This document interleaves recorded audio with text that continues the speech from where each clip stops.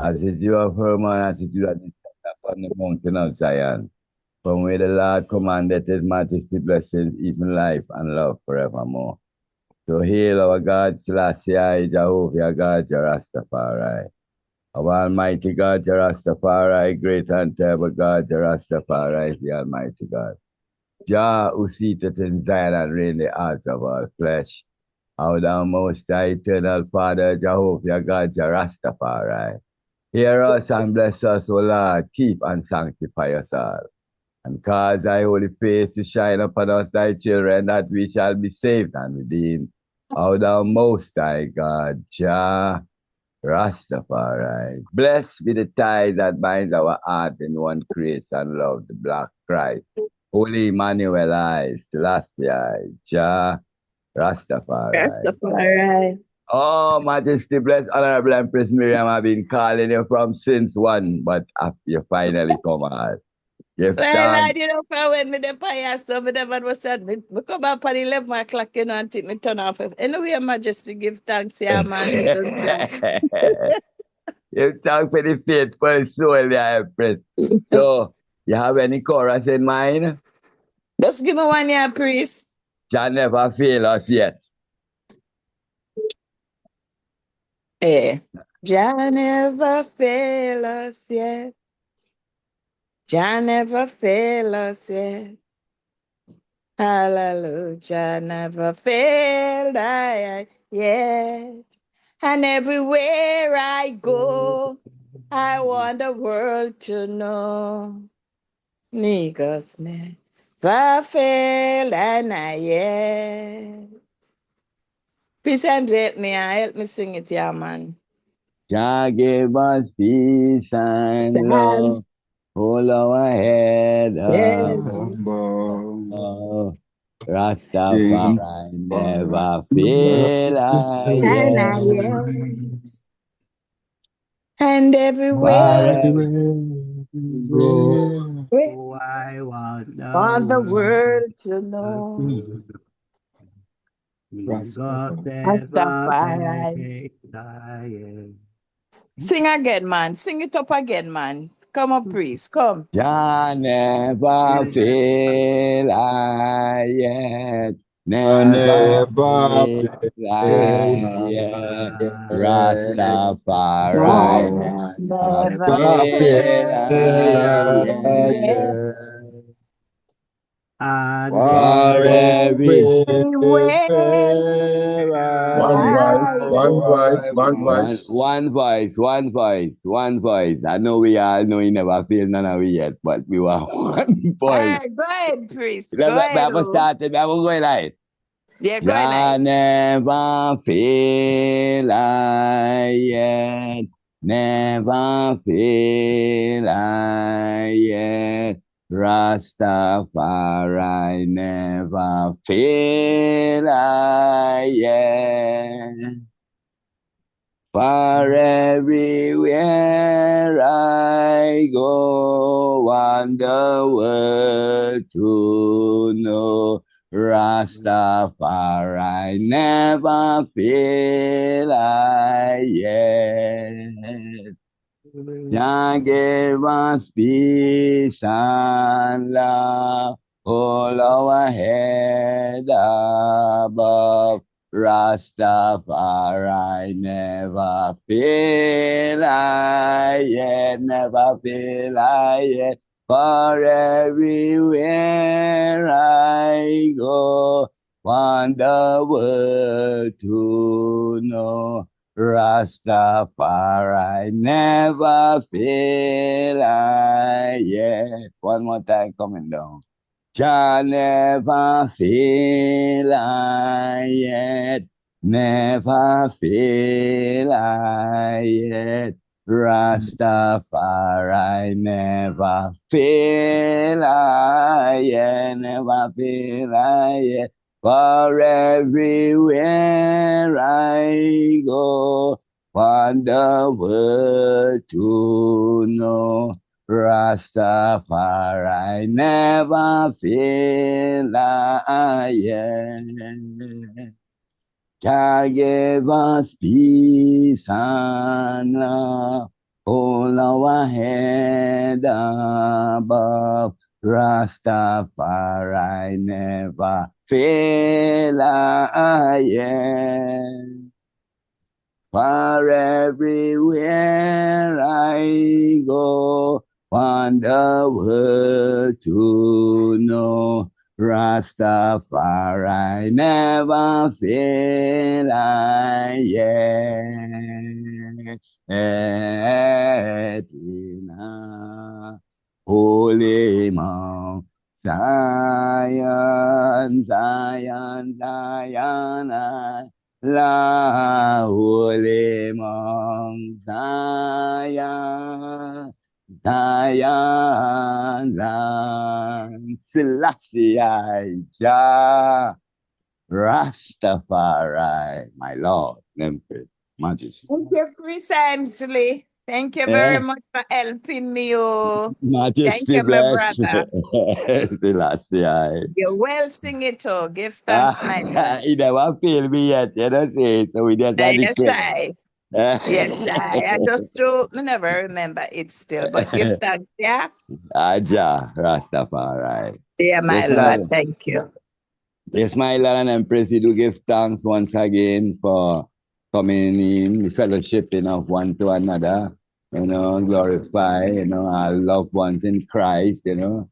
Yes, to hear each and everyone's voice and the smile, you know, to say, oh, Rastafari, break and transcend time and barriers, you know. And look at the different timing we all are, and look at the different places we all are. Yet till we could have find a space that we could have all come and say, Jah, Rastafari. So we give thanks for the blessings from the Father, and we call upon the Honorable Secretary to give us a roll call. Blessed love, that would be I for today. Honorable Empress Cindy, Majesty. Majesty, bless. Blessed love, my Lord and Empress. Roll call. We have Honorable Leading Priest Earl. Royal family, one perfect love. Honorable Priest Nappy. Royal family, one love. And Honorable Priest Lamont. Blessed love, honorable family. Thanks. We have Honorable Priest Ainsley. Majesty bless. You have Honorable Priest Adigan. My Lord and Empress, blessed love family. You have Honorable Priest Germain. Blessed love, Empress. Blessed love, my Lord. You have Honorable Empress, Honorable Priest.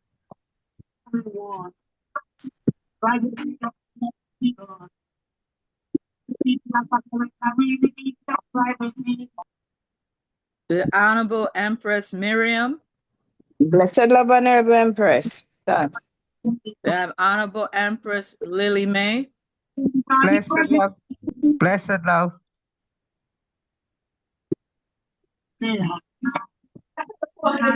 Honorable Empress Dion. Blessed love, royal family. Honorable Priest Knuckles. Blessed love, Royal Empress. Blessed love, family. Blessed. My Lord. We have myself, Honorable Empress Cindy. And this is a roll call today for November 16, 2025. My Lord and Empress. I don't hear Empress Trisha. She don't come on. Oh, she's not here. Okay. Them have a power outage over there. Okay. Thanks, Mama Cindy. Rastafari. You're most welcome, beloved. And any of the Empress them giving a word of inspiration, that Empress. That will be Honorable Empress Cindy with the word of inspiration. Honorable Empress Cindy, Majesty. Give thanks, my Lord and Empress. So I'm reading 3 for today. This one is by a Ghanaian author by the name of Aye Kwai Arma. And it goes, alone I am nothing. I have nothing. We have power, but we will never know it. We will never see it work unless we come together to make it work.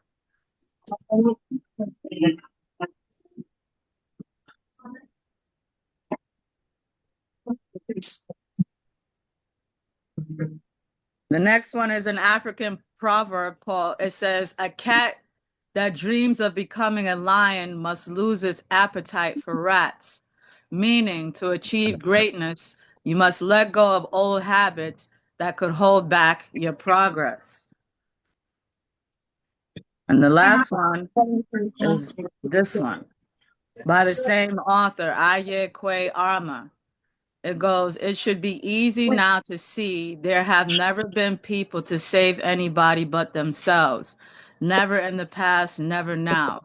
And there will never be any saviors if each will not save himself. Give thanks, my Lord and Empress.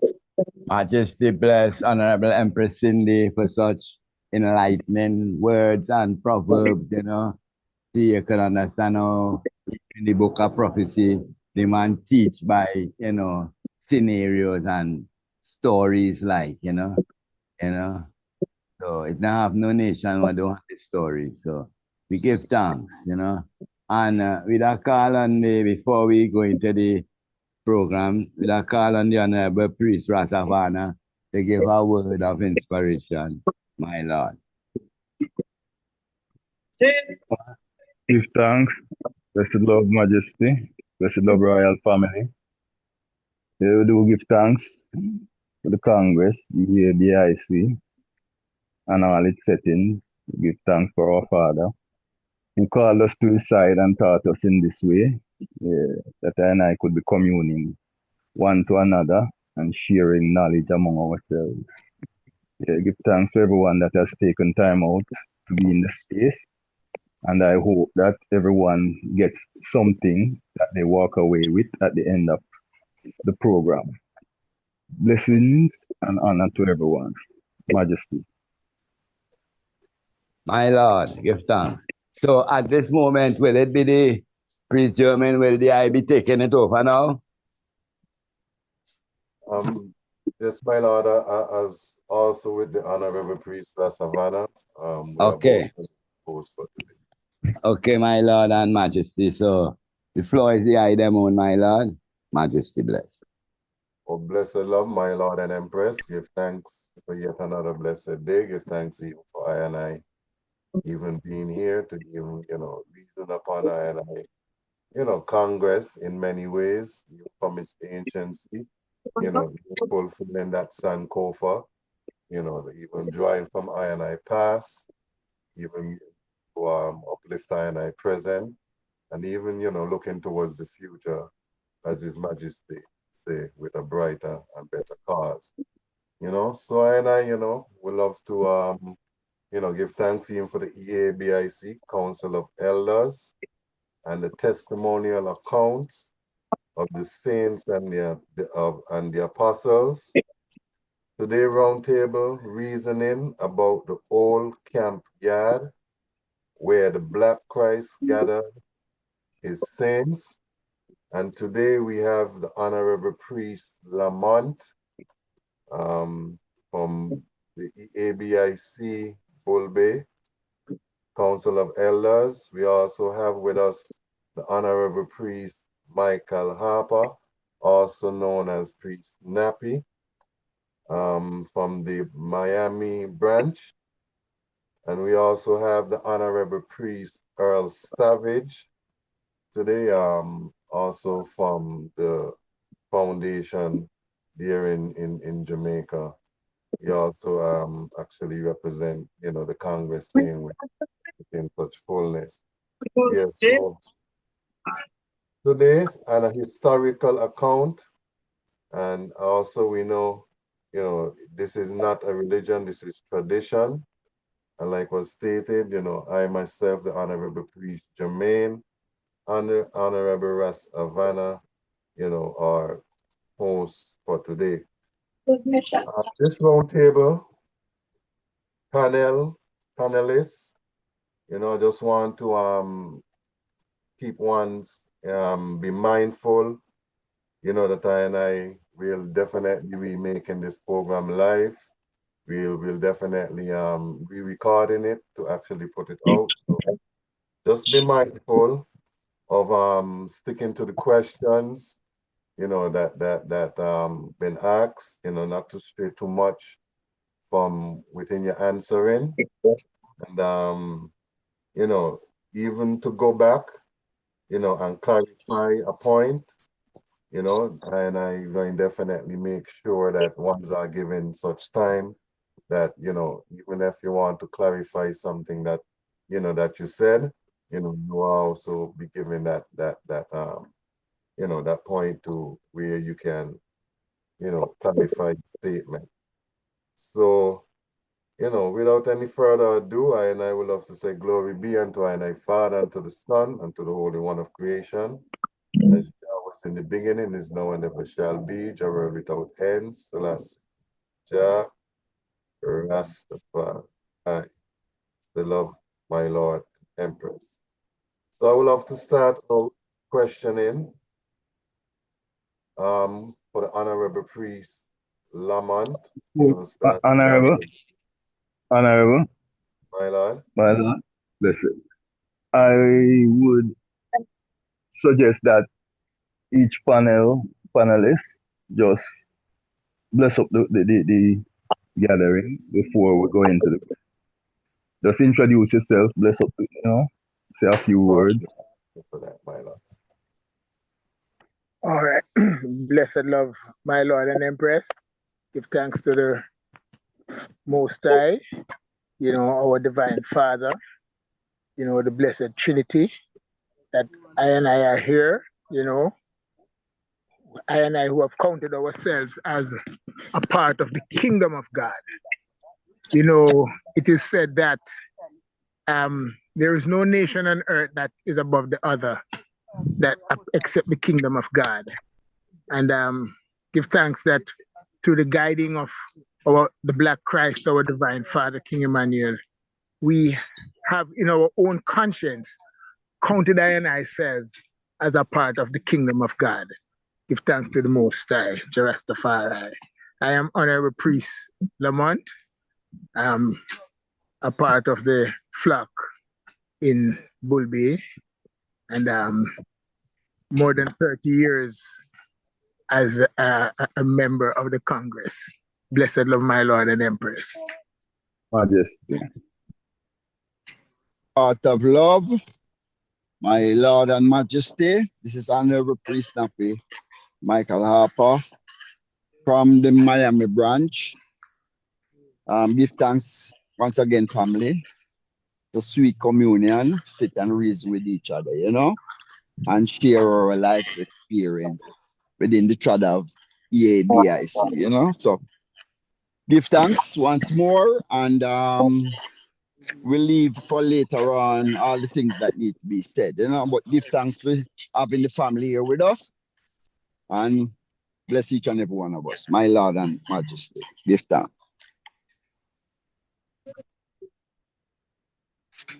Yes, Royal family. Here in Prairie.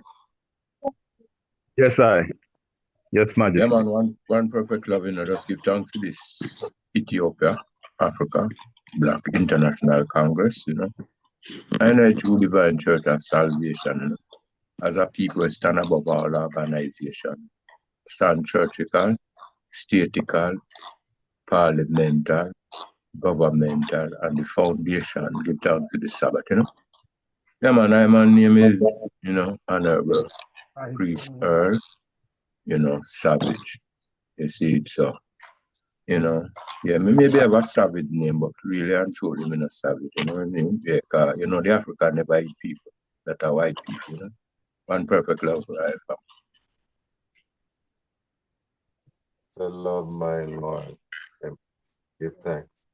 And I also want to say that I myself has been in the item present, you know, whether it be one time or another, you know, and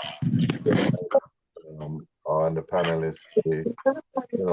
individuals that I also look up to and admire within the order. So I would just say, give thanks, my Lord and my Lord and my Lord, for being stalwarts, in order and, even shining a light for I, the younger generation, to see, but truly give thanks to everyone. My Lord. So, like you said, let's just go straight into the questions and, start with one another a little bit more. So, Honorable Priest Lamont, Honorable, what attracted you, King Emmanuel, or the Bubble Shanty, and also when did you first enter the camp? My Lord, Honorable Priest. Thank you very much, Honorable Host, Honorable Mr. Jermaine. Love to the family again. All right. First part of the triangular question is what attracted me to the Bubble Shanty. Well, as a young Rastafari trader in the late 1980s and 1988, 89, we were there just trading as young Rastafari brethren. And there was a group and in those days I was residing in the Portmore area. And we had many young youths in the Portmore area, being in that congested scheme. And we used to go and cool out on the beach side in Forum, that's in Port Henderson, because the place is hot. And most people would just flock to that cool spot where we just sit and reason. And, elders, Rastafari elders used to be there too. And we reasoned, and in reasoning scripture and trying to analyze, the fullness of this divine liberty that is not Jesus is in. Nonetheless, it's I pray thee, my Lord Priest Lamont. I pray thee. Please shut up all mics. Please shut up all mics.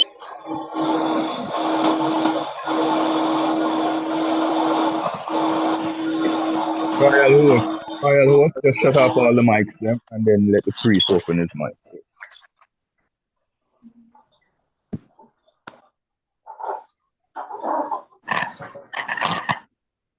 There's a serious feedback. All right. Are you hearing me now? Yes, my Lord. All right.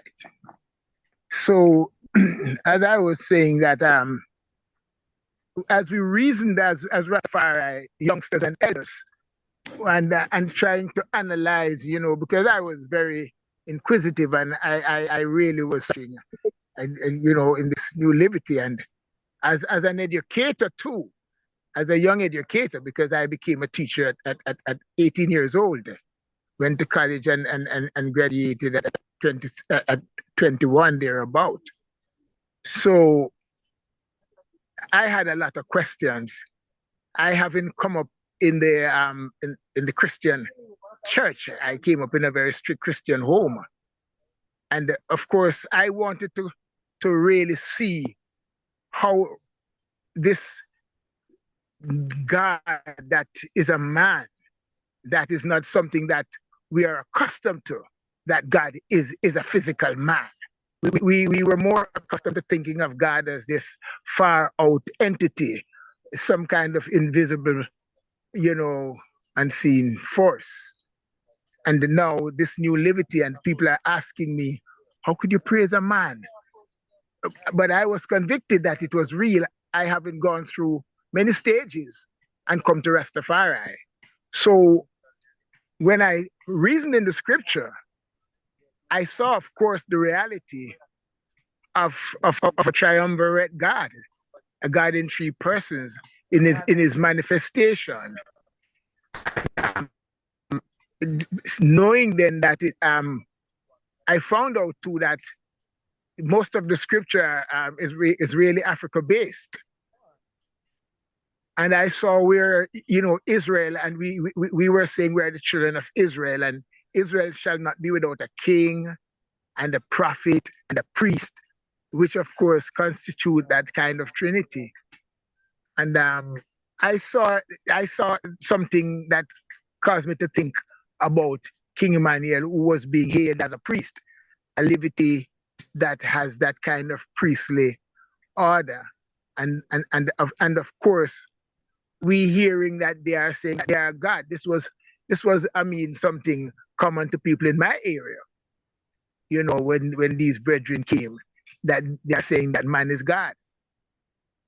And when it came to the time that I became a Rastafari and I'm searching, I came to the point where I admit the fact that, of course, it's not. Many Rastafari say it's just His Majesty in the three personage of prophet, priest, and king. For me, I saw something different, and there came the work of King Emmanuel, fulfilling that question in my mind. And so I started to ask people that I confided in, who would tell me the truth, even though they may not be Bobo Shanti. And I asked a couple of brethren. I asked my elder brother, who was himself is a Rastafari. My two elder brothers are Rastafari. And my brother that I went to, he used to visit King Emmanuel. He was a very close friend of King Emmanuel. He and other Rastafari youngsters in the area who used to go up there. They went up quite often. And they used to hold a couple of Sabbaths up there too. But they never trod the levity in that full sense. So I seen that. I went and I asked him, what is it why you wouldn't be a Bobo Shanti? Why you wouldn't be among King Emmanuel, spending so much time? And he said, the priest is worthy of his praise. And said, kiss the son lest he be angry with you, and you perish in the way when the Father his wrath is kindled but a little. And it said much to me, and I decided. So and this time I left Portmore and come to Bulby to ask my brother, because I had left Bulby earlier and lived in Portmore. I bought a house early, and I shot back to Bulby to ask my brother, And when he answered me, I went back to Portmore that evening, and I was reasoning with my brethren, who expected me to give them some amount of assurance in this new teaching that we are accepting among ourselves.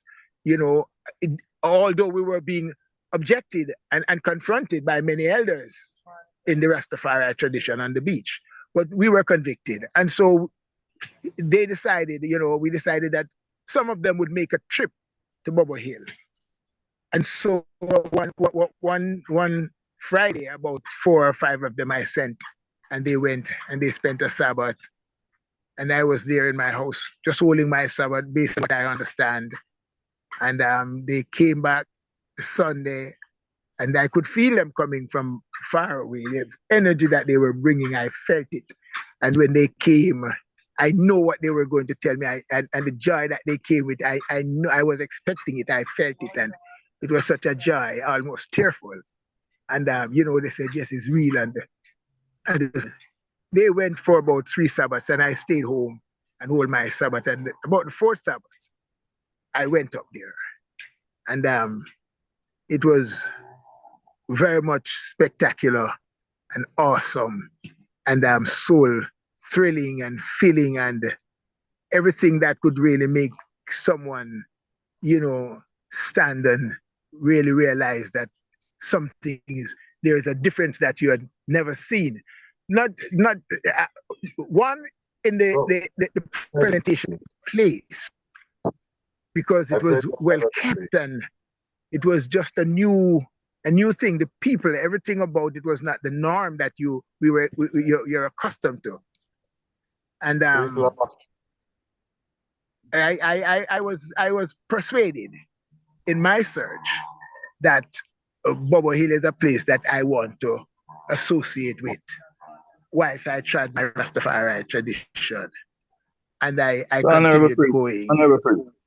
Honorable Priest, what year that was? Yeah, that's what I'm trying to get to. What year that was, Honorable Priest? What year? That was in about 1989, 1990. Okay, yeah, all right. About 89, 90. My locks Yes, in 1988.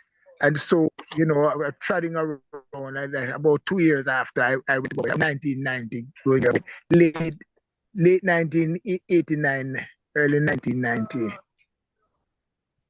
Could have been. So you would say so, like around the Christmas, like for that was probably your first celebration or interaction around that time, January. It was not a celebration. It was just our searching and our yearning for this new liberty, this Rastafari. No, he's liberty asking. No, he's asking. No. He's asking. I'm asking He's asking you if yeah, he's asking you if it was a celebration time. He was asking if it was around a celebration time like Christmas or what. When did you go up on the hill? Was it a celebration time or it was just a regular Sabbath?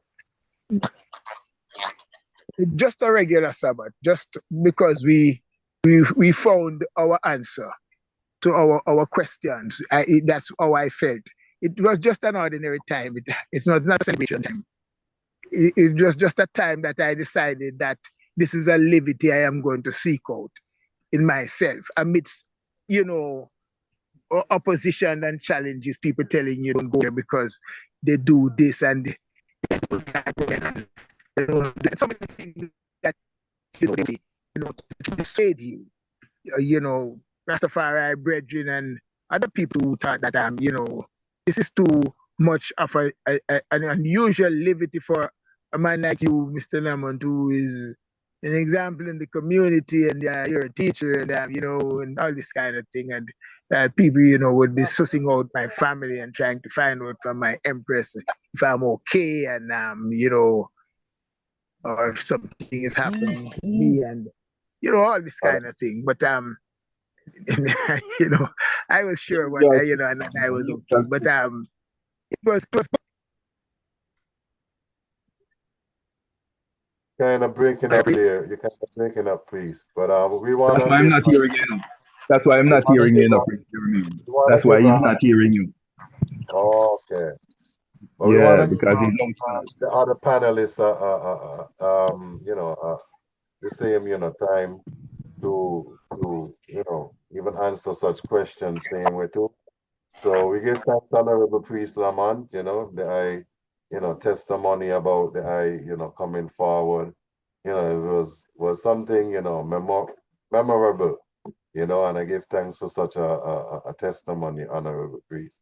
So Honorable Priest Nappy Michael Harper, the same question applied to the eye. What attracted you to Bobo Shanti, Honorable Priest Nappy? And when was that time? When was that year? All right, my lord. In a brief nutshell, proceed. All right, so quickly, I was introduced to Rastafari from an early age, I mean, I grew up amongst it because my uncle was well famous trumpeter, and a whole for Rastaman used to come and burn chillum pipe. So as a little youth, and my father was the older brother, and we had like 6 brothers of us there, you know what I mean? So so I was introduced to Rastafari from an early age. I knew of it. At the age of 13, I went and lived in the US. And then coming along, start going to school, finish high school, went to college, and read a Marcus Garvey book. Actually, while at college, what really pricked me more than anything else was we had a thing there with Dr. Henry Clark, came and visited our school and gave a lecture. And a lot of things that he spoke about, kind of took me somewhat. And I started read Marcus Garvey book. start reading my Bible.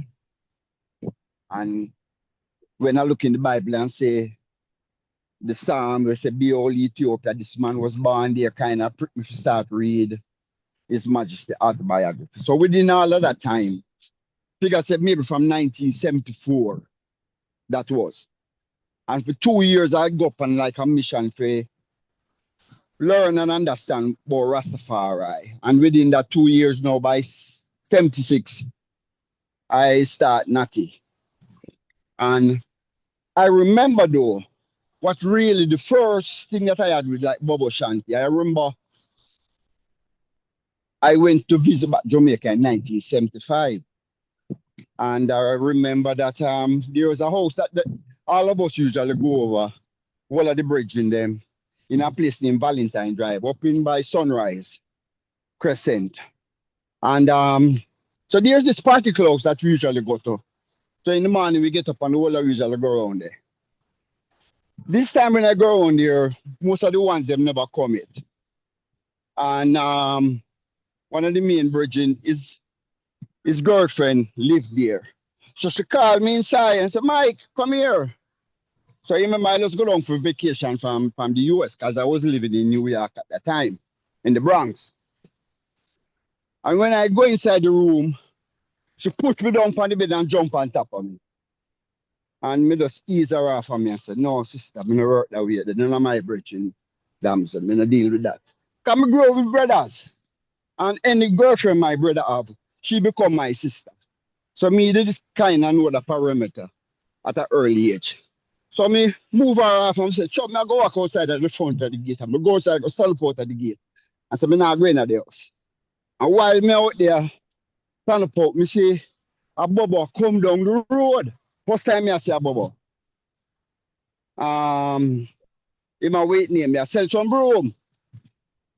When me look closely, is a brethren of mine where they living at the Bronx with us. I look older brethren of mine where the name Peter.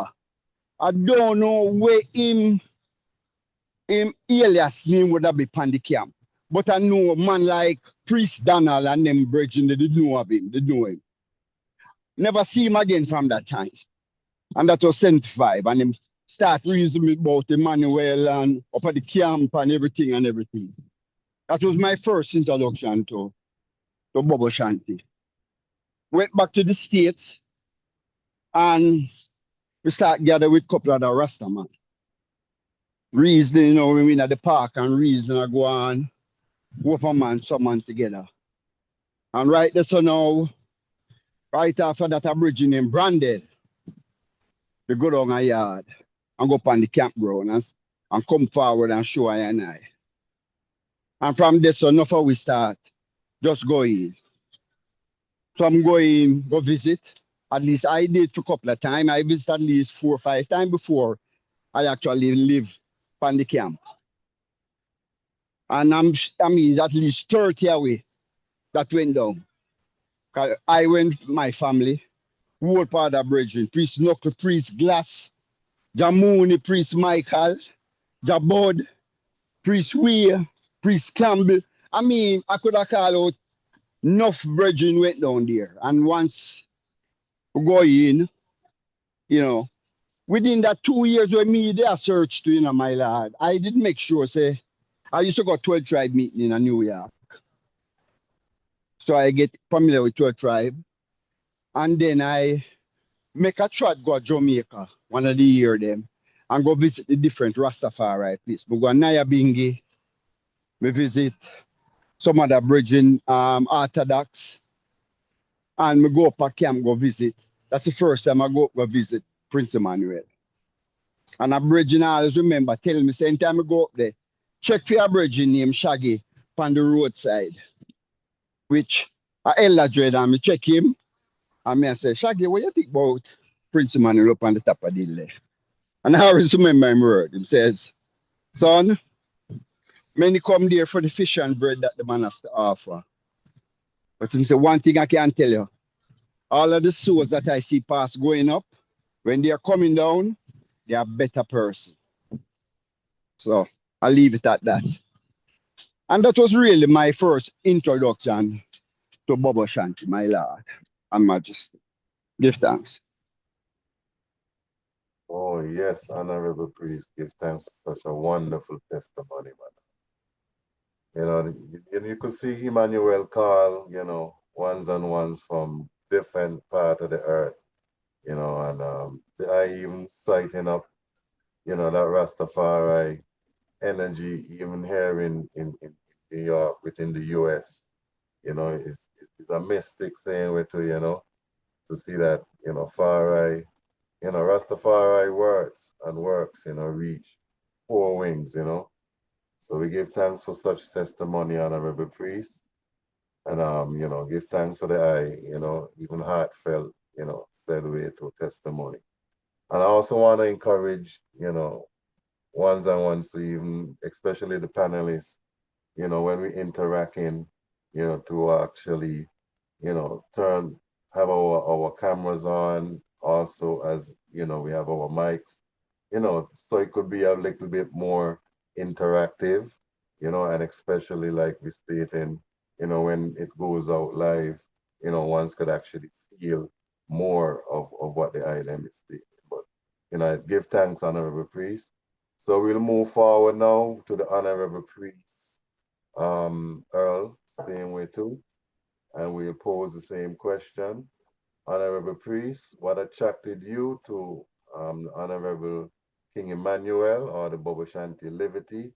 And when did this happen? When did you first enter the camp, my Lord? Yes, royal family, one perfect love, you know. And we ever say give thanks to life, you know, give thanks to the mighty life, you know. You know, and I, Father, you know, give thanks to the prophet, came in at the darker days, you know. Give thanks to the King of Kings and give thanks to the High Priest, you know, King Emmanuel, you know.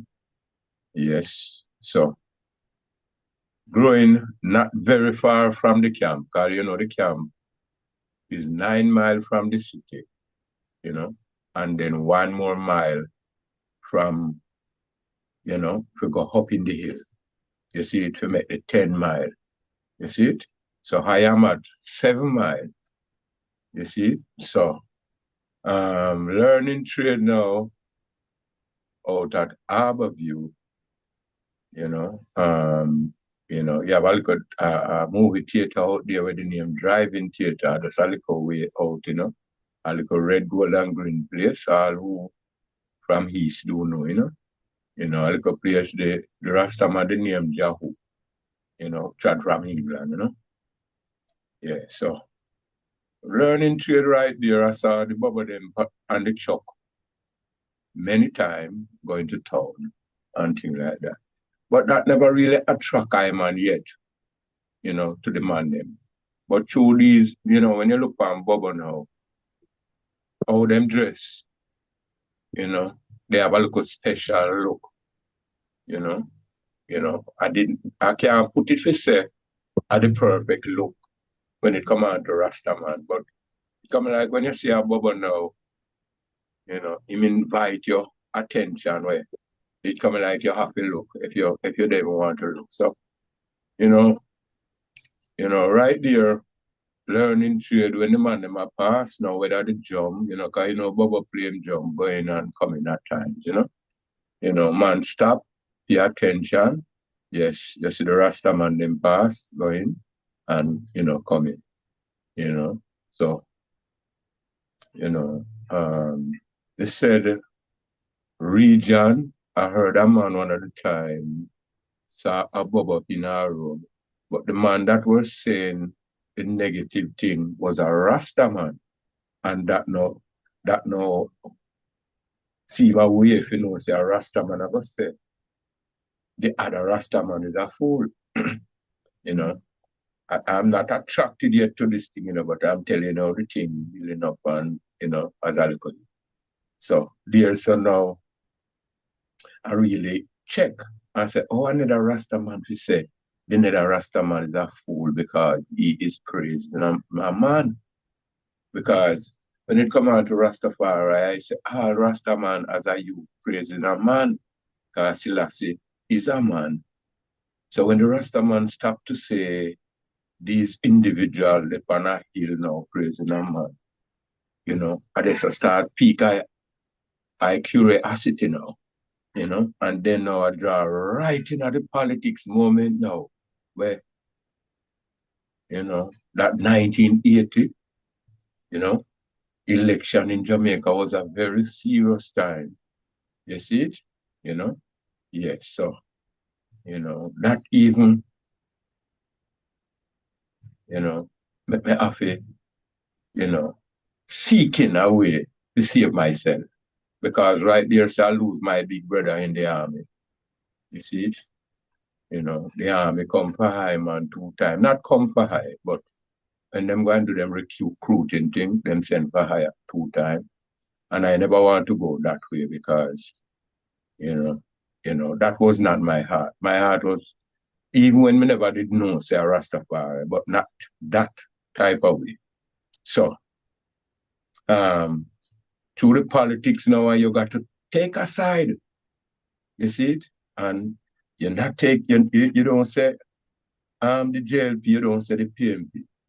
So the youth, them amongst, you know, say what you are. So they want to give you a side. So you have another little side, it rise up at that moment, the NDM or something like that. You see, so them start put that on us. So sometimes if you don't escape out of that, I wouldn't even be here. So King Emmanuel way was the way where, you know, take I out of that situation. Also, you know, that 1980 where many youth die and so forth, you know. So we have a little gathering on the road. My road shooters the road here, reading the Black Supremacy, because one individual went up the camp and that one Sabbath could have make that man come and when him speak, it was so, you know, so attractive, so beautiful. And him never put on turban yet. You see it? So that 1 time or 2 times that man went up there is that man now I start sitting around and reading Black Supremacy, and I don't went up there yet. You see it? So, you know, garage now, I saw the Honorable Priest Prince now at the garage, you know. Culture in an individual about King Emmanuel. You see it? But you know, sometimes these individuals now, when you culture them about a God on the hill, how them start mock and jeer. And it's not every man take that lightly. So the priest never take it so lightly. And, you know, move to him so him that take away himself. So I said, no, this man was serious, sir.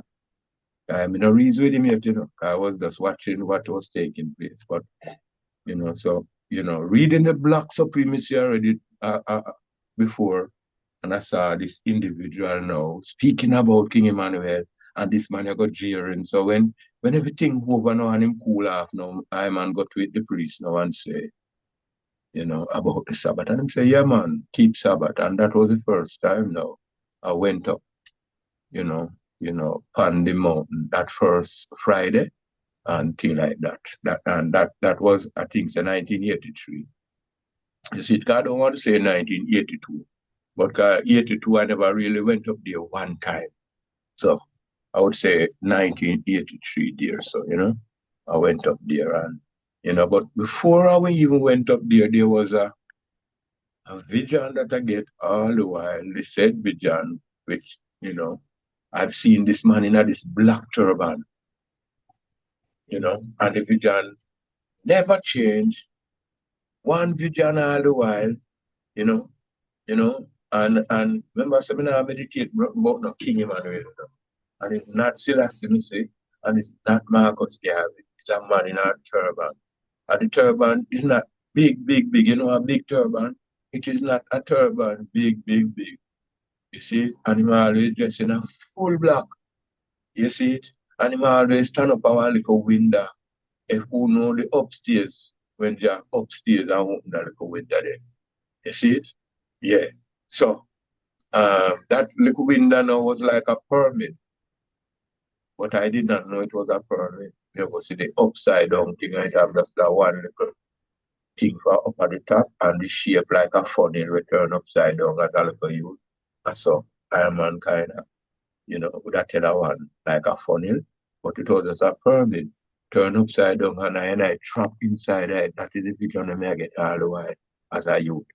You see? And when the man come over all the while looking up at looking down, was the man always I look up and stop and look around and say, if anyone seen this man that I do see, and I say, none of these individuals is paying attention.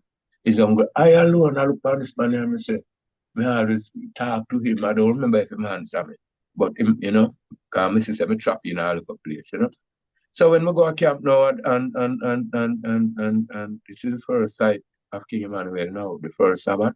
And I never said the first time when I went up there, I see I was going out, because as I went to coming from a garage, I just get involved in the vehicle thing right at the moment, because sometimes they don't really tell you what to do. If you are a mechanic, you're going to go right into that mechanic field. If you are a painter, you go right into the painting field. So going out with the truck now, the first time now, I see the man now in black suit, in the turban. The first time that I see there is that vision that I do see, And a beautiful place when I go up there. You know what I mean? Yeah, a different place. Whenever I go, I know other place, and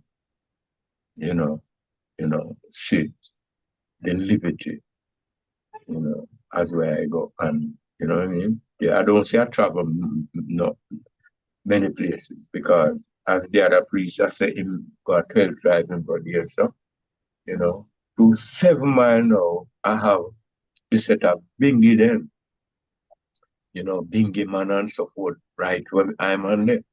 But seeing those Rasta, we glorify the black supremacy where them talk about, but the guile words that I saw the young one were talking about, and growing up Christian home, I don't say guile word is, as it's enough of the Rasta says, not bad words, but I feel like it wasn't attractive for the youth them to speak guile words. So these Rasta man when me there, monks and fishermen, they youth speak guile words. So when I say King Emmanuel now, I remember, we're coming out of a Christian home, we never hear my mother curse guile yet, My father is a man who do speak guile, but we never hear really my mother even speak guile. So you must, understand what when you say Christian home. So the Bingy way at 7 Mile wasn't attractive to I, right in the region here, because as I said, me that look for, a set type of thing, law and things like that, you know what I mean? So, when we come at King Emmanuel, are the best way we attract the energy. So, give thanks, and it's beautiful. And sometimes in the beauty, I even blame myself too, because sometimes I see it, yeah. And when I say blame myself, I mean leaving out of the world, we drop a lot of things, and sometimes we drop it too suddenly. So sometimes it kind of affects us, like it. Just go to King Emmanuel yard. As you reach up there, we drop all the toothbrush. And I don't feel like that was a right thing, because you never did practice with even the tooth stick yet. So I feel like you should have a one now for guide the young man, say, use your toothbrush where you have practice with as a youth. You know what I mean? More than as you come in, because a lot of strictness was there. I not say it now. It be like that. You see what I say? Yeah, man, one perfect love, right? Wonderful, priest. Wonderful, wonderful words of life. Give thanks for that testimony, from the honorable priest Earl, and I would like even to say, knowing about that Bull Bay area, from the history of Rastafari, we know Bull Bay was always a stronghold for Rastafari community. And it is a fishing, where ones and ones, gather by the sea, same way too. And just to hear where I come from that region, same way too, and coming to the Rastafari, lifestyle through, them type of meditation there. already Rastafari, knowing about the culture because you live in it, you're seeing it, you know what I mean? And even me myself been around where the area is in 7 Miles. And it's a mystic, area to actually be in. Honorable Priest Savannah, do I have any follow-up questions for any of the panelists, my lord? Yeah, well, Honorable, my question to the Honorable Priest Lamont as the first panelist at this moment. From your own perspective, my lord, tell I, what was it like being in the camp during the time in the camp in those early days? Thank you very much, Honorable Priest Savannah. All right. First of all, when I just got there, everything was like so perfect. All was glory. Everyone was innocent. As you lived, something came to me that I realized that no matter where you are, there are certain sayings that are true. See me at one, but live with me at two. And as you live among people, you learn to realize that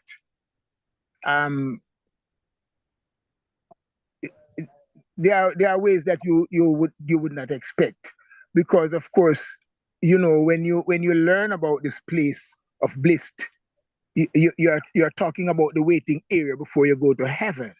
That's how we thought of Baba. That's what it kind of represented. We are with the Black Christ. We are talking about going to Zion.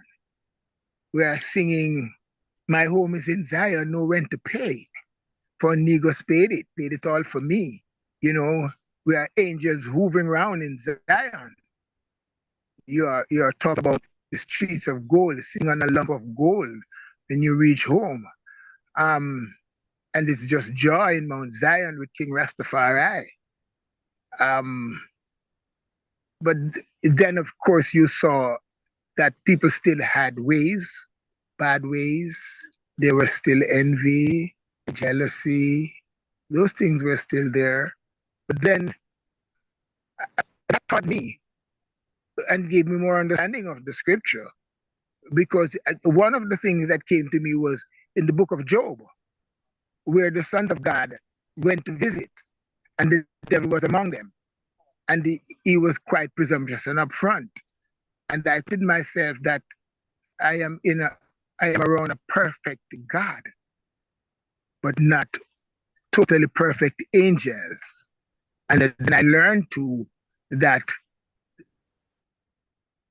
I was not perfect either, because there were ways in me that I might see in them. So it sort of strengthened me to understand that it's a sit on your own bottom, a top sitting on its own bottom. You have to own your salvation and hone your salvation, because you come to realize that even when you leave the world, because remember when I went, and there was a custom that when you get to Bobo Hill, brethren there would tell you not even to go back home for your family. And you could be caught in that, because the euphoria, the joy.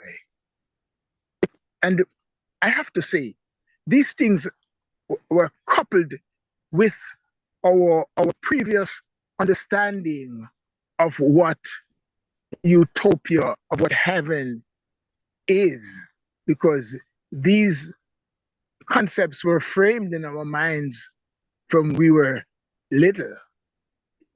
So when we come to Rastafari, who was there to fully explain and let you understand? And only now many of I and I are learning to realize that we need to get away in truth from some of the Judeo-Christian ways that formed our impression of our Rastafari tradition.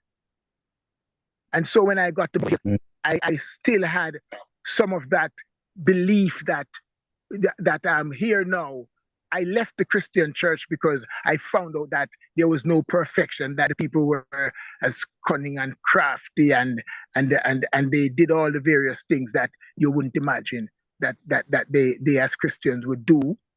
And then now you Rastafari, you were expecting that these were not there, but they were there. But but amidst those, there was the truth, there was the love that could make you understand that the imperfection in that man is nothing to make you run. The imperfection in that sister is nothing to make you change your perception of the salvation that you are seeking. Because if you look at the people that go to Bubble Hill, they are all spiritual people. There is no ordinary individual, empress or priest or prophet who is at Bubble Hill that is not of a different, what you call, level or of spiritual seeking, longing, yearning, understanding. Because these are people that have trod out there as Rastafari, some as Christians, some as, and then these are the people that are seeking a kind of praise and worship to the divinity that is in them. So when they see Bubble Hill, when they see the kind of setting of King Emmanuel Charles Edwards, you have to realize, if you have tried anywhere, if you have been around, you have to realize that you have come to something that is unique in its presentation here in this world. So if you have any understanding of what you're looking for, of course you're going to see something that is awesome. And that was there. But of course, the other things were there. But as I said, enough good and joy and truth and fact and the love of Jah and the reality and the truth, I don't think anything should cause someone not to hang on to the teaching of King Emmanuel. My Lord, give thanks. Glorify my Lord. Thanks to that balanced testimonial. I guess some of I might not have been expecting the certain narrative, but reality is reality. And I can testify to that reality where the sweet far outweigh anything that was bitter. That's why, ones might ask, how come so much intelligent ones find themselves in that circumstance, even up to this moment? And that would be I answer as well, my Lord. The sweet is so much more than the sour that, you have to hold to the sweet. So glorify that testimonial. I'll put the same thing to the Honorable Priest Nappy. Honorable Priest, from your perspective, from your view, what was it like being in the camp in those early days? Yes, give thanks once more. Yes. Well, before I go down to the hill, I did sit with King Emmanuel and him give I a spot where I could have built the gates for the Empress. So I did take time when I go forward to the US and send funds go in and build my house before me go down. And all I had to do was just some other little things, build the fence when I go in and this and that.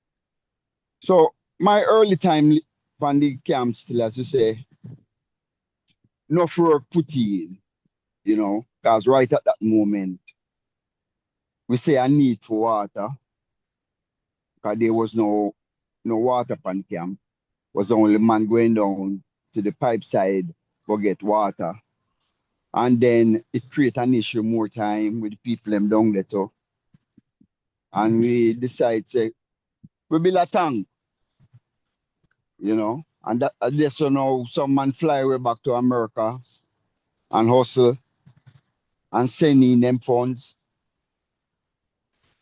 Man like Jadiego, man like Priest Aikil, Priest Glass, Priest Dreadcraft, whole of them brethren, the whole of Priest Mooney, whole of the man them put them funds together. So by the time we put the funds together, enough of we start lift on the hills now. So we even physically used to carry stone. After every roll call in the morning, we'd have to go up at the stone pit and bring down some stone to build the tank. You know. So it's just pure works and upliftment from my God. You know, I mean, never get myself too involved with the other thing them differently. Because as I say, when I get called for priesthood, I never even did I wait name there. Figure say that time they come. You know, I just the run of my house. I don't know if I'm still being seen on the camera. Right? But the time come when they call you up and a couple of we well up on the list, Priest Kirk, Priest Glass, myself, Priest Mooney, Priest Mugo, they depend on our roll call as priest. And yeah, we do what we have to do, my lord, differently. You know what I mean? I never fully accept because I tell the man, say, my lord, I'm not really ready for the priesthood yet, you know, majesty. I just come in and live in and I have my family and then I take care and that me I concentrate on, you know. Man and man, they rock up, priest rock up. I push feet and priest Giffy, you know. And man say, yeah, man, my lord, I think they can balance it, you know, majesty. You know, you can do what you have to do for your family, but, you know, you can still go right near the Psalms reading and do what you do and build yourself, you know. And that's how we say, yes, my lord, if the man seated us, so then, majesty. So living in on the camp, my lord, as I say, you know what I mean, we always try to, you know, it's mostly about our family per se, but, you know, we always depend on all the different ends of community and the different brethren. And it was a blessed joy. You know, whole heap of things with me here after word about camp, me never even know some of them things are going on there. Because all I used to say was pure uprightness, brethren. One and two look her now and then, and, you know, teeth and tongue differently, but on a whole, it was the upright man and a place, as we say, where we just sit to leave, to go home. Because remember, you know, we are leaving the US from them time they now, and we are look on the prophecy where His Majesty did say still, you know, that the kind of push at least I man per se if even move and go yard. Them say by 1983 Africa shall be free. You know. World Power One never fully understand because even 83 come and pass, them I wonder if the prophecy never go through. But also 1983 Africa time, Ethiopia time is 1990 in South Africa. So that prophecy did full state fill. You see, I'm saying in 1983 Ethiopia time, Africa go free. So we figure so from Africa free up now, a time to move. And as I say, I remember the word where His Majesty said we must organize and centralize. So that is one of the reasons why I go up on my mission amongst the different races to see how I deal with it in the way where I would have seen fit as a Rasta man. I deal with it. Because remember, you know, we get well tutored in the US, you know. We did among some elder dreadful up in the other side here, we did leave and come out early from Jamaica too, you know. So we did get well tutored with them. Certain things, I mean, red pan top, we did see that. Because when I read my Bible and the top about rainbow circle throne, I just want to see it. So we did all of them things there and covering of the year from them days there. So when I go and I say Prince Emmanuel, I see the man fall in line with everything and more. To and I feel say this Rastafari church should have been. But the liberty was blessed and I my lord. And I mean no regret. Yes, my lord. Give thanks, Majesty. Yeah. Again, another balance, you know, man again giving his testimonial from his perspective, what he saw, what he experienced, and how it was for him. So glorify Honorable Priest. Honorable Priest Earl, yeah man, you're up. Same sound to the eye, you know. From your perspective, what, you know, in those early days, what was your experience? What was your outlook? What was your inspiration?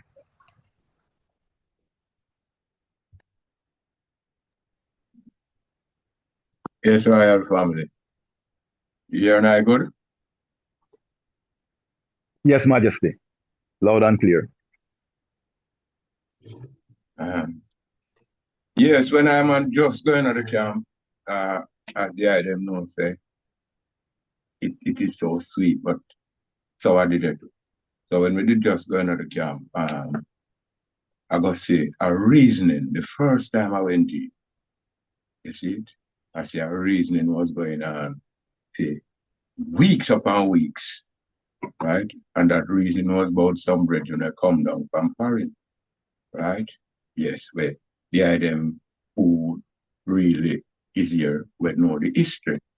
So when I go in that first moment, you know, I never see a reason before. I never go in a reason before, right? But two man get dropped, and Mrs. say man have to behave themselves and humble themselves, and that respect at that moment. I remember me just going now, you know, and if the man that carry me in get dropped now, you know, because yeah. But the man them behave still, although it was never something that was I go right then, because whether some rumor thing or something like that, with the man them will just come down with that. You see what I say? So that moment, yeah. So even that negative moment still build me, because we never say a reason I go through. I see man have to sit down and behave themselves. So you know, it must be somewhere special. You see it? Say, man could I get dropped and he couldn't say to him brethren, say, you that devil or anything like that. Cause that moment, if a man say him brethren is that devil at that moment when they go into the camp, you have to come explain yourself where the devil work that you see the brethren. So that was the first moment when I'm going and see that reasoning and thing like that. So a little negative thing, but I still see a blessing out of it, because say man and man and sitting down and reason and wait on your time, you know what I mean? And you don't quarrel, you know what I mean? Yes. So otherwise it was just a beautiful learning experience. You never get it all together because remember you're a young man now. So, you know what I mean? Yes, you never get everything all together, as a young man going at the thing, you know what I mean? But you're going in the foundation and you have bigger brother, and those bigger brother moving at the mechanical field to priest, the honorable priest and so forth, And most of the time the bigger brother them, and them that say, profit, and them telling me a profit, Go buy that for the truck, somehow. And if you check them today, I always be humble to my bigger brother them that I go in the foundation, go and see. And so, I come out of the mechanical field, me automatically drop there. So me one of the youngest man amongst the man them to where they call me and give me all the truck, where it was so, astonishing to the man them, because many other big driver was there. But yes, those big drivers, some of the time I talk to John like them and my friend. Them not talk to him on the level like how I and I on the God level there. You see it, and it is good when you see him on the God level. But when I hear that man who I see on that God level say, when you go to a road, show the people and yourself, that make I even greater. I mean, I feel look out of myself. You see that, Mr. say, at that moment, enough man couldn't go on road and show a man say him a God, because if not coming like say, you try to take away God's glory. You understand? But I hear Jah say that when you go on road, instead of you show the man them say, or anyone that you are reading that King Emmanuel Bible, show them yourself that they could have seen the God in their self, you know, God, you know, yeah, that are the teaching. Yeah, yourself, Mm-hmm. that you could have, show the people of the God in themselves, So going to the camp, it was a beautiful experience. And when I'm just going to the camp, there was an accident with a vehicle, so I have to help. Because that even forced me now to leave off of the road. Because one of the vehicles, they turn over and them try to get forward the vehicle and the man can fix. So it automatically forced me when we can't even go on road. Even my heart never did totally ready. You see, yeah. So that first our experience of licking metal in a yard was not like outer road. Outer road when you lick metal, I lick metal. But in a yard when I lick metal, like, I lick it hard enough, it disturbed you. So it was that type of behavior when we are still, you know what I mean? Me never so fully comfortable car. Outer road, me that lick hard in metal, but me still, I'm dedicated, really disturb the man at that moment, But it was a still beautiful learning moment. A lot of negative way and a lot of positive way, because the negative way straighten us also. On perfect love, my love. And embrace. Give thanks, honorable priest, Yeah. Well, family, what we have heard is what we have gotten is a vivid picture of the honorable panelists, moments within the camp yard, because this is a reality we live, and most of the time when we are reasoning, we don't harp on the negative. So most of the time you're gonna just be hearing all the glory and all the bliss and all the niceness, you know. But we have to be realistic, and yeah, this is what we are attempting to do here now. Give everyone a realistic view of what life was in the camp yard during our father's time. It wasn't perfect as you hear everyone say, but it was the closest thing I and I know to perfection. Honorable priest, over to the eye. Priest Jermaine. Yes, honorable priest, my Lord, Rasavana, and give thanks. Yes, it's something I was also meditating on this morning, when I rose up. And even from first night, that same thing about, the reality of King Emmanuel, to the elders at that time, young man at that time, young woman at that time, how did, the item really envision, Emmanuel? Because as I was even meditating upon his transcending, ones were even having the flesh around with this meditation of it going rise again. And that kind of meditation of, it's not reality, to know so well, all right, I want transcend, and you feel like after 3 days because of scripture and Lazarus and all of these things, like it's reality to see one's in, rise again within flesh. So we give thanks for those factual testimonies, that the priest them actually giving, to actually show that the man was a man and is man, and taught that I and I also is God, and God is in flesh, not leaving out I and I self, from the equation, Most High, Selassie, Jah, Rastafari. Yes, to move forward, even to bring forward some more questions. Now, in terms of I and I, the ones them living on the camp, we already heard from Priest Nappy that he actually visited the camp from in the 73, 74, 75, sorry. He visited the camp, and he actually, was going back and forth. At what point, my Lord, did you actually reside on Bubble Hill, and for what period of time? Was it a year, 2 years? How long did you actually reside on the foundation, Honorable Priest. Yes, Majesty. Yes, my Lord. Yes, so I actually live on the hill maybe like 1981. Because my family and myself had like 2.5 youth. Because I go there with my empress, a son and a daughter, and my empress was pregnant, which she actually have youth while living on the camp. So I spent about 1.5 years, I guess, around that.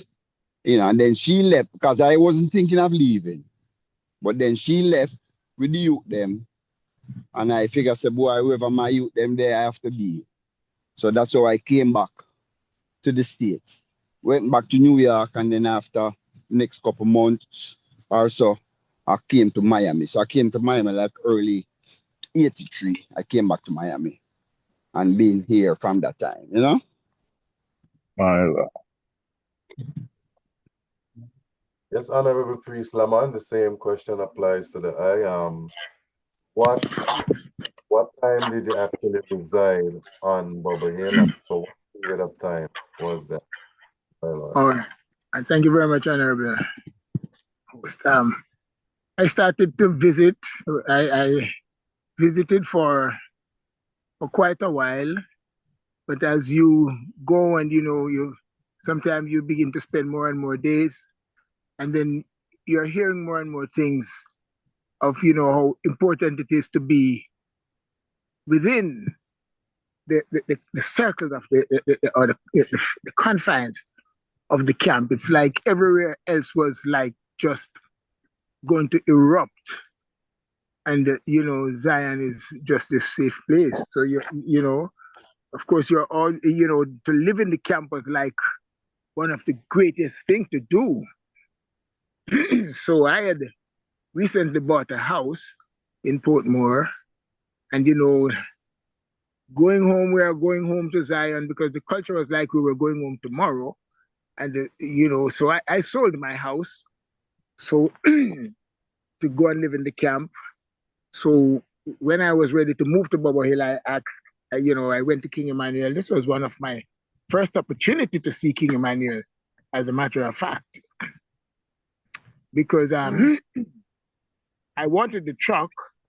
There was a priest who used to be around the truck, who was kind of willing, or Jesus was willing to drive the truck. My priest Earl, Honorable Priest Earl, as a matter of fact, was the person on the truck, driving the truck in those times. And I wanted the truck to go and bring my stuff from Portmore to Bubba Hill. But then there were some other brethren who thought that I should buy the gas oil or pay to use the truck or something like that. But then, to me, that was like, what sense? We are contributing at the gatehouse most of the times and so forth. So I was like, but I had sent and asked King Emmanuel for the use of the truck. How is it that I am supposed to pay for the truck? So I went and I told the priest at the gatehouse that I would love to speak to King Emmanuel concerning the use of the truck and buying the gas oil. First of all, I didn't even have the amount of cash.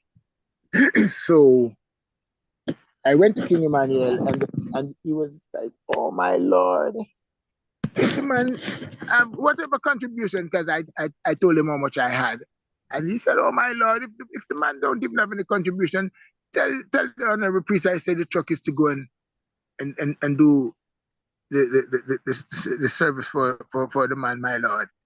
And so I went. The priest that had taken me, because those days you're escorted to the palace, by one of the brethren from the gatehouse. So I went and I spoke with John. They heard the word. So the truck was given to me, and the honorable priest Earl and quite a few brethren came to help me remove. And when we drove into Bubba Hill, it was night by then, and my children, because I had 3 small children, I think, and they were like, oh, Dad, where's the light? And they started to get so panicky because only Prophet Akita was accustomed to going to Bubble Hill, and you know, so when I got there, you know, I realized that they needed a little breaking in, and I just started quickly, and I said, but my home where I was born and bred is just a little way from Bubble Hill anyway. It's in walking distance. So I went again to King Emmanuel and explained to him, you know, the whole scenario. He was always understanding. I don't know. Some of the times it was made to believe that you would want to be scared, even when it was only the necessity of the truck, because I had already transacted from my house and everything. I'm moving to Bubble Hill. My family is, I bring them to accept that. And there was much uproar with Honorable Priest Delhi and his Empress. She actually left and went away to the United States. That became the end of the relationship, because he was the one that encouraged me to sell my house. And he was selling his house too, because we thought we were buying up stuff to create inverters to give Bubble Hill its own electricity. And Honorable Priest Delhi is one of those master electrician. Mm-hmm. And an engineer in these electric. This guy is great people in his family. So when we went to Bubble Hill, he moved the same time too. He moved out and came to Bubble Hill. His Empress Pearl, she would have none of it. She went away. But she was a very ardent, she used to come to her Sabbath very well, but you know, she just didn't think she could live in Bubble Hill. And so when I went back to Prince Emmanuel and I asked him, you know, I explained to him that I am from Bull Bay, you know, and my children are a little, you know, distraught. I just want to break them in by bringing them up and carrying them down. And he said, oh, my Lord, you sure they will accept you, my Lord? How long have you been on your own and leave your family? I mean, I told him, quite a while, Lord, King, but every time I come to Sabbath and Sundays, I always visit them before I go back home. So we are in good faith, and I am sure I'll be welcomed. And he said, oh, my Lord, if you know they will accept you, my Lord. 10 miles is Bubble Hill, my Lord. Man can take time and walk come up for Sabbath without sweating up, my Lord. He said, okay, my Lord. And that's how they took me down to where I live now. My Lord. And because Just said it was okay, because those days you could not walk any long distance on the Sabbath. So it was kind of a question to many brethren if that was not over a mile for me to walk. But then of course, there were so many side roads that it's just a couple of minutes walk. So, and John knew that. And I pointed that out to him too, because no one would be walking those long roads that would be maybe a mile. But of course, the permission was given amidst much disquietness from some of the brethren who thought I was going to have to walk too far and all this kind of thing. But I did what the king said I should do. And I came to my Sabbath with my family. And at first it was, you know, a little uneasy because, you know, I walked. And we just continued until it became normal. You couldn't complain to King Emmanuel that I'm walking to the Sabbath, and them couldn't lock me out anyway. So it was all right. And I spent, it came to the time when I got a house from Prophet Bello to stay in. And I stayed there for quite a few months. We you know, 7, 8 or 9 months. I stayed there. Then I just go back down to my house, you know, because I am up there. I mean, when my family comes in the weekend, we have a place where my Empress stay and the children and so forth. But, you know, the up and down and this and that. And I just decided that, all right, when I got a vehicle now, I stayed home and we just come to Sabbath. And if they call me, in the split second, I reach Bobo Hill. And even until now, where I live, it's a couple of minutes, especially I'm driving. So if somebody is sick, in a minute I'm there. If a meeting is going to be called, a minute I'm there. If I am acting as the chair or any executive position, and I said, okay, a meeting is going to be at an hour, I am there before the time. So it was no problem, and King Emmanuel had found no problem with it. Some brethren may say, oh, Priest Lamont never live in the camp. And there are many of the priests that live outside of the campground itself. So, some would use that you don't live in the camp as if it is some other mark against you. But I don't see that. I perform my duties just as if I were in the camp. I could get to Psalms reading at 5 o'clock any morning I choose. So. Yes, my Lord. Another praise. Yes, my Lord.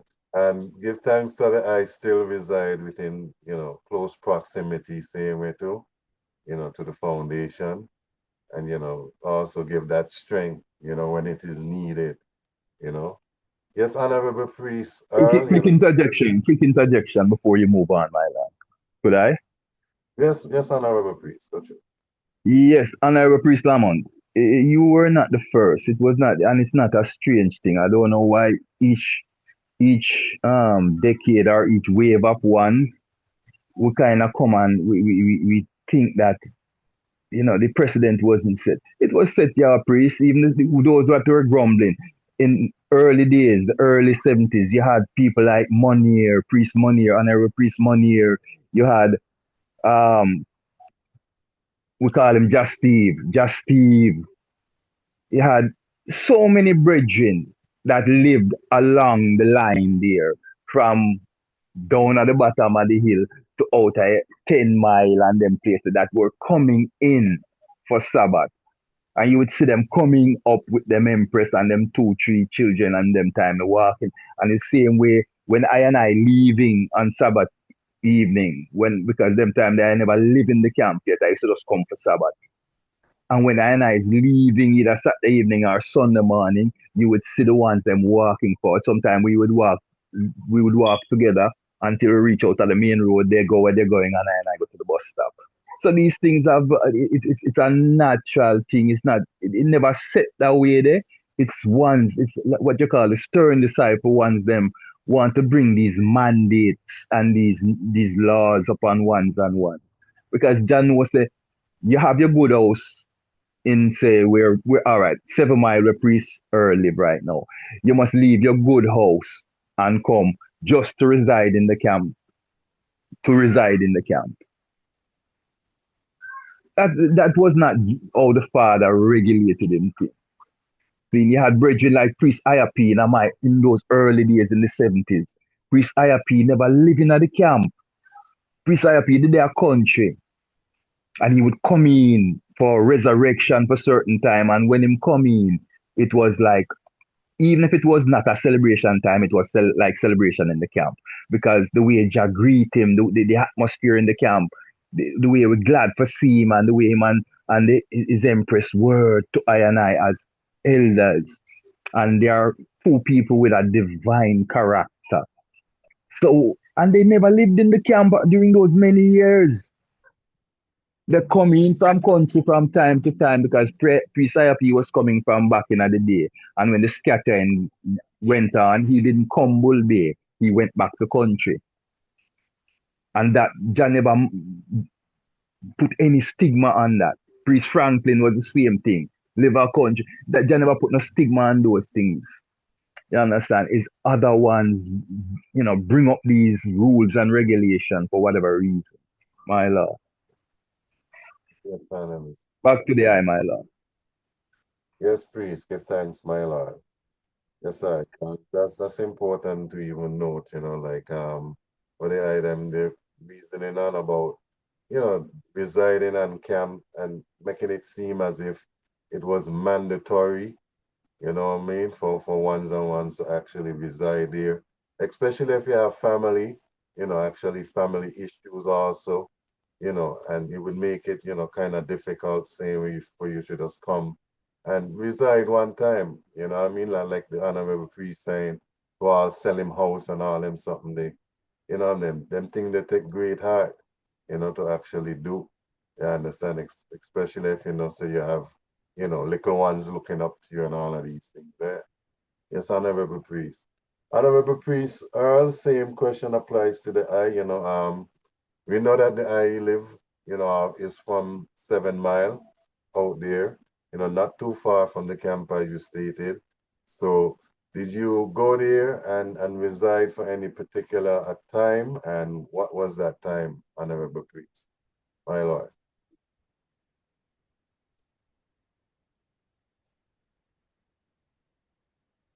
Priest Earl, Yes, you're Royal on. family, one perfect love. My lord. 1983, but when I'm on just go up there, the political war that were taking place between 8 Mile, 9 Mile, and 7 Mile, right? So the part which is 8 Mile was a different party. 9 Mile and 7 Mile was the same thing, right? So there was a political clash. So most of the time, at that moment, when the bus them was coming from 9 Mile or 8 Mile, them catch the bus, take off who they want to take off. So Jah did say, you know, individual, I did not hear that personally, most of the time I'm man you go hear it. Who live at this area, we just come to the Sabbath and go forward. So I'd still satisfied with that. But to really bring high, as I tell you, one of the vehicle did need that emergency work. So I have to spend all of that moment at the moment. So I never forced to directly come in. So I still come in from a year where a little stigma left high. You see what I say? But true, I know I did free. I just love people with them stigma, whether they want to feel like I was a little rude boy or, you know what, go. You see, I never take up none of these type of thing, you know what I mean? So, yes. Give me a little heads up on the question again, please. Yeah, it's basically saying, you know, when did you reside, and if you did reside up there, you know, for how long did you reside up on the phone? Well, from I did go in, from that moment, I didn't leave. You see it? When I, you know, like in the day, I take a trot, I go right forward. You know, sometimes I came and I come look for people, them through them kind of the near and thing. But I never sleep out a road. I still go in a camp. Because those times, you can't make no move and the father don't responsible for you. So if you did make a move in the morning, it go right in at the register. So when the register go up to the father, you're going missing out of the camp that you never come forward. And you never did tell him, say, Jamie, I got a country for you know what I mean? You never talk to him. So you remember the guard going to carry a report from the gatehouse to the general. You see? So the report now at the daily movement, how much broom sell, and you understand what I say? So if a man leave out of the camp, a record make there. You see? So if him don't come home forward, most of the time when he man leave, he have to go and check the general. Him can't just leave out of the camp at that moment without checking the general. So the yard did kind of rest at that moment, you know what I mean? So yeah, so reside from that time until when the elder council start.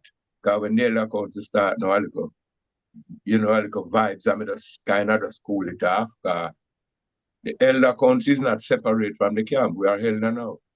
You see? And, you know, when I speak something, not for the individual, we're not there. You see it? So, you know. Yeah, man, from that time I learned until even 3 years ago. But even right now, I still go up there any moment. Sabbath day said we don't leave out my camp celebration, said we. But I am not there at the moment running the daily duty like the devotion in the morning as where we used to. But when the man was transcending there, I was the priest where they preside over that service as the youngest man out of all of the man them car. Remember priest Turks, them and all of them individual was held of the eye, so as a man where take up the duty. I come to that history. I come up to that history, priest. Yeah, welcome. Don't put out to find that story because we have a question for the eye with that specifically. All right. Don't go too far down in that, my lord. Yeah, so it was that time, so till my lord, I don't really leave because I used to say me there right here, so, but I'm not on the foundation for the past 3 years from the elder council start, you know what I mean? But I still go on celebration and things like that, one perfect love. So I don't leave the foundation. Too honorable. Yes, sir. We give thanks for the eye, even being a foundation, man. Even being a part of that foundation, like it's within the Psalms, if the foundation be destroyed, what will the righteous do? And the answer is build it forward or keep its strength, So give thanks for the strength that the eye keep, with the foundation same way too. And just to even move forward within that questioning, that will actually lead to this one. And to start with the eye honorable priest, so that I could just turn the eye camera back and forward. And just describe a day in your life, honorable priest Earl life, in the camp, as is, a day in your life on the camp. What does that look like? Paint a picture for us.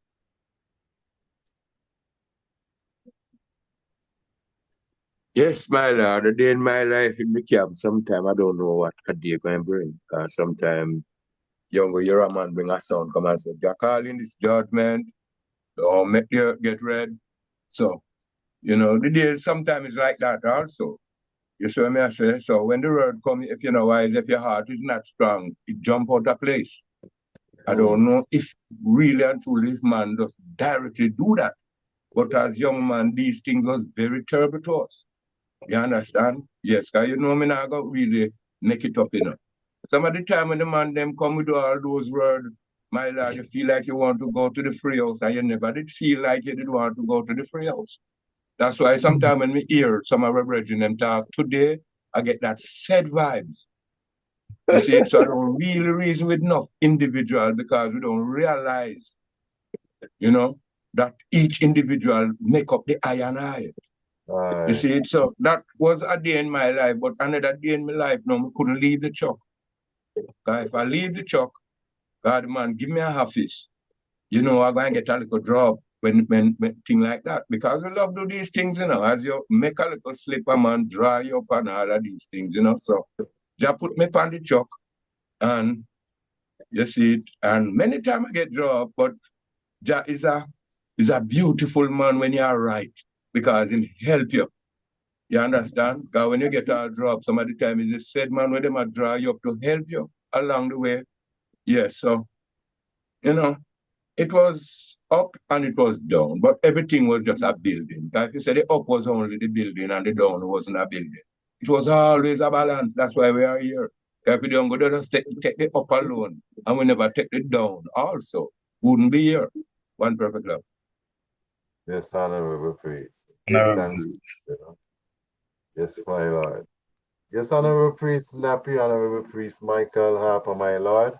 Same question applies to the eye, Give I and I a day in your life, priest Nappy life on the camp. How was that for the eye, honorable priest? Well, my lord, as I say, most of the time we usually make sure we look about with family things first, we youth them and all them stuff still. So usually by 4 o'clock we get up and I carry water. Because we may tell you still the tank no bill yet. The early days. So we have to get up and carry water. Especially during fasting time, because them time we start a fasting time now, some 40-day fasting. And then 40-day fasting now was from start 2 o'clock in the day and you go till 12 o'clock the following day. Not but your saliva pass through your throat. You have 1 hour for service for breakfast from midday to 1 o'clock. And you only have the 1 hour there for eat. I have to know how to consume. And that are going for 40 days. So in no time, you find the first 5 to 7 days was kind of rough. Because I as a man, me never used to that. I as a man, we grow in a family where me not leave out of my house unless me eat my breakfast. That's my master. I'll know today.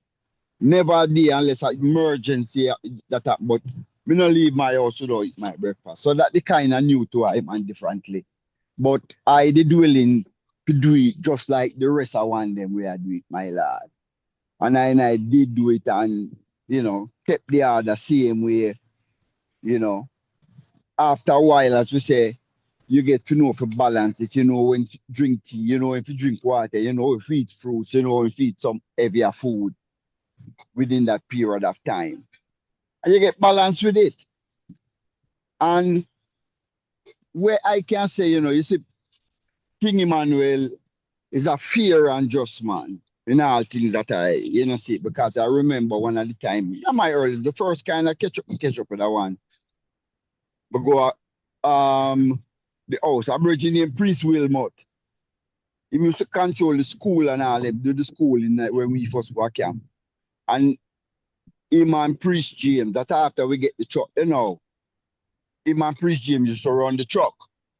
Priest James was the driver and him was the second man. But Priest, remember one Sabbath I come down and I'm gonna look some cursing out. I remember this time I know you know my lad. No, I no running light on the upper camp it.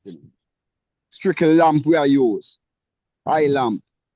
So we go check Priest Wilmot for some oil. Because them say him control it. By them time there I see the man I come out of the shed where he keep the oil and say, my lad, me never did know say by 2 o'clock, so 2 o'clock, you better make sure you get the oil from him because once him like that, him gone. So the kind of vex with him. He say, my lad, you know, just come out of the fish, you know, can walk the place and give me a little island.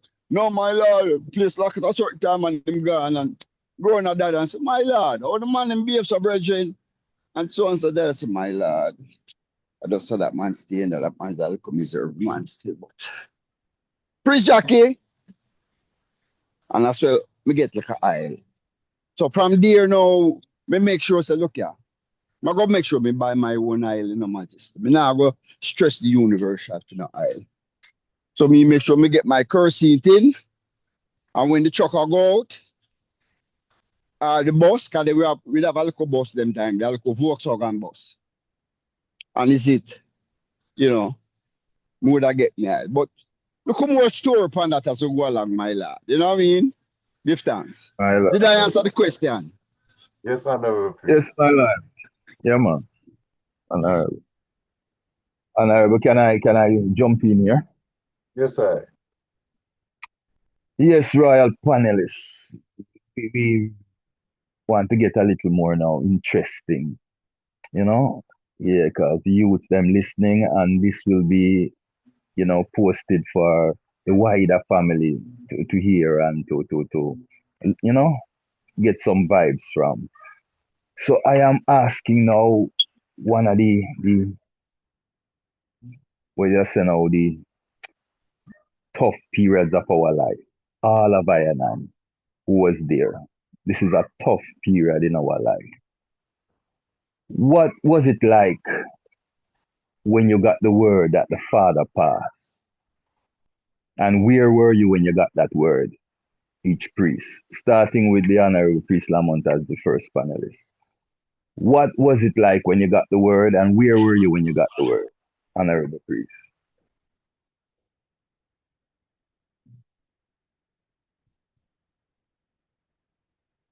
Priest Lamont, you there? Yes, Majesty. That's enough. I didn't hear yes, you know. Yes, no, yeah, I was saying just to add a little piece. So the first day in the camp.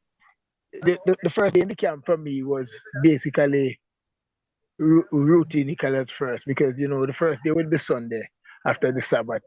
Most time you stay until Sunday evening, and of course you know you're a robot at that time. You do what you're told.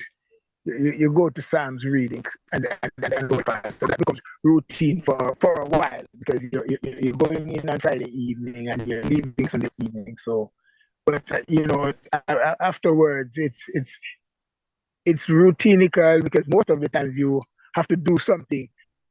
It's the first work day of the week, so you're always sent to some kind of task, to the broom field, to go juggle some broom, or to go carry some stone, or you know. So it was really a kind of building exercise where you know you have to do something, you know, because we're building our foundation. But it was I would have to say an experience. It's always a kind of joy, because you're working with brethren, and you're talking about love, and you're talking about good things, and you're learning. You know, people are giving their experience of the tradition, and it was always an eager moment in you. So you were anywhere you were called to be, you know, to hear what you could hear. For me, the first days. Yes, on to the question there, Honorable Priest Dougie, Priest Savannah, about straighten it up for me again. When we heard about when you got the word, yeah, and where were you? And where were you when you got that word? We were in a group of us as priests were in Discovery Bay, because we were on the sugar mission in those days. We were responsible for gathering the wet sugar and bringing it to the camp. And we had decided that we would not take any money from the gatehouse or ask King Emmanuel for any money to provide the sugar. We would gather whatever material. We go to Alligator Pond for our own straw to 40 Mile. We were investing and just providing the sugar, you know, as our 10%. Yes. So we had just met a brethren down there who wrapped a turban on his head but didn't know anything about Baba Shanti. And when he saw us, and you know, we stopped him riding a bike. We see him passing a couple of times. We stopped him, and he was interested in learning about Rastafari. And we told him about the hill, and he started to come. Some of the times we because we stayed in Discovery Bay sometimes 3 or so weeks before we go in. We hold our Sabbath down there, because we're gathering the sugar from all over Clarendon and all about.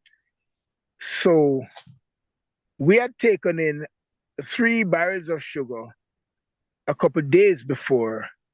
And so, you know, when you carry it, you have to go and see King Emmanuel, you have to report and, you know, let him know what you bring and that, you know, the works. So when we went up there to see him after we offload the sugar, and it was Honorable Priest Clive, Honorable Priest Kete Chris, and myself, and Honorable Prophet Yon. So, you know, he had some straw mats those days in front of him while he was sitting on the throne, and we were kneeling on the mats in front of him. But he was quite feeble, if I were to use that word. You know, his head was droop. He was not sitting upright. He raised up his head to talk to us, because we were giving him an instance of meeting the man that Marcus Garvey sent to Liberia, the first man that Marcus Garvey sent to Liberia in 1940. And he was coming back from Liberia to give the Queen a letter. She was making that her last visit to Jamaica. And he had brought a letter. He came home from Liberia specifically because he said he needed to give the Queen that letter. And we were driving through the district of Claremont, and the people stopped us because they were accustomed to us. We used to stop and culture them, and you know, we talked a lot about Marcus Garvey. So when they saw us that evening, they stopped us and they were like ready to jeer us, to say, here is a man that say Marcus Garvey is dead. So how you tell us Marcus Garvey is a part of the Trinity and Marcus Garvey can't dead and all these things, and Marcus Garvey is God? And you know, a whole crowd of people came down because Mr. Shaw had come home from Liberia, from Africa, after all these 42 years. So, you know, I said to them, you know, he was old and like 80 odd and could hardly see. So I said to them, he told you what you wanted to hear. But then they were telling him about us. So they brought him to my vehicle. It's the left-hand vehicle. He's standing on the side of the road. They brought him up and he came to the window and them said, see the man them here? Where's the Marcus Gavin dead? And he put his hand through the window and felt up, you know, and felt my shoulder right up to my head, feel my head. He came around to my face. He felt my precepts and he said, oh, you are one of them. Oh, Marcus can't die. Marcus can't die. Yeah. And sorry. Marcus can't die, and he started to tell us, you know, some things about Marcus. And we were telling King Emmanuel these things, you know, and he said, oh yes, my Lord. Whenever you meet these elders, treat them just as you would treat I, my Lord. Treat them just the same way as you would treat I. And after saying that, he simply said to us, you know, my Lord, man is not feeling so up, so man not going to reason much today.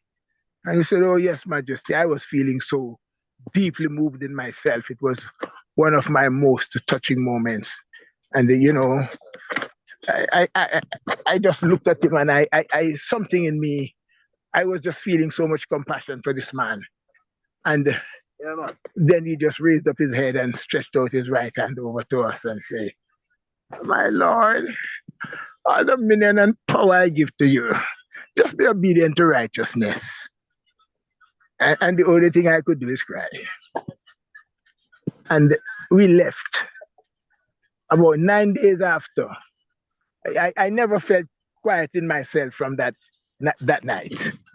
It was very somber down there among us. I don't know, Joshua got a vision and then he left the group and went home. He said, boy, just show me a vision. So, you know, Priest Clive and Priest Chris and myself, we were there. And the brethren that we had sent to Baba Hill, he was going to his Sabbath regularly now. And he rode his bike that evening, coming down to about 2 o'clock, 3 o'clock in the evening. And he said, Priest, I don't know if I tell you what I'm going to tell you, you know.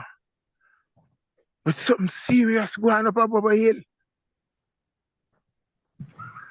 You know, when he said that, I could almost, I just listened. He said, Priest, King Emmanuel tried, you know. I tell you,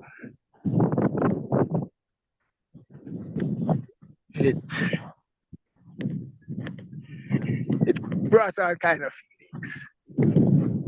We did not know whether to scream or whether to cry. We never know what to do. No one had any word. All I did, I just knelt down and looked to the east and Holy Trinity. And everybody did the same. And you know, we questioned the reality of it, if it's true. And I said, yeah, I feel it. And you know, Priest Clive said, well, you know, I know, man say I'm going to prepare a better place for me. So if we just keep the work going, if we just keep going working, God, man, say, man, they don't tell me. And, you know, we pacify everything with scripture. And we strengthened ourselves and went up. We didn't know whether to go into the yard or not. We stayed many days in Discovery Bay before we go up. Because of course, you know, we are worrying about pollution, and then it was just a traumatic time. We eventually went up. That's after they had laid King Emmanuel to rest. And you know, the whole thing was different, but order was there still. because of course, you know that of course you know that some of the priests were still there. Some brethren had gone, place was a little scanty. And we decided that Jesus tried long before King Emmanuel and them still praise him. So we never see no reason not to praise him still. And we just have to comfort ourselves and we continued, you know. We continued. Almost everything has changed within a quick time since the Father has tried. Don't go there. Don't go there, please. Don't go there. You're preempting no question. Don't go there. We just want that piece to you. All right. Blessed love, my Lord. Yes, yes. And priest snaps. And priest snappy. Yes, Majesty, I'm right here, Honorable. So where were you when you got the word, and how did you receive it? You know, how did you feel? Yeah, I didn't want to feel because we know the feeling, but how was it? You know, where were you and how was it when you got the word? Well, my Lord, I was in Miami at the time. You know, I was in Miami at the time. But a couple of years before that, I remember when I came down and I carried on a couple of bridges well go down. Maybe the first time I was through it, a company camp. We carried them come down. Couple of bridges well.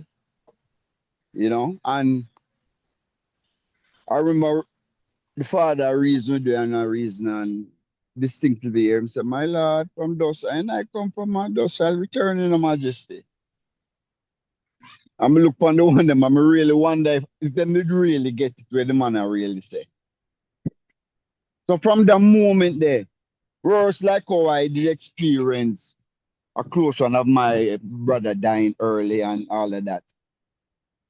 They accept say, boy, that is a possibility. So the man can try. Even though me never even look for that still. But me know say that possibility is there. Yeah. I'm this say to I and I from that moment. Yeah. You know what I mean? So before that still, you know, as I said, you know, I remember as I say, after 1983 I left and then I used to go back and forth.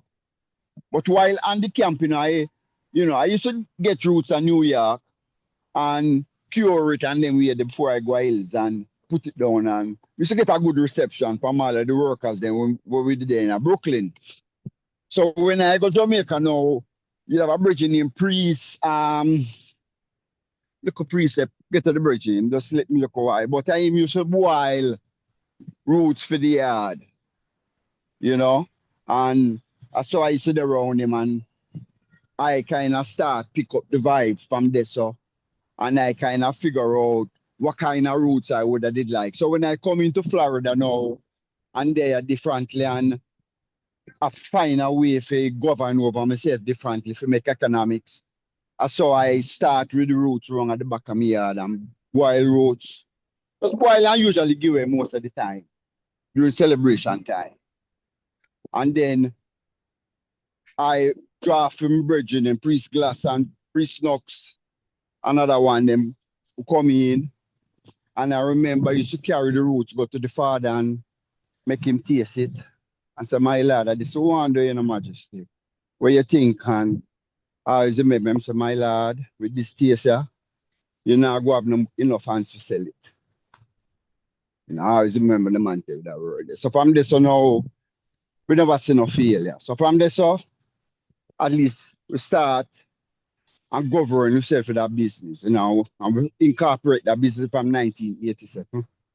Priest Glass, they will do it for about 4 or 5 years, but I guess it gets like a hardship because during the early days, a lot of bridges used to come around and help out, and then when time come, you know, we get like 1 order here and there, and when we get the order, the money I share out. I used to make sure say every man get the money first before we buy back material or whatever. Make sure say man get paid. So, the kind of hard, I guess, with Douglas with him family, funds never did if you share per se to the way, so that's how we move on and, differently. But as we say still, we stay upon the from them time there, go through many hardship, and for the last 15 years, we acquire a license where seem like we're the only one in North America so far away have that license where the government can't come in from because we paid both federal and state government.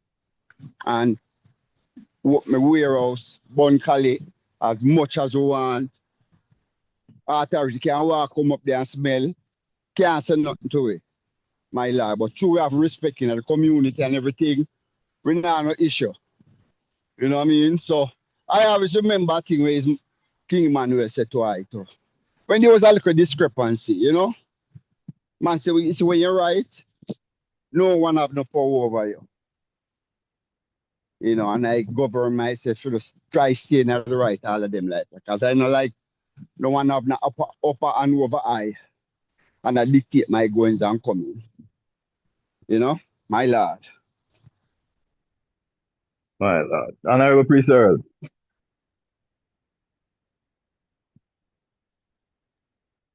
Royal Priest. Yeah, same question, How was it when you got the word that the father transitioned? And make a step on the topic.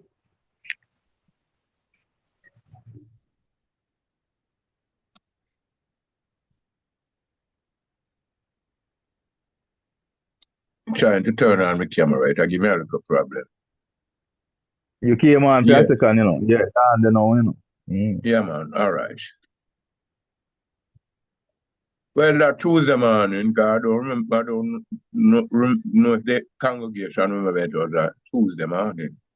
I was in the yard and Empress Esther's son named Prophet Warren came over my gates and him stand up a little moment like he want to say something. But we was reasoning, him never really say it. But you know what I mean? Him just stand up, and maybe get a little break now to say what he was saying. But when him say it now, him say it like this. Jah, nah breed. You understand? Yes. That means no breath now, you know what I mean? And when him say it that way now, come like my heart stop. Because when him say it that way, I know what, someone did say a couple weeks ago in the feast of the Passover. I remember a couple weeks before, we have the feast of the Passover yet. The feast of the Passover, and I never realized what might take place in the future. But after the feast of the Passover, couple weeks, prior to his fasting, when we went on the road, someone say, "Who going pass?" Those said people who are traveled him from that time understand the total science of a feast of the Passover, which I never put it together. Because when they not really look fit that, we said, the man going to drop him robe of flesh, But I was singing this robe of flesh, I drop and rise, to see background everybody noise. right. Hold on, priest. Please close your mics if you're not, called to reason. And let us listen to the priest so we can hear him clearly. Go ahead, Honorable Priest. We're listening to your opinion.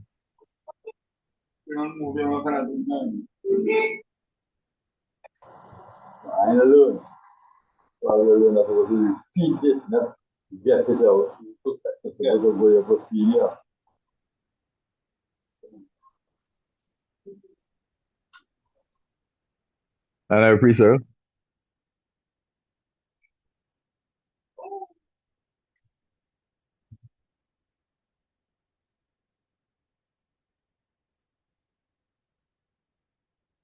Continue, my lord. I just muted the mic, so you can continue. Okay. Open up back his mic. I don't think he knows the mic mute. Yeah. Open up your mic, please, sir, please. Open up the mic. Yes, Honorable. Yes. Yeah, man. So continue.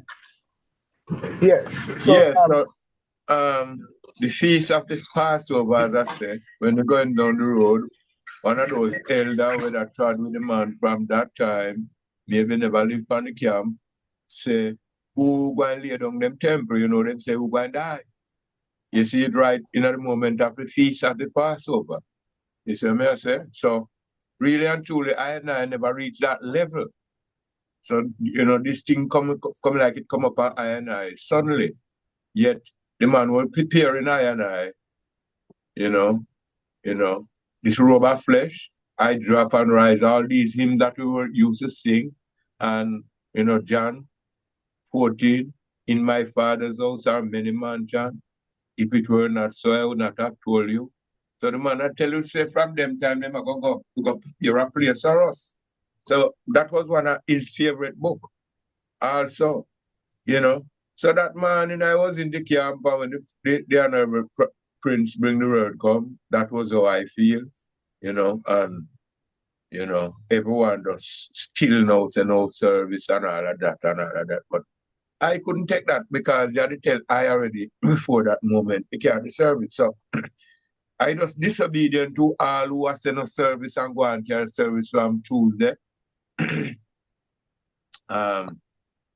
The Tuesday, Wednesday, Thursday, and the Friday morning now. Because I remember the Friday morning is the gathering morning that, you know, I don't know if I'm going too far. No, Oh, you're free, my lad. You're free, my lad. Continue. Yes, so the Friday morning was the gathering morning now where, you know, where my mother carried the service now. When I look now, I see a bunch of brethren, you know, coming in forward with the casket. That was a shocking to I because these things, we don't look up at hearse, you know, as Rasta, you know, and things like that. So, you know, if you know, say a casket now coming at the yard. I don't remember how one, but Honorable Priest Bello. I don't remember quite who was there at the moment. So them I go up with the casket. Yeah, I And that will was that so shocking. when I finish, I will put in that. Yes, that was so shocking to I know for that reality. You know, say the Father lied on in this thing, you know. So that shock where I leave the service now and go by yard. Say, I now go partake in this part here. You see, I go know them so till, you know, everything over.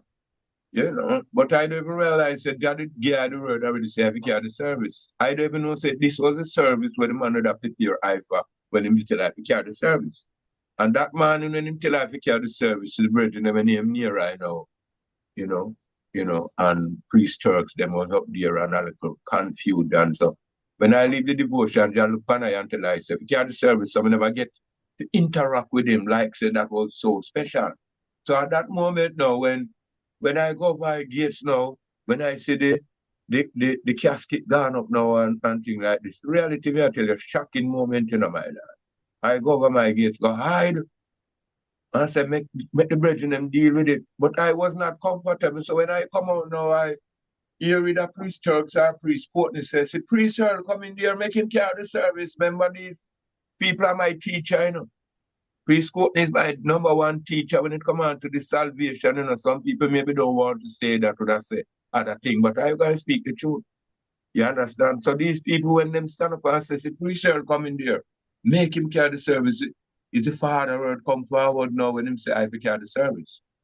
You know? So Isaiah 53 you read that morning is coming back again.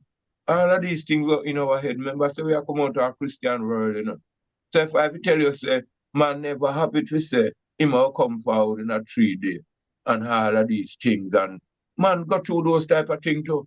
Come man go through a man or drop down to fit, no say this man tell them lie and all type of thing man went through as Baba. You see? So, you know, it was a reality.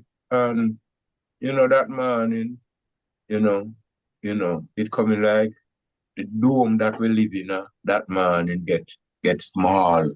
Because when the daughter them in the house, you know, those daughter were that say not free, and then kick down the fence that morning, and everyone come out, I was screaming, you know.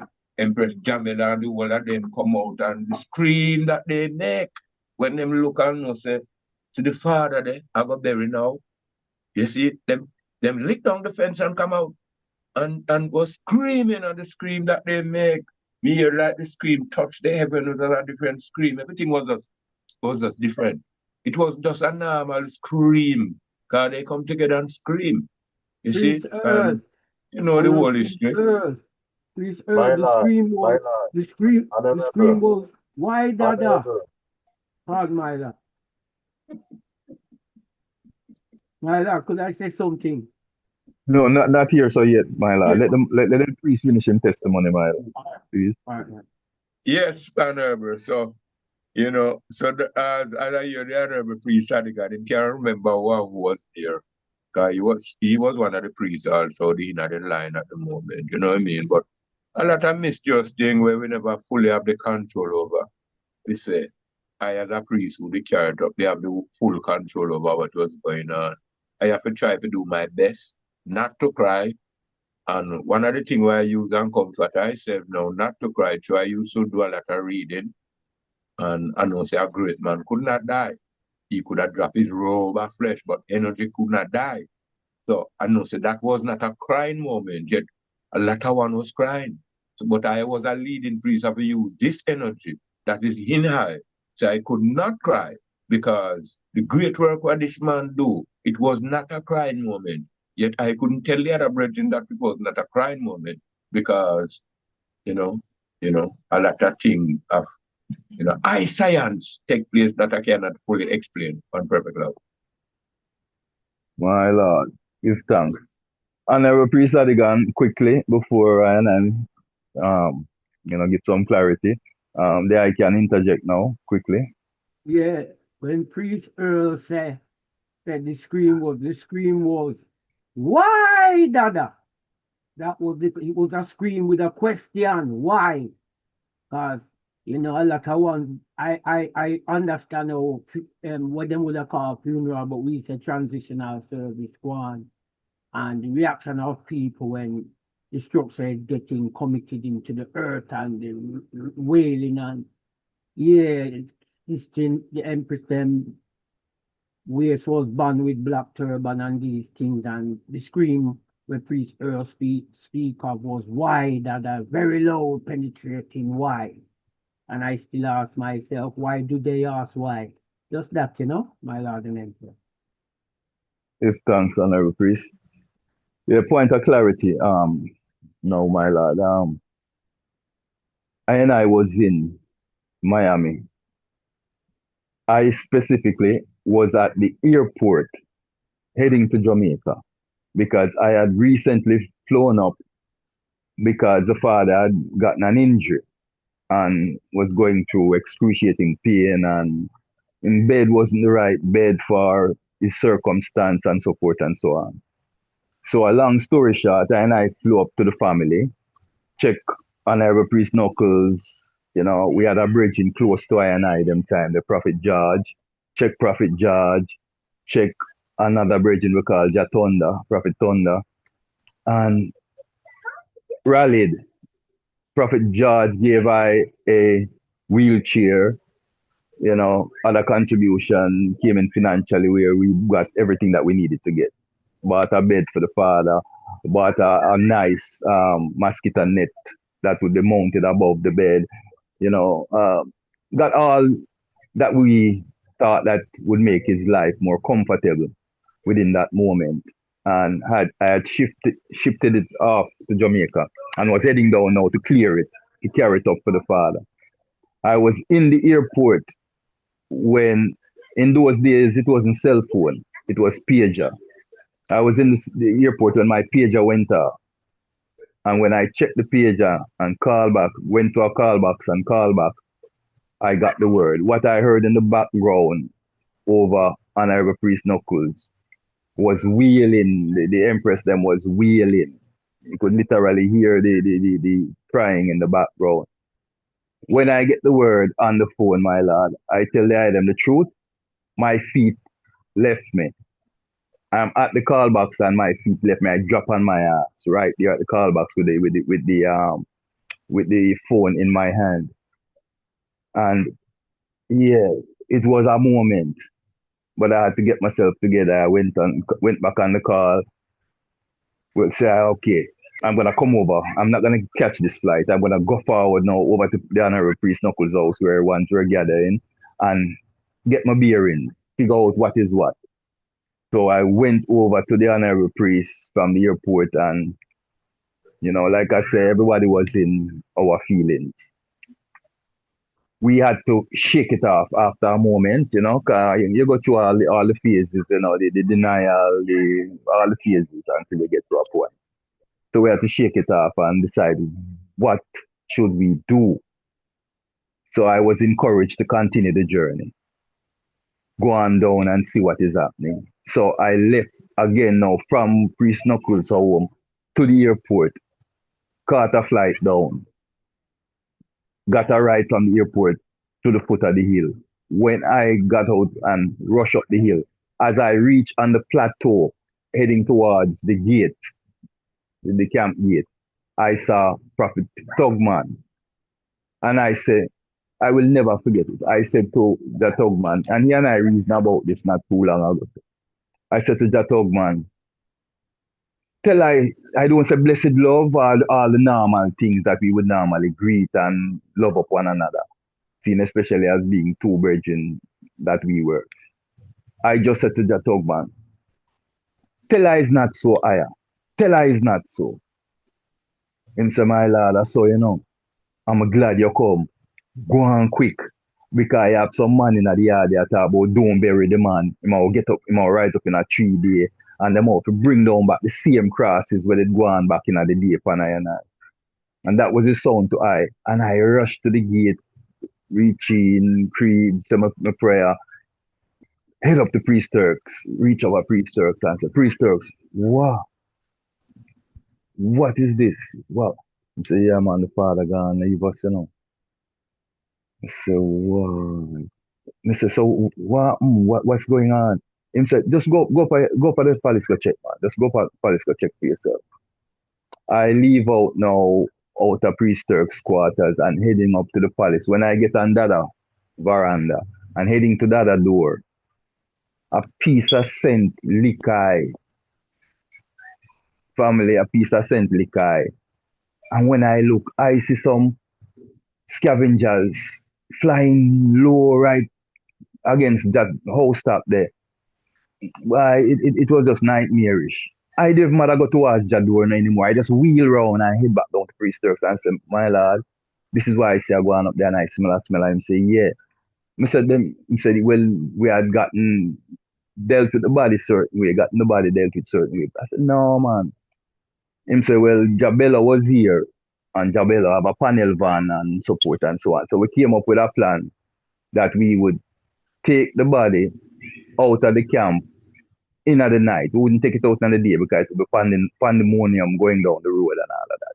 So we have to take it out in the night, about 2-3 o'clock, and head to the funeral parlor to get the body dealt with. Because when I got there, Jabella was there before I had left. And ones had exhausted their pocket doing what they did. So I came right in time as reinforcement. So we sent forward for Jabella. He came with his brethren. I remember the brethren name. I am dig the grave, the grave hole. Anyway, two of them came, and I, Priest Turks, and can't remember exactly who else, but we took out the body the night. What I do remember is we were coming down the hill towards the van with it, and Priest Forrester turned the corner and was coming up. And when Priest Forrester look up and see I and I with the casket, Priest Forrester wheel and we're calling for come give me a strength because it's like the dead weight and it's rough coming down the hill and Priest Forrester turn and bolt. So anyway, long story short, put the casket into the van. 3 o'clock in the morning, we're pulling up at Brown's funeral parlor. place I've never been to none of them, never go through none of them things there, not even when my son passed, never go through none of these things. Go under where the hearse them park for them take out the body and thing, go in at the office, go fill out the paperwork, give them directives what we needed done. Seeing because Jabello them and them had purchased a casket before I got there, but the body wasn't dealt with properly, so the inside of the casket was totally destroyed. So they had to rip out that and reset it. So we made all the arrangements and told them to set the body properly for I and I. We would be back the Friday morning to get it. So when Priest Earl Savage, a set of ones are coming in with the body, Jabello, yeah, it was I and I coming in with the body the Friday morning and move it to where it's supposed to go on the side there where Ja was going to be laid to rest. And the rest is history. The item just here, the honorable priest and others tell you the rest of the history. See, so that is the fullness of what happened within that moment, my lord. What I remember is Priest Zebi, the honorable priest from Ghana, did the last rites around the gravesite. And that was when, the moment when the whirlwind passed through and was just an eerie moment in time. And as the body going down, like the honorable priest them said, there was this tumultuous scream and crying from the empress them. And well, I know say I never cried. I tears are run down my face. I wasn't booing, but I now tell you, say tears never run down my face, So that is it in a nutshell, family. Over forward to the honorable priest, Jeremy. Yes, honorable priest, Bless Savannah, give thanks for that testimony staying with you. Give thanks to him for all the accounts, that was him. Mention about, the father and his transitioning and the moment, within time and history that took place and all the feelings, and the meditation around such time, The Malcolm of Valiant Priest. Are you hearing me now better? Yes, priest. Okay, give thanks. Yes, I was saying give thanks, for the testimonies, surrounding the transition of the Black Christ. Give thanks, for ones and ones who actually was there, and actually, felt the mood, of that moment within time and history, and how they felt and how they view, and I know coming away from that, ones and ones had a different view towards, quote unquote, what they call death or transitioning. You understand? Because now it gives you a whole new meaning or a different perspective, a different outlook on what life really is and what life is all about. So to go into this another question right now, is there a controversy within the Congress on how to honor, or incorrect terminology, dishonor our fallen members? What is your take on this matter? Basically, what I'm asking is, when I and I fellow men or man and woman transition, you understand?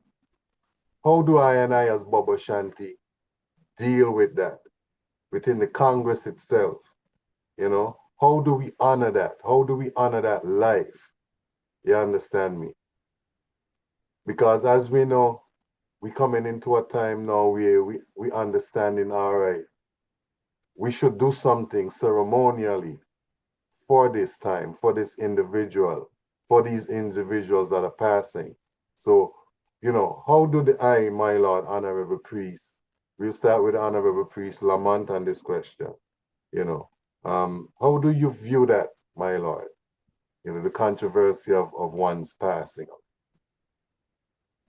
And let us try and be as concise as possible in our answers, because we want to eventually, as soon as possible, open up the floor, because I know ones other ones are eagerly waiting to ask their questions and to participate. So let us try tighten up on the answers them.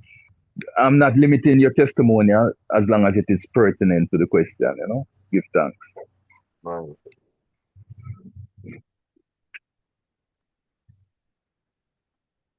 Priest Lamont, my lord.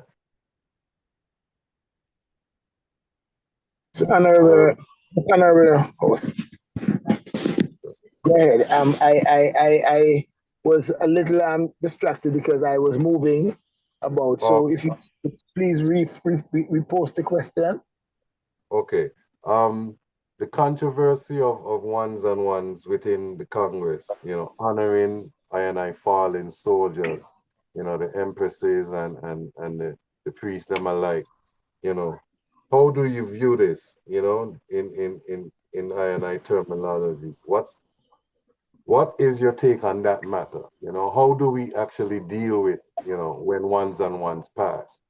You know, because as we know, we have this kind of riff within Baba Shanti of how we should deal if we have a ceremony or what have you. So what's your take on the matter? Thank you very much, Honorable Host, for Priest Jeremy. When I always say, for me, I talk about logic, facts, and truth. And I believe that all that is happening is just one's trying. The controversy is caused only because we are not using, or we don't want to accept total, you know, logic, total facts that really show truth. And what's happening, in my understanding, is a willful denial of truth and facts. Simply, if we look at the fact that we came to Baba Ashanti tradition, all of I and I that are elders, we were never at the initial stage acceptant of the fact that King Emmanuel was going to tread out of the flesh. And we, at some point in time, made ourselves believe that this was something that I and I too would inherit. It was very far-fetched. None the least, we all believed it because we hoped in the better and the gift of that eternal living. If you walk the walk, so to speak. But when we talk about reality, and in the now we talk about integrity, dignity, you know, intelligence, and then the approach that is being taken by many of I and I brethren, that we should not show any kind of regard or respect to our fallen soldiers. We should not honor those that have transcended, you know, when they have walked in the walk of the tradition, of the principle, of the old culture, you know, priests that have served, you know, to their last day, empresses that have live from beginning to their last breath. And then it is okay with some brethren that they could just be left alone, or we could deal with them by just sending them back to their people who they have already left. Some have not even turned back to visit a family relative in over 30 years. Then now they don't even know their family, their relatives. And then you tell them that they have to take these people that have lived at Bubble Hill, and then now they have passed on, and they must take up the expense of $500,000 and $600,000 and $700,000 to give them a burial. Then we are still thinking in what I call a backward, non-godly way, and a very weak way that makes us look like we have no power, because we are not able to determine what is good integrity, you know, as against what is is what I have to call emotional, feelings. We sort of allow emotions to run away with our reality. And so ones are still thinking that it's okay because you are proving yourself to be so much of a Bobo Shanti. I don't know if that is it, or if it makes you think you're so righteous, or you're holy, or you've proven a liberty that makes you special. But for me, it's really willful denial and willful denial of facts, ignoring the facts and the truth. That's creating this controversy. And I believe that we have to call it what it is. And I think we need to speak. One of the things too, there is not a voice that is speaking profoundly to say this has to be done, this needs to be done. I think the council is trying, to a great extent to show that, this is the way to go. But I would love to see a unanimous, united voice and a statement to say that anything else is nonsensical, idiotic, and shameful to us as a people in the now. My Lord. Honorable Priest. My Lord. Give thanks, my Lord. Honorable. That's it. Down the line, Honorable Priest Nappy. Well, Majesty, as a one way, I had to bury two of my children, So, all I can say, the last one that I did, I was the one who presided over it from start to end, It's a must that we have a service order, which we have been working on one, that when our dearly departed transcend, we have an official service, well documented, in the way the whole ceremony should go. So I am definitely for that, my Lord.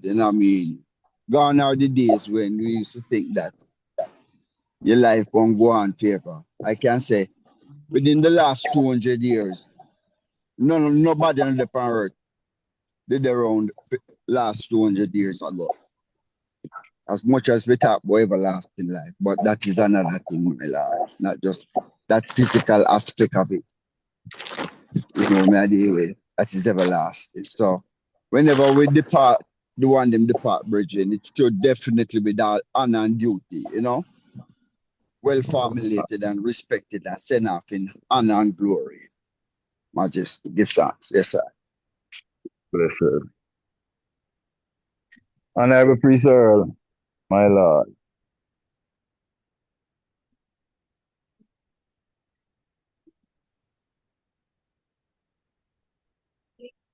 Give me the question again, priest.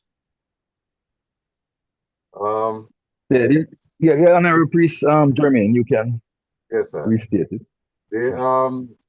There's a controversy within the Congress on how to honor, and I fallen members.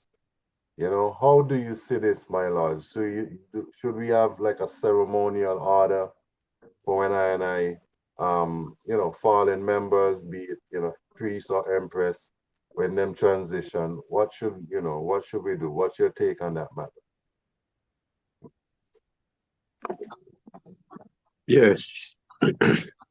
And we just say in the Congress still, but it's not just a Congress thing neither. It was a Rastaman thing in Jamaica. You see it, where even today, Rastaman like Dingy man would still say at the first funeral in ever go to, I mean the one in near Britain. So really and truly it was not a Congress thing. If we come out of the world, right, and we come to King Emmanuel, where this man can't dead.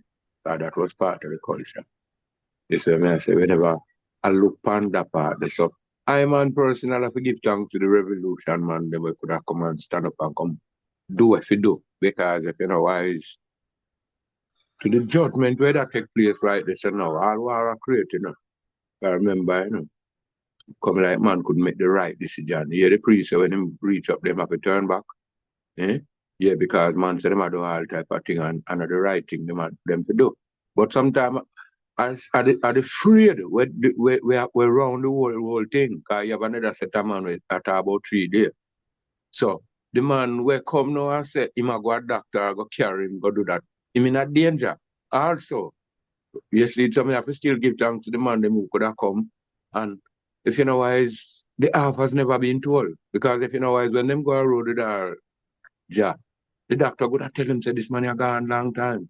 And them that go carry him now at the place where them carry him before him come back into the camp.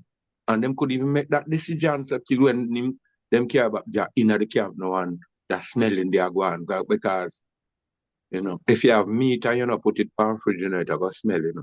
You see it, I remember say, a meat we live in how you call me in temple. So I smelling the really are going as the priest I said. So me still have to give thanks to the warriors, them now who could have come now and go do the right thing, that shamefulness there. You see it, because sometimes we just say how we deal with it.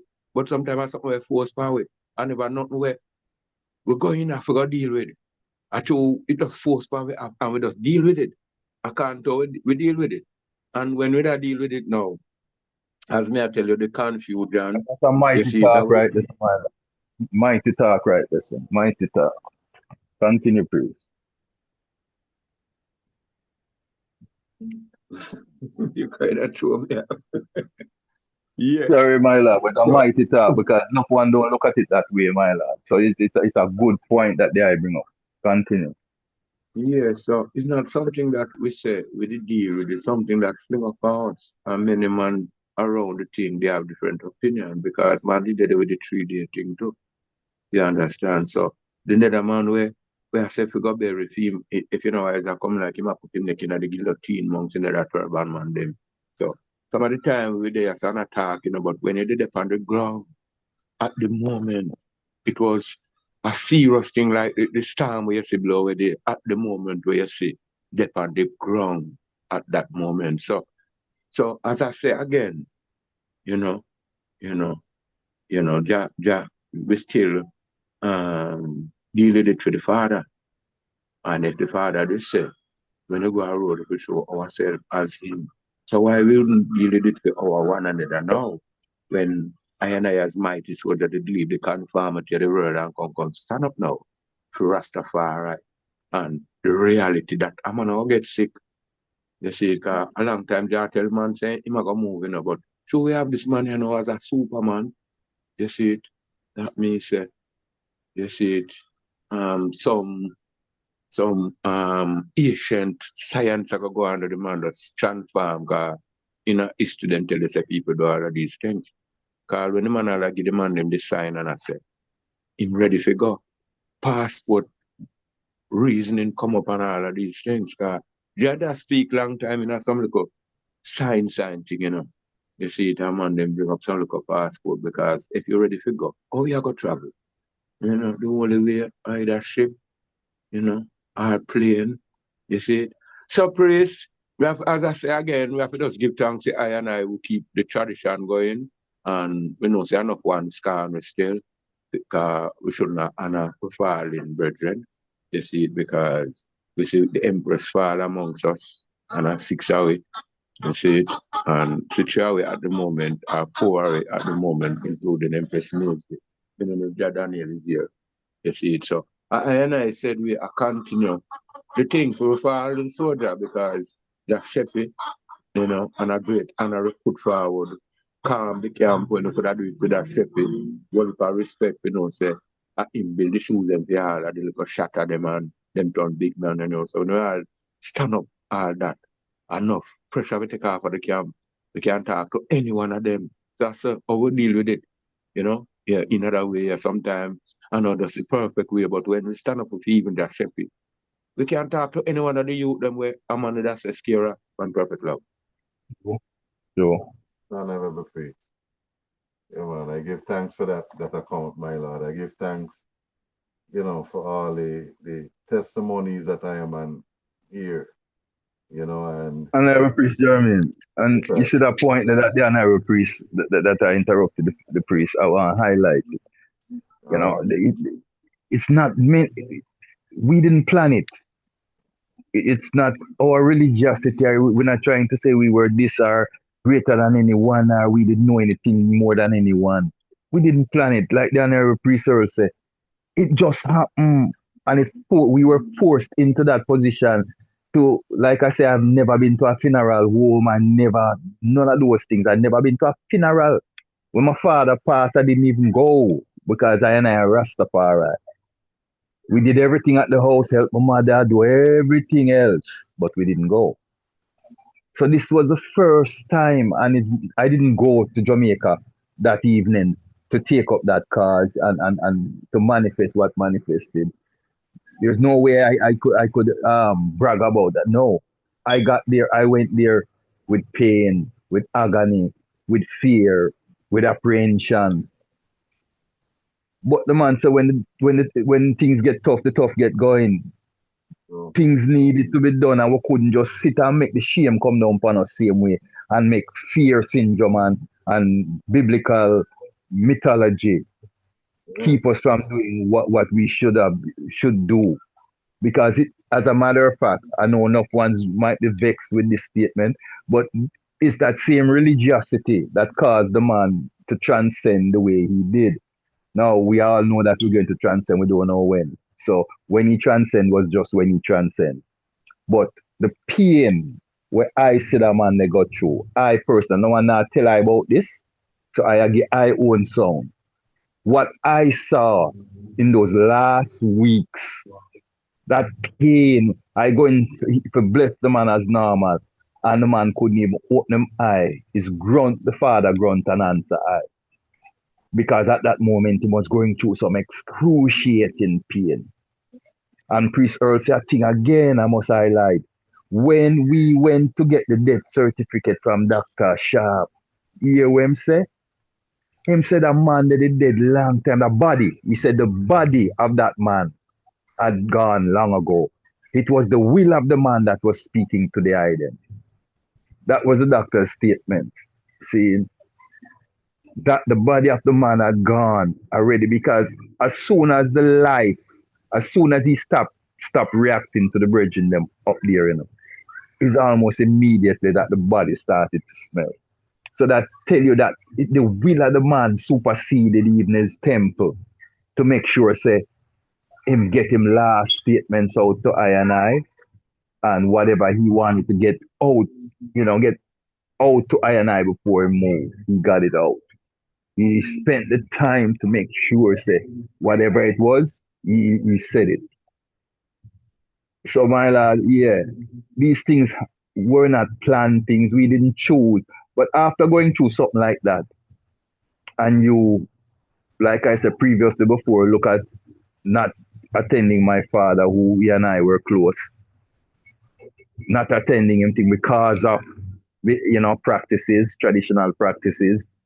My son passing and not doing the same thing because of traditional practices.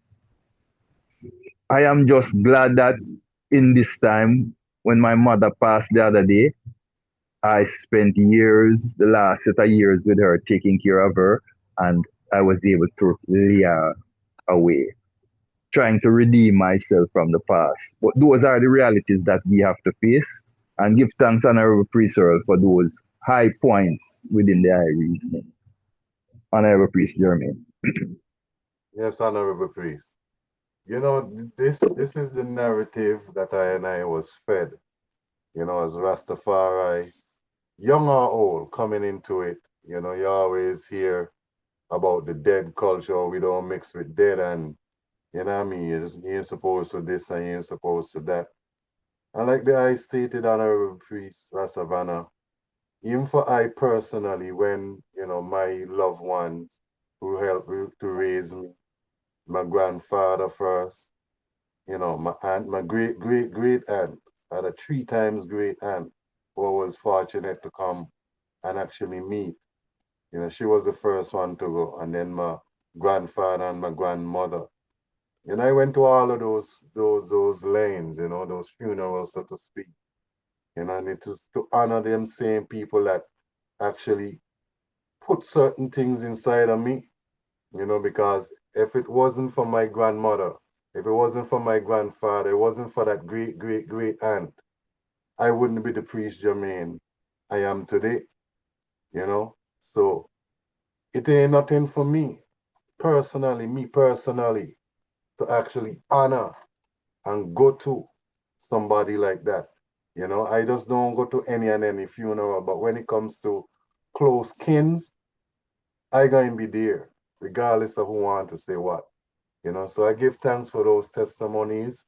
And please, I want to for I and I, you know, we have some sealer questions, but I think those sealer questions could be answered within the closing testimony, you know, the closing remarks, so to speak. Yes, right. You know? Yeah, man. So what I want to do is basically open up the floor right now for any comments, any questions that maybe, you know, one wants to pose. You know, hope one was actually paying attention and being, you know, assertive to what is being said, and you actually jotted down any questions that you may have. So I really want to open the floor at this point for any comments and I would questions. suggest this. I would suggest this, Honorable Priest, that we give the panelists the last say, or I wouldn't say the last say, but the wrap up statements for that segment. You know, is there anything that not is there anything? What is it that you would like to leave as the closing statement, you know, of this panel discussion, honorable panelists, and that is posed to each of the item? What is it that the item would like to leave in the minds of I and I, the listeners to the item testimonial?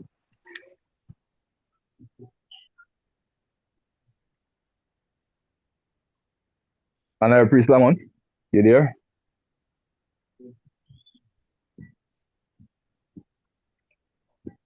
If Honorable Priest Lamont is not coming forth. Are you hearing me? Okay, Are yes. you hearing me? Yes, my lord. A wrap up statement. Yes. What is it you want to leave with us? What good word, what good inspiration that I want to leave with the family? You know, my Lord,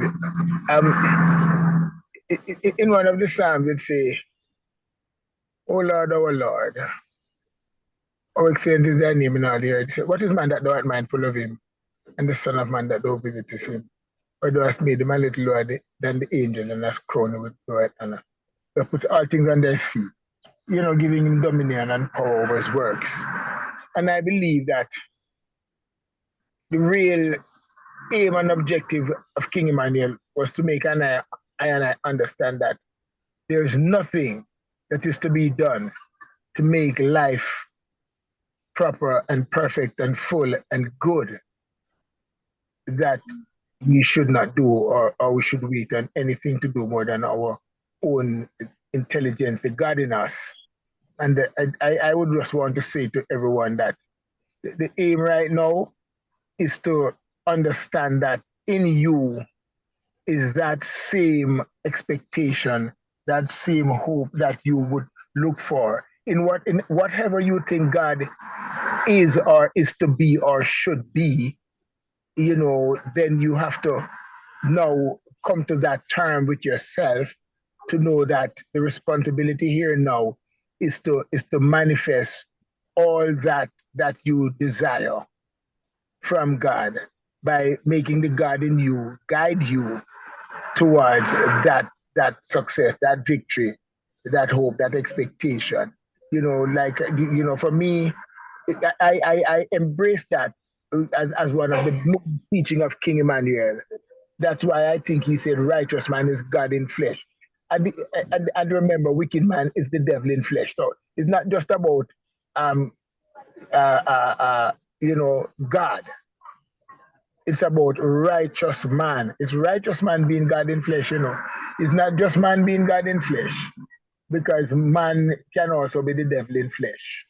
So the word righteous is an adjective that we need to really hold and manifest God within I and I self, and to know that that is where it's really at, and we have to make decisions, hard decisions. We have to understand that together we can reason with good intention, good words, good aim, good objective, and manifest the will of God, because that is His will for I and I to live, and to live a full and happy life, because He has granted his ministers, His kings, and all His servants. He has given them riches both physically and spiritually, mentally. So I think I and I need to put our energies together, focus together, and make and manifest God together in ourselves and in our doings, and to help ourselves move forward with upliftment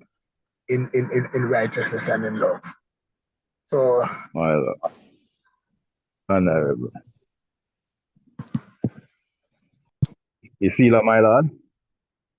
oh yes, Majesty. It's just, and I just want to say, thanks for the Council of Elders, really burning the torch, keeping the flame going, just to make one understand that the aim is oneness, is the proper functioning of ourselves as a people, as a Congress, as a government.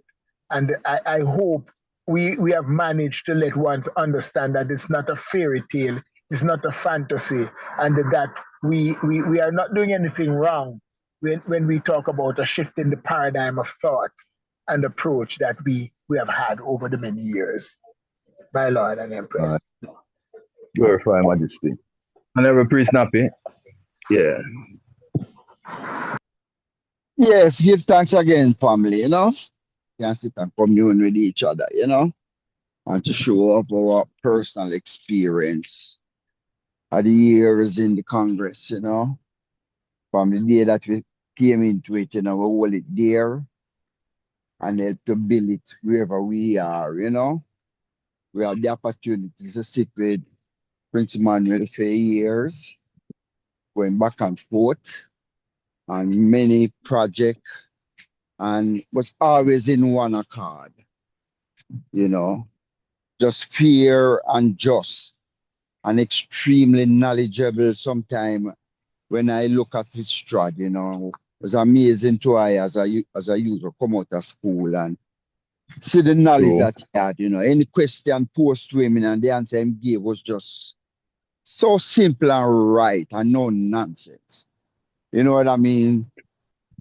And I say I glorify for the moment that, spend with him help govern over my life from them time there. And I know that him ways and him deeds living I and I. And that is how I and I continue in work. The work where we come and say the man stand for. That is how we keep it alive, my lord. You know what I mean? It was shocking to I too, as I say, when he passed, but guess what? We had to grow up real early and realize, so look, Majesty, let's time now before we start putting action all of the teaching where he was trying to tell us. A really time of put it in action.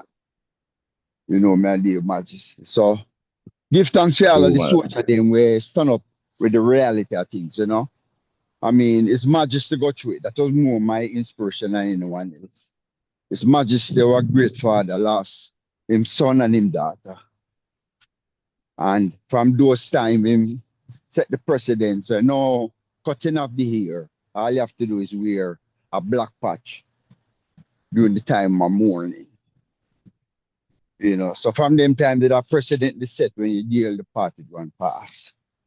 And we glorify all of them works. And also I know for those do carry to the next level, my lord, and make sure everything well set and documented. No loophole. That is where I work supposed to be for the next generation. My lord. Majesty. Honorable Priest Earl.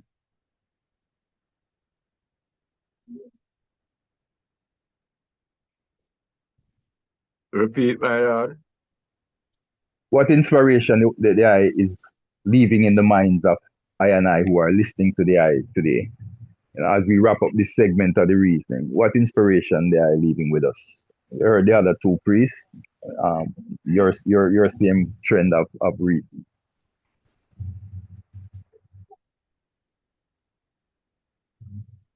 What would you say to the house? What is in your heart that you would say to us to to inspire us and uplift us going forward? Well, the more we see things change, you see, and more we see things remain the same, right? I see a lot of changes,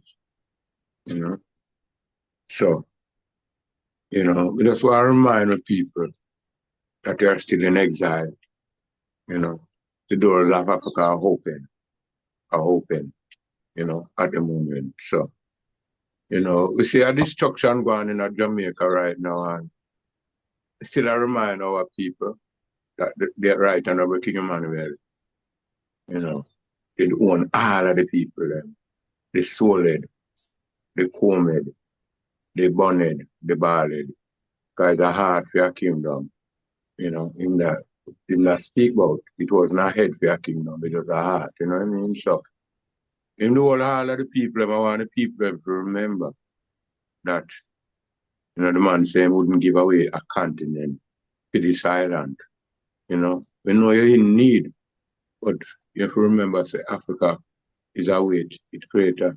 So Freedom Redemption International repatriation, you see it? And we have to unite, Yes, all black people come together, all Rasta man and Rasta woman come together, because when we say I and I, one I and I can, reach out the Zion and leave the other part of I and I, in our head. If the I good, I good. And if the I not good, I not good. You see it? Yes, So, the man speak about the Rasta man and the Rasta woman, man. He own them, man. Whether you want to say a King Selassie and you want to use a name there, the man who own the Rasta man and the Rasta woman. Well, King Emmanuel say, it's a heart for your kingdom. One perfect love royal family. And I could just keep it black and beautiful, no, man, because we are black and beautiful people. My Lord. Ubuntu, Ubuntu. We get the message, my Lord. Love the message. Ubuntu.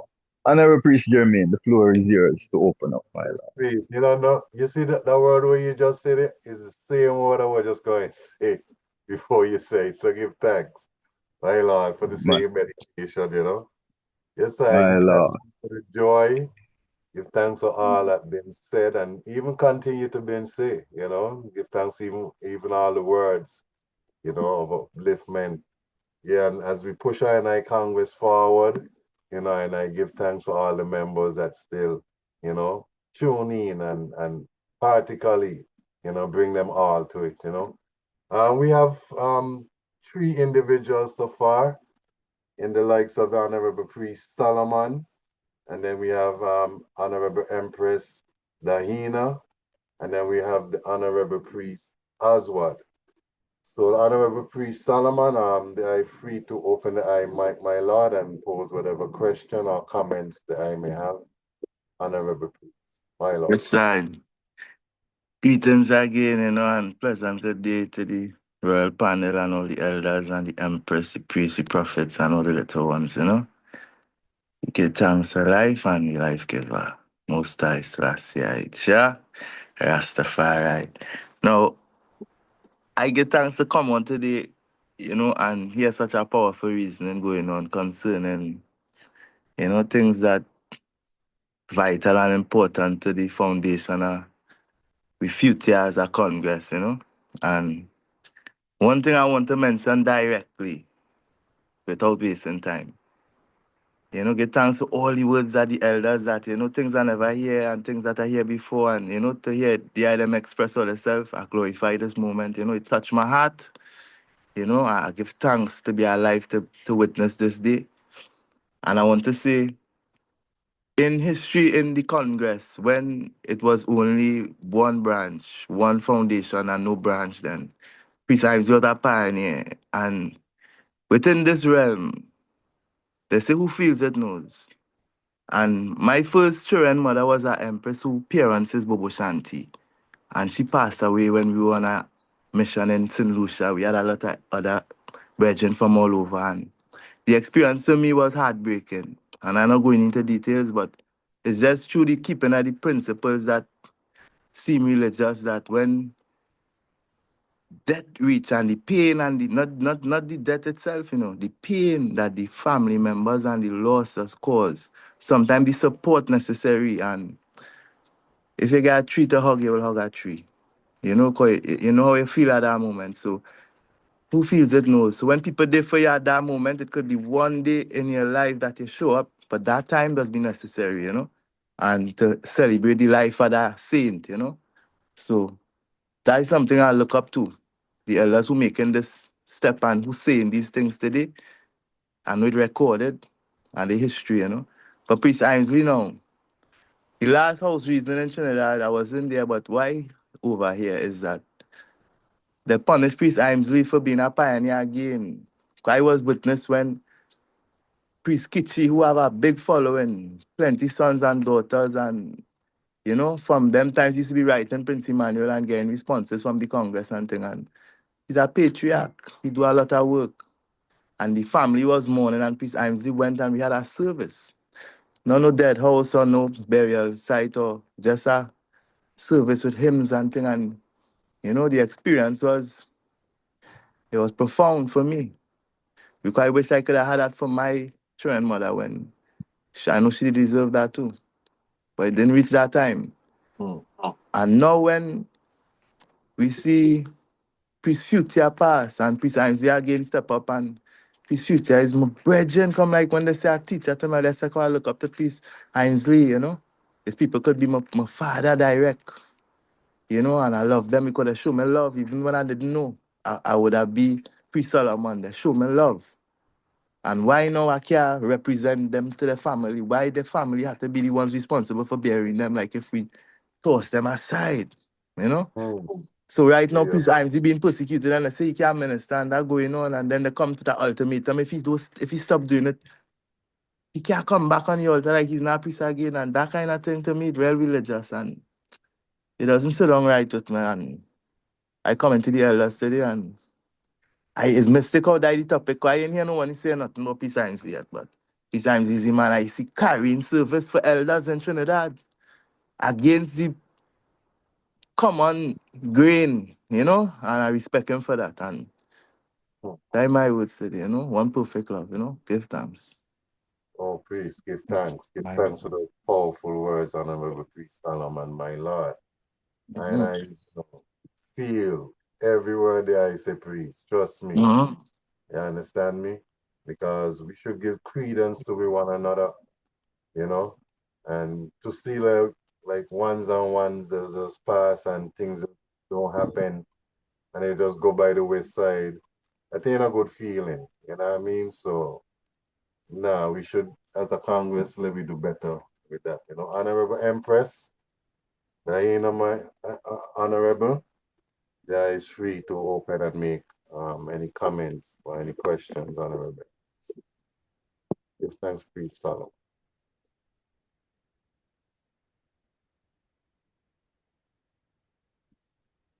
Honorable Empress, next up in line. Yes, Honorable Empress. And Honorable Priest Solomon, I stand with the eye in everything that the eye say. On behalf of the Honorable Priest Ainsley, on behalf of what the eye see and experience, on behalf of the eye expressing the eye reality, I stand with the eye, 100% majesty. My Lord.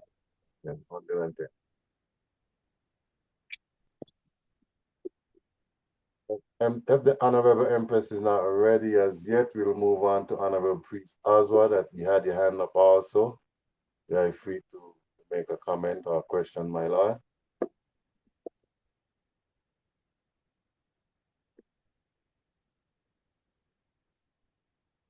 Ones are hearing us.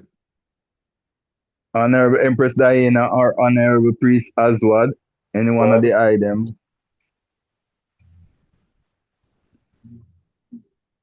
You're going too loud and clear. With the information we get from the 9-star General Priest Earl. Bless the He love, was my the Lord. 9-star General. Bless the love. All right, Empress. Let the priest finish, and then you could come in next, just after Okay, him. true, my Lord. Pardon I. Priest has one. 9-star General. Today I want to say, Priest Rashavana, Right Honorable Priest Rashavana, is a 9-star General. For the third time I hear him telling me what he did and how he carried his goodie and the situation and everything, the living things that he did. He was ordained to be part of the service and make it happen. So he too deserves a 9-star General. I don't want to stick at that. I'm going ahead now. We are doing a good job, a great job for the panel, the two panel members, 2 journalists, 2 intellects. I love it. Priest Rashavana and Right Honorable leading priest to be futuristic, German. Did it well, questions well, answers were well. Same things I want to ask, I didn't even have to ask. I want to go into our next stage of the situation. Priest Lamont, magnificent job. Now, Priest Nappy, I will talk about you and Priest Lamont just now, but I want to go into our stage because it's our schoolroom. And we must understand certain words. That's why I go to basic school, primary school information to give out to people so they could be able to break down things. It is so important. The man made a schoolroom, which we will turn into a university. It will be Lions Bay University in the future, whatever name. So I don't see that already. If I live with God and talk with God every day, but He lives in I. But I was saying cognitive and mental action or process of acquiring knowledge and understanding through experience and our senses is important. Not to be, another word, sarcastic, overstubble or stubble intellectually, or dishonest intellectual sophistication. We have to eliminate that. So we must do things, and we must understand maths in everything we do to obtain our results. Is dividing, is quantifying by one another and doing things, which will take us into a deeper maths, which is more calculus, a mathematical method of with surprising differential integral calculus. So we have to go into knowledge and information to get thoughts, which are ideas or opinion provided by our thinking or occurring suddenly in our mind, the action or process of gods and goddesses. We use these things for what purpose? The reason for which something is done or created, or for which something exists, which takes us to our ethical side relating to moral principles or branches of knowledge, dealing with these ethics and set moral principles, especially the one related to the affirmation and specified group fields and forms as were conducted by King Emmanuel. This will take us into going on and going on. But majestically, we have to know, stay conducive, making a certain situation or an income likely possible, creating things out of nothing then. When there's no opportunity, create one. Trending to a cause to produce something. This adjective is usually followed by a preposition to, or it refers to bringing about something favorable and helpful. A positive attitude is conducive to our health and leave us to our current existence or happening, what we are doing today, our benevolent behavior, which is a good desire to do good and to mark suggestive and kindly feelings of benevolence to face us as we embark onto the ships or the aircrafts that will take us home to Zion. We must do things and we must use our eccentric side, the person's wrong behavior and unconventional sightings.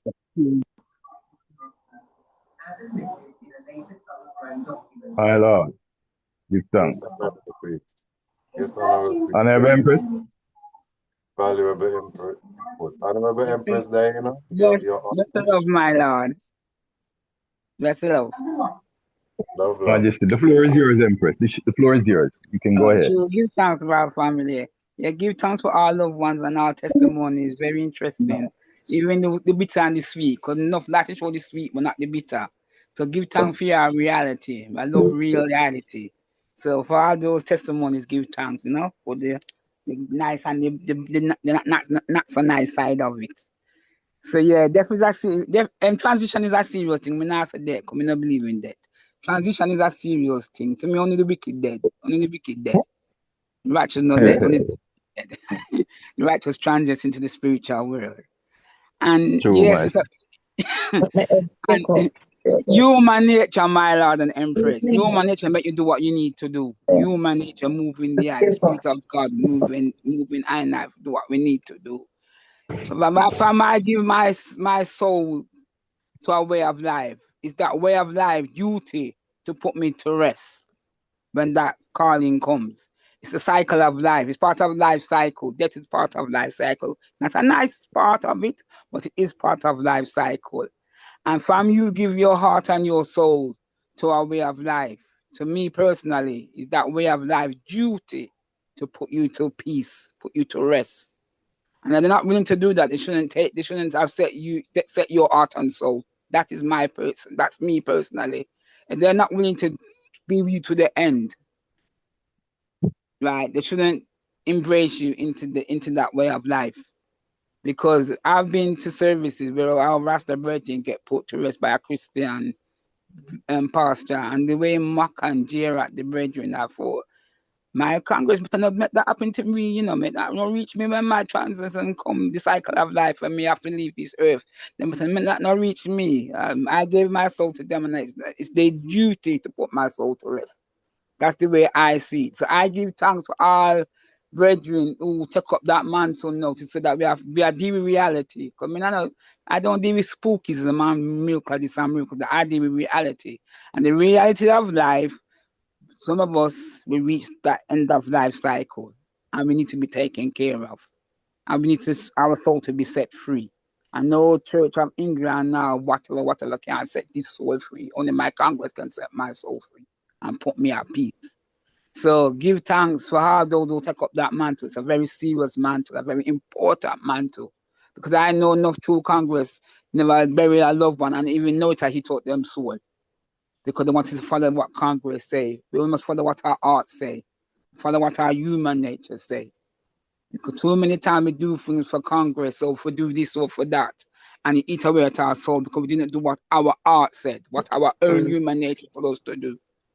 So yes, my Lord, just short and spicy, Give thanks for our works and don't give thanks to our testimony, and give thanks for all who pick up the mantle, and others need to pick up that mantle too, because when we make that transition, we want our soul to be put to rest. And the only way we're going to get put to rest if we get put down in the earth in the name of our Father, our prophet, priest, and king, and our Father and Mother of creation. Not no Jesus Christ or whatever his name them have for the man. That is not my God. You know what I God is, and that's the name I want to be laid to rest to. As the name what I want to be laid to rest when that time comes. So once again, give thanks for our work that I'm done, and give thanks for our ones moving nature forward and dealing with reality. So Give thanks to the burning fire. give thanks for our love right in that love Empress.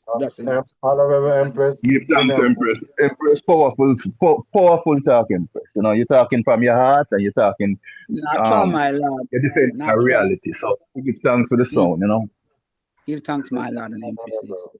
Thank God, love, give thanks. Honorable Priest Manfrey. No, my Lord, no, my Lord. The order of the lineup is Honorable Empress Cindy and then Honorable Priest Manfrey. And then Honorable Priest Madigan, and then me, my Lord, then me, oh. Yes, I just put you down on that list, Honorable Empress. So you're there on the list. Okay, yeah, adjusting Empress in the note. Yeah, give thanks. Give thanks, my Lord and Empress. I wanted to say give thanks to each and every one's testimony today. I felt that it was really authentic and truthful. and unique, because everyone has their own individual stories of how they come to know the order and how they came to know King Emmanuel. So I do give thanks that, that was such a powerful, testimony to share with I today. I also wanted to say that I really loved what Priest Earl had uttered when he said that, although these things were shocking to ones and ones, and, it was time for the warrior to come out of I and do what was need to be done. He also stated that as more things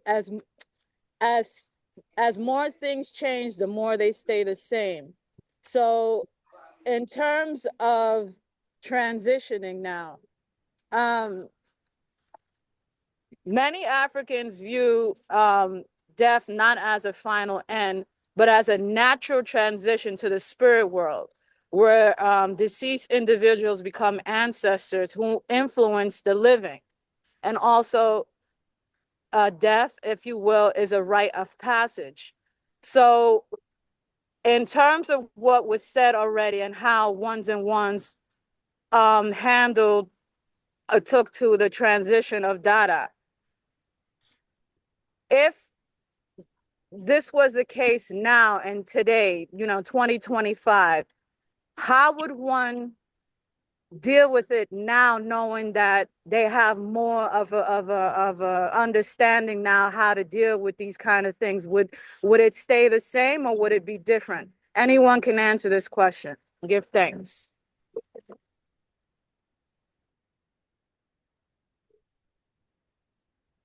Royal Empress, I'll jump in. It's basically a split right here now in the present moment, So in this present moment, we still don't have a consensus on, the approach that we are speaking about. We have a consensus on this platform at this moment, but across the board, the wider family, they are still learning. They are still coming to grips with it. Still a little bit, several ones are still a little bit shell shock. We know along the journey, with hope and greater understanding, a royal senior priest on the platform here, Honorable Priest Knuckles always say a thing, and I'm going to use his statement. It's the same God in them that is in I and I. So we are hoping that while it's a little bit difficult for some to swallow and come to grips with, over time, the God in them will speak the truth to them, and their humanity will speak louder than their misunderstanding. But at this present moment, there is still a split. So to say it would be different in this moment, we cannot clearly say that. It would be different if we are angling the situation, if there is someone amongst I and I, this group, that passes. But I can't say it would be the same, all across the board. As we heard a while ago from the Honorable Priest Solomon, the Honorable Chair of the Elder Council is being persecuted right now for being what they would call a trendsetter, for stepping up to his heart, because his heart, his inner God spoke to him, and being the fact that he ministered with the Honorable Priest Future the week before he passed and enjoyed a brotherly moment, his heart could not allow him to just ignore the passing of the brethren. So he stepped up to the plate and he's being persecuted.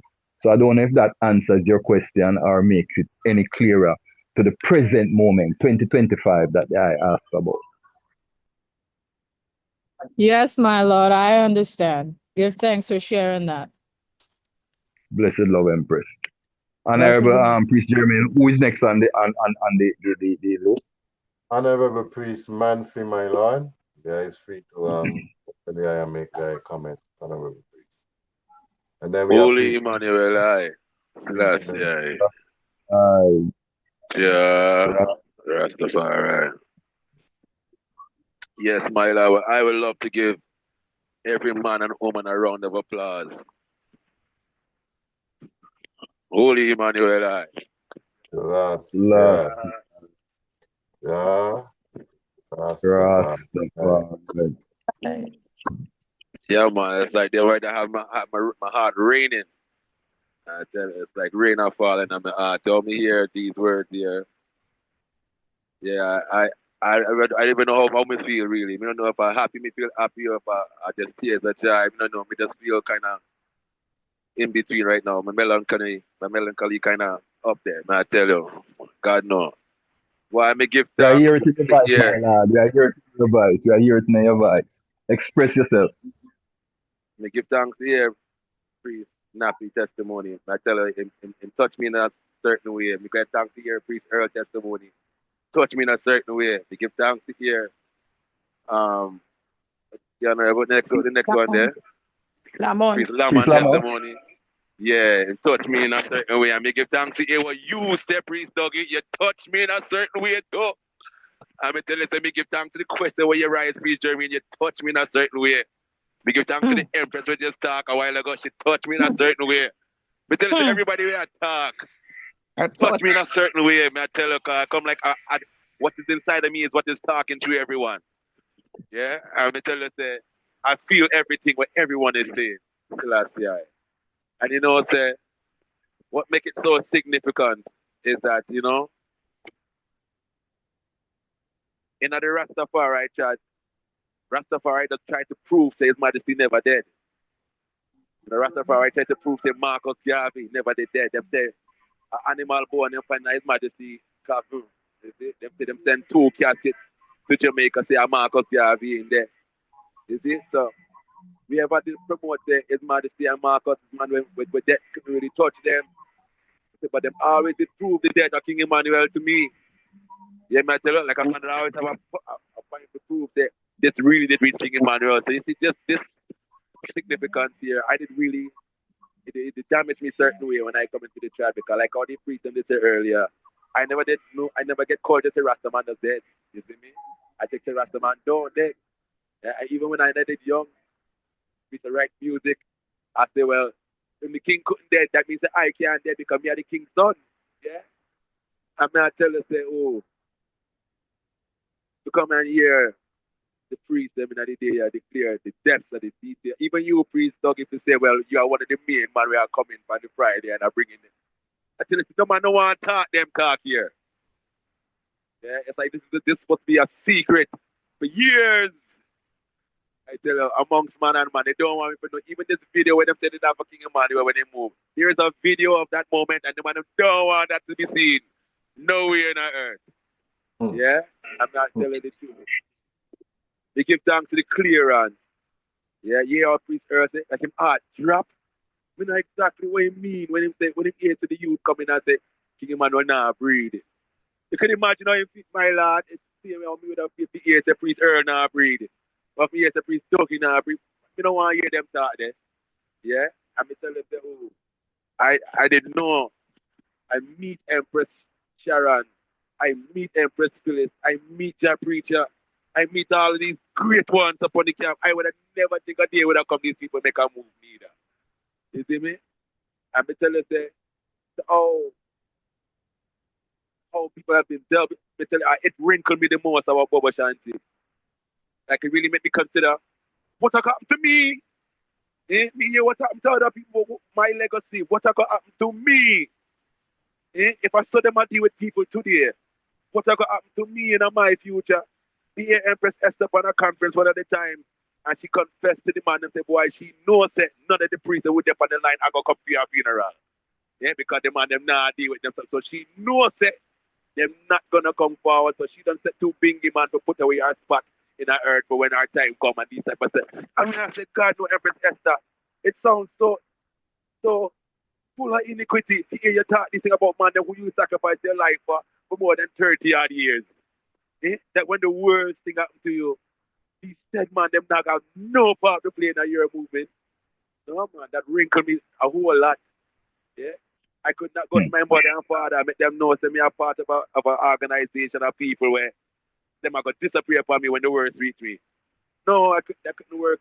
That couldn't work. Not in a God program. Yeah? I'm tell you, say priest. I asked me and priest I go attack this the same day. I said to priest, when you're a priest, I go as a man have the same kind of feeling about dead to bury them dead and them kind of something there. So I said, so what happened to you when your time come? Eh? Who are going to deal with you? Your legacy, who are going to deal with that? You can just go in at the book of silence. Eh? Who are going to deal with you? The priest now have no answer for give me. I said, my lord, we have to go find a different solution.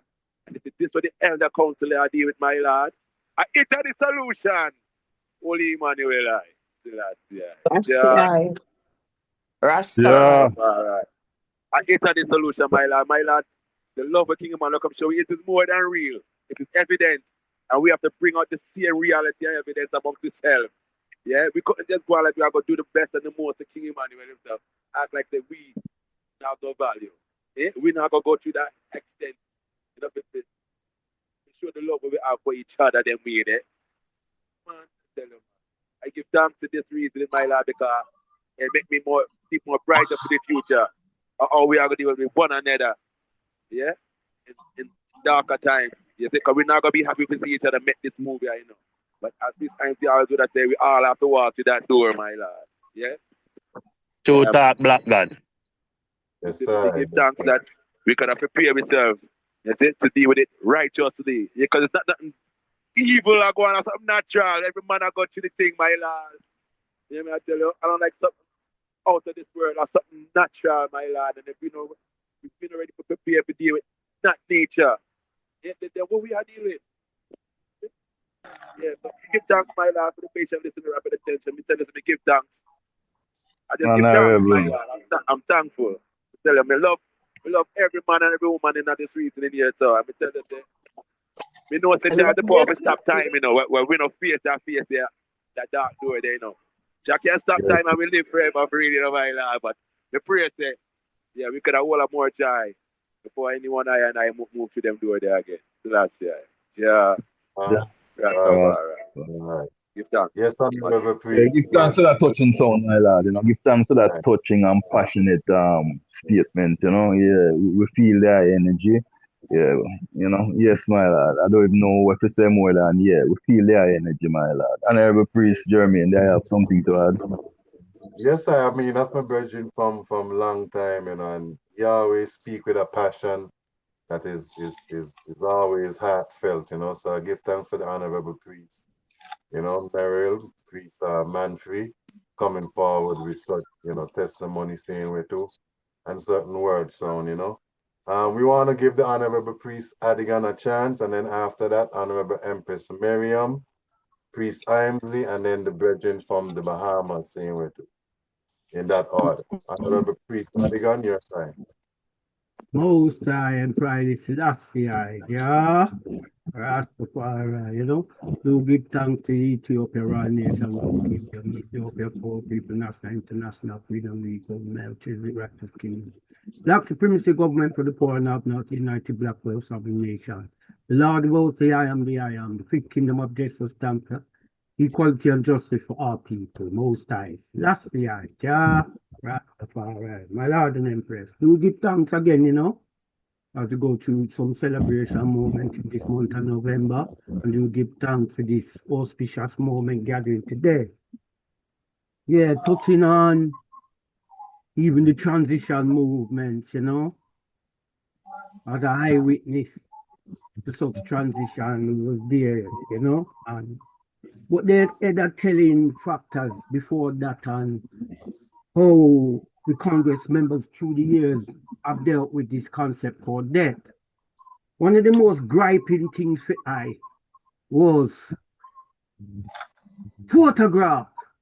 Photograph is a prolific memory, precious memory to keep, right? Most of us know the emperor through pictures.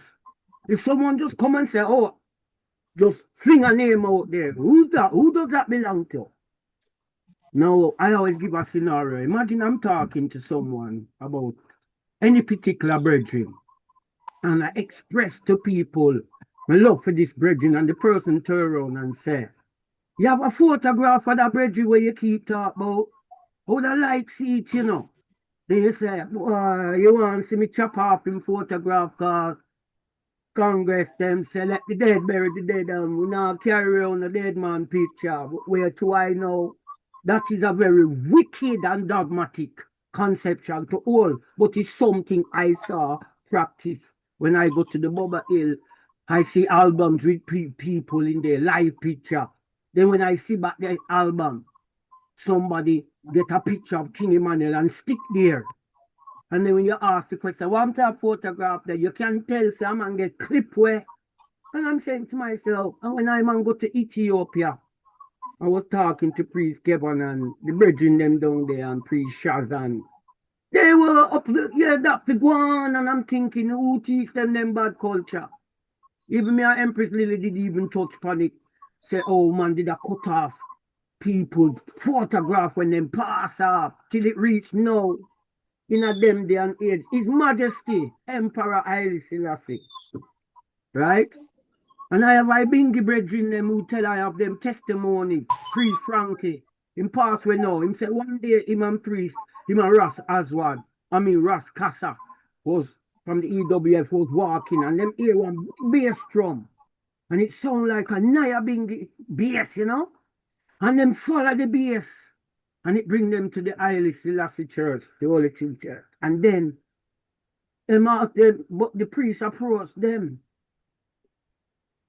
And him show them something. And him bring them to the basement of the church. And him show them two caskets. One with Empress Menin and one with Kadamawi Haile Selassie. Him say one has the remains of Empress Menin. But the other one is empty. The coffin. But Emperor Haile Selassie made those coffins for his demise. So even the man who we call with God and King said that there. It dread, you know, when people are tell you let the dead bury the dead. Dead people can't bury no one. Right? You know, say African people born way out for that. There's a Rasta brethren in South Africa named Toto and burn way out for that. How the both of them for say them now bury. Yeah, only Rastafari. Me here come with them conception about they bury the dead, you know, and we not pollute ourselves, you know, dead and all of these things. You know. And this is the message we are going to convey to the oncoming generation. So give thanks for anyone who take up this thing. It's a crying shame to hear the Elder Empress say she have to go look to the Bingi brethren them to go put her to ground in her transition. It come back away. We are priests too, so we support to cover every area. We have a Rasta brethren who may reason with regular, and him say a thing to her, him say, we can't be no priest for him because we don't marry, we don't commit burial, and we don't we do delegation with them called christening out there. So, but them say two major things we don't do, and them say birth, death, and marriage, but it's wrong. It's actually birth, marriage, death. You understand? So in the right order, because after birth, man getting wife and he get married and then death. So them say birth, death, marriage, say it the wrong way around. But my brethren say Boba no different from the other Rasta them out there because the other Rasta and them born funeral and Boba born funeral too. What kind of priesthood that? Sometimes some of I and I black with the eyes and pressing with ears for no see the reality or hear the reality of other Rasta man talks against I and I, you know. Yeah? The Rasta man in general, you have the idea there. Right, but none of we can dead. But in this day and age, when a man say, let the dead bury dead, you know, heart-wrenching such a statement could be to a living soul who just get up and try to do the best. It's wrong for you want to put all this energy into them life as Rastafari only be told. Going back to him, inform some people who in good, like someone already said earlier, we good know in call for how much years. Come back away, brethren. And I man reiterate what priest man priest just said. I'm disappointed with the bubble them. It come back away because you have to think, say, if a someone a deal with where you are observed, man, a deal with the other man. What about you? And it's true, right? And you know the same thing about point finger, them say three pointing back at you. Test the theory and see. What's up? Like a gum finger and look if you know see three finger bend and a point back at you. So you see, when I say point, three finger point back at you and it's a real talk. So may I say, brethren, let's deal with reality and honor our living souls, whether we carry our passing souls, whether we carry a naya being for them or a service or whatever. Honor everyone, because everyone come out in them glory for honor King Emmanuel transition, you know. So everyone should be honored the same way, my Lord and Majesty. Jehovah, Jah, Rastafari, sanctify them. Yes, honorable priest of the God, we give thanks for that heartfelt same way, you know, response and comment. And one quick clarity to that, and one quick addition to what the priest said. We have to understand that the rest of Rastafari, the what they call the legacy mansions today, are putting away their fallen. Okay, the Naya Bingi house, yeah, Mama Fire recently passed in the early part of this year, and as ones can go on the internet and see, it was a magnificent sender for her. Okay, by the Naya Bingi house and other sympathizers that were there.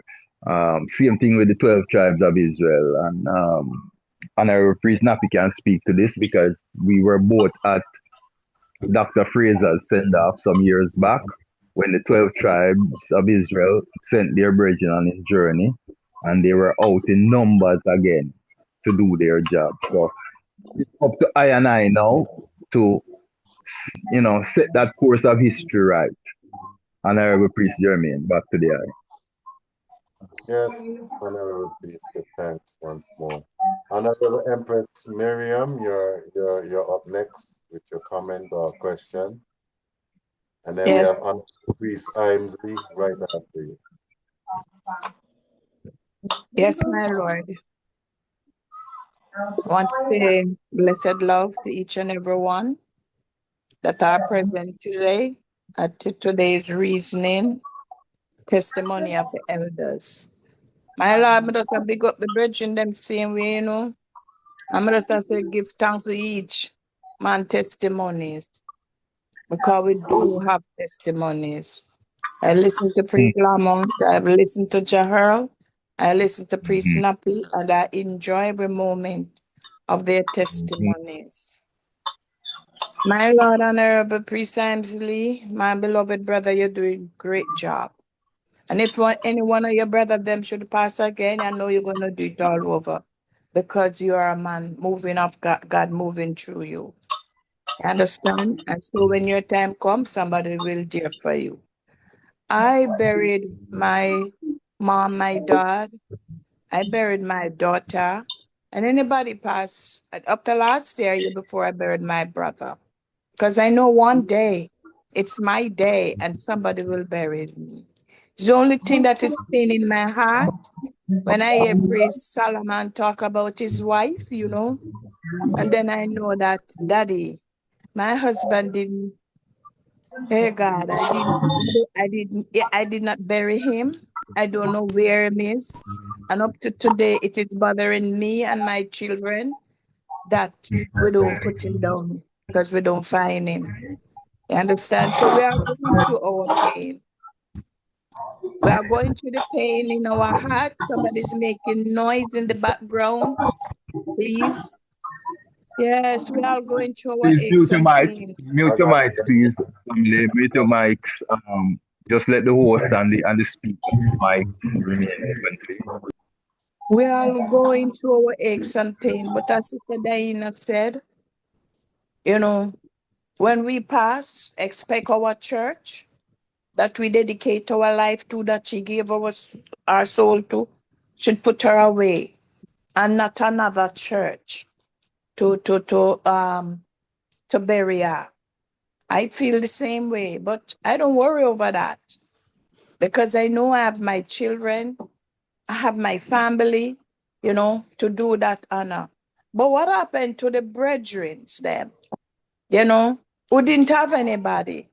Like Sister Phyllis didn't have anybody if it wasn't for the conscience of elders. Who would put her away?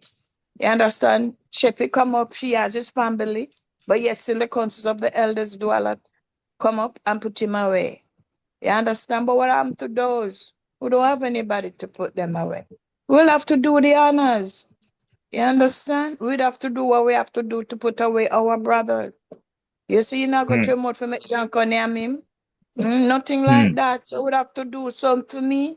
Once I have life and I can move any one of my brothers, them. I don't care what anybody ever say.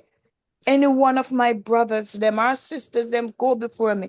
And it is in my part, then I shall do the honors. Because I know that one day it will be my time. It is once for a man to die. You understand? So I give thanks to these, testimonies, these lovely reasoning that I'm hearing today. I give thanks to Priest Manfree, him so joyful, Don't worry. Anything happen, we are here. And that's why that I formed the councils of elders. You understand? To look about the elders in life and in death. You understand, family? So we could continue to do the work of God. Sometimes, no matter when nobody else say, councils of elders is behind you 150,000%. Oh, we did it. You understand? We love you, Priest Samson. We don't care what them and say because you are going to bury them too. Oh. You are going to bury them too. Let me tell you that. You're going to do that. You understand me, beloved brother? So you no matter. You see it? And Sister Cindy asked. Yeah. And Sister Cindy asked a question. If it was in this time, I hope I'm getting the question, saying the question right. What would have happened? It would have been better. It would have been highlight. It would have been so one of the biggest funeral you could expect. You understand? Because when I see that I pass, and I see we have to put him down, we said, yes, anybody that goes, we have to do the same. Because it's the same death. It not spell no different ways, just the same. You understand? So I give thanks, my brother. Keep up the good work, yeah? I know me can tell you a piece of joke. I was coming in it's not a joke, it's a serious thing. I was coming in my room, right? Not too long, I was coming in my room. No, I'm upstairs and my daughter is downstairs. So it's 4 steps between my bedroom and my daughter bedroom. And so I miss my step and I go down the 4 steps. Wow. Right here now, I am. Wow. My fingers are hurting me. Yeah. And they are hurting me. But I thank God he got me. He got me. He got me. So heart of love and blessing, my brother. Heart of love, peace, and continue councils of elders. We are doing great job. Love you all. And have a blessed week. Thank you. Queen Mother, we love you same way, Mother. And we're sending out the healing powers and the healing love to the eye. We're sending the healing love, so the eye can strong up back. Yes, yeah, man, we love you same way. And that is the Queen Mother family, who don't know. That's the Queen Mother of the Council of Elders.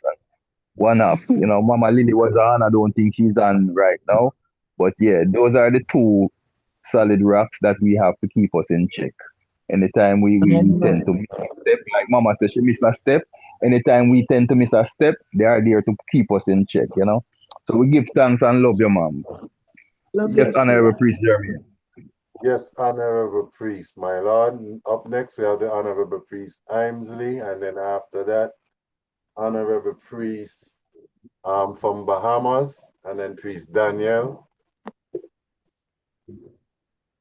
Blessed love, my Lord and Empress. Love, Priest Aimsley.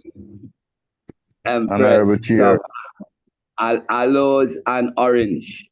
The fresh orange, squeeze it with the aloe and mix that and blend that and drink that for like 3 days. All right, my priest. Give thanks, man. Blessed Listen, my love, ear. blessed love, Sister Miriam, and priest, I'm right here Love listening. Mama Lilio. Blessed Oh, Mama love. Lily. Love. Hi, Mama. I did Give drop a thanks. little rest. I did drop a little rest when they was talking about that. I transcend, but I rise up and but I glorify Give, it. Bless it. give thanks, Mama. Give thanks. The other is here. Strength and My power. Lord. Well, priest man, I can see you get touch all up. We get touch up. We get chance for the touch up still, you know. And Dr. Henry Clark say we must do works that the coming generation will complete. It's not every works we start will be completed by us, but we will lead on the coming generation will pick it up and seal it up. So, you know, Rastafari is a baby on breast still. Since 1930, you hear the name, I declare like that, Jah Rastafari. So it's a baby on breast. So it'll grow. Give thanks for all the younger ones who are here right now, because it is inevitable for the them to continue the works and of what is being set down. Regardless of how you want to look at it, a transition service is based on faith. So if you say, well, give him to the family, if the family is Anglican, it's gonna go down in an Anglican service. If them is Muslim, it gonna go down in a Muslim service. If them is Hindu, same way. Presbyterian, Catholic, same way. So transition service is a faith-based ceremony. We are a faith-based organization. So it would be just natural. We have a faith-based ceremony to put down our dearly departed ones. We have a lot of fear with us concerning, you know, because of how we all the culture in the beginning. I mean, was one of them Monday. Never go on my youth funeral. I was one of them Mondays. You know, but age bring wisdom. And I have a saying when I say, the Almighty God is so high and so deep and so wide. We can't know him like 1, 2, 3, 4, 5. It takes a lifetime to understand the fullness of the Almighty. So my brethren them now is using a moment to really, you know, slander me in a way, because 4 man was on the panel who not come a service, and them telling me if I not apologize to them and promise I wouldn't do that no more, they will consider. So you see how, you know, sometimes we try to use a false sense of authority over we one another. But we are pioneers and vanguards. This is expected of a pioneer. If you're a pioneer and vanguard, you have to expect that. You have to be there to stand alone, there to have a purpose firm, and there, D-A-R-E, to make it known. So we see that we established a ceremonial order for we dearly departed one, because the dead has no power over us. And it's not a death celebration, it's a celebration of life. Because we know our brethren from them times to this point in time, and he's no longer with us. So we take an opportunity to declare the goodness of this brethren while he was moving with us in the land of the living. And oh, how it was such a joy to meet this brethren. As a matter of fact, your life would not be the same if you didn't meet this brethren. And it's this kind of, you know, a salutation. Because an Ethiopian priest tell my brother already, when this structure lie down there, the spirit I hear you said, well, you know, that just can't respond. So he said that's why it's good to speak good of the dearly departed one, so that the journey now, they make the journey to ascend to the ancestral throne. You know, say, Mm-hmm. so, Mm-hmm. you know, the Baptist them, cause the glass was broken enough for we have a little piece and figure out the whole thing, you know. The Baptist, they tell them, I was say, all the way from Africa, we coming to carry you home. You know, so the answer my one child, the ancestors is right around there, you know, with that one. And we ain't getting into this thing, but it's just reason when a baby born, him new to this world. You know, him need guide. Him need to hold and change him nappy and give him breast. At the same thing when the structure and the spirit step out of that structure of flesh, it's like the ancestors are there waiting for that spirit to guide them on that the journey. So when now we can declare how royal this flesh was when he was amongst us, that make the journey softer and clearer. So there's a little clearance where the man show I in my heavens, you know. So as the younger ones come in, we establishing this. So this is something we're going to be established, you know, in the next 20 and 30 years. It could be that's a natural. And I will try him have him royal funeral. And may I close with this. When Future tried, we had police escort in the front and in the back. That's how honored he was and how much he affected people in his life. The mayor of the city came and spoke. The Anglican priest came, and I will close with this. He said, I could only say one thing. Holy Emmanuel, I Selassie, I Jah, Rastafari, my Lord and Empress. That was the Anglican priest remark. Blessed love. My Lord, my Lord, my Lord.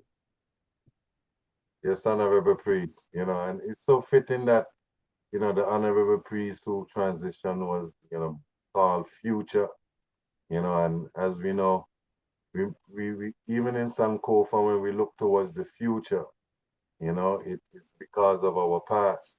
And our past have shown us, you know, that we erred, you know, even with transitioning and all of these things. So now we're making it all right, you know, and we actually doing the right by I people.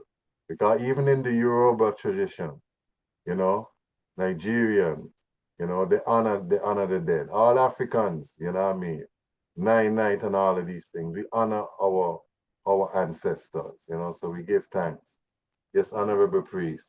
So at this point, we are honorable brethren from the Bahamas. You are actually up next, and I can really open the mic and address the floor, my lord. Most High, Selassie, Jah, Rastafari.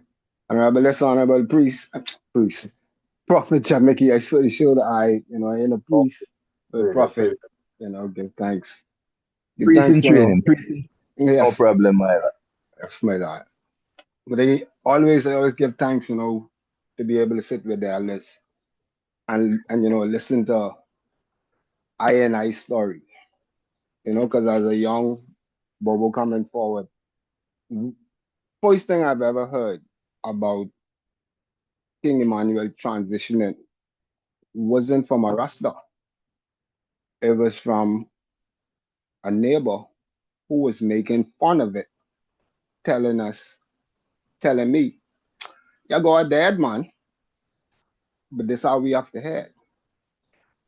But I also give thanks that I had a chance to sit with Priest Zebi, who, like the elders now, give I a personal account of how it was for him. So to be able to connect all of the different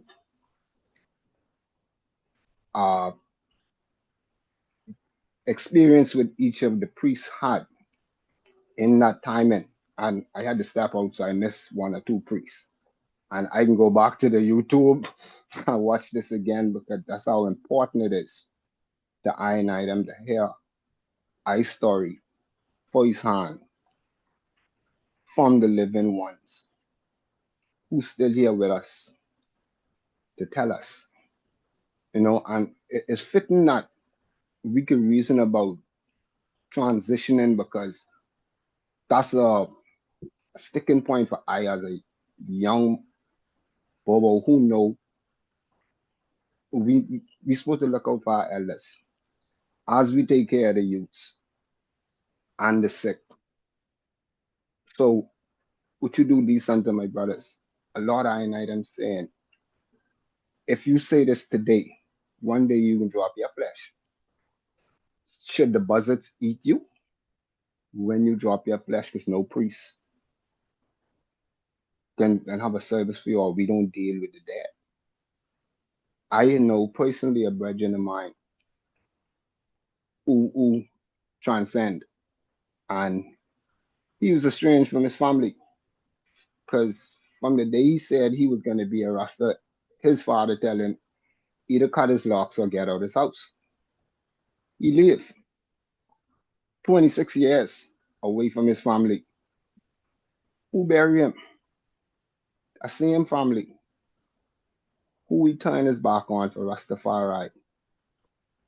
And his sister always tell me, Rasta didn't do nothing for my brother, but I didn't have a relationship with my brother because of Rasta. And they ball his head, shave his precept, put him in a suit, came to the Anglican church, and they bury him. And then tell me, who pay for it? We pay for it. You know, Rasta pay for this. His sister told I was the only Rasta man who come and say condolence to his family. But this a man who live in the camp. But this how we this how we do our own. You know, Empress Lily on, so she know when Priest Blyden transcend, Priest Blyden family call the fire trail and ask for the priest to come and reason with them because they say they know Priest Blyden was a Bobo Shanti and nowhere in this world they could put him down other than as a Bobo Shanti. So they're looking for directions. What should they do? How to have a service? What is the proper thing to do? They don't want to do nothing that would go against Priest Blyden and what they know he stand for in life. But as I mentioned, we don't have a set principle, documents, traditions, anything to govern that. And to them from the Christian world, they couldn't understand that. But at that point in time, in the Rasta community, we really have never seen anybody transition. We death to the wicked. Death to the wicked, we can live forever. And then we starting to see our elders them transition. Sabbath gone, the sister who died inside in the camp here in Nassau. They interned her this Sabbath. And the priest them, which is all young priests them, I think probably one or two of them might be in their 40s. The rest of the priests them young. They had a service for her. And they put her down. These were the same ones them that turned Priest Blyden because they didn't want to come around a dead body. The family cremated Priest Blyden so that his ashes could be at the service that the priest them had, the memorial service that we held for him. But that's how deep the family thought about Priest Blyden. But we didn't have, as a family, we didn't have the rituals, the principles to even guide them, to let them know if to cremate a body is the right thing to do as a Bobo Shanti, or if it's the wrong thing to do, if it's okay, if we just didn't know. And there's no guidance. So we have to have the elders, and this fall on every one of the IDMO's elders to set the principle. Because when we become elders, we can set the principle. But right now, it's your time. It's a hard road. And like you'll say, the vanguards and then eat from the ones who don't understand. But in time they'll overstand. We can't let that stop from setting these things in place, and got to be set in place now. We don't know what tomorrow holds.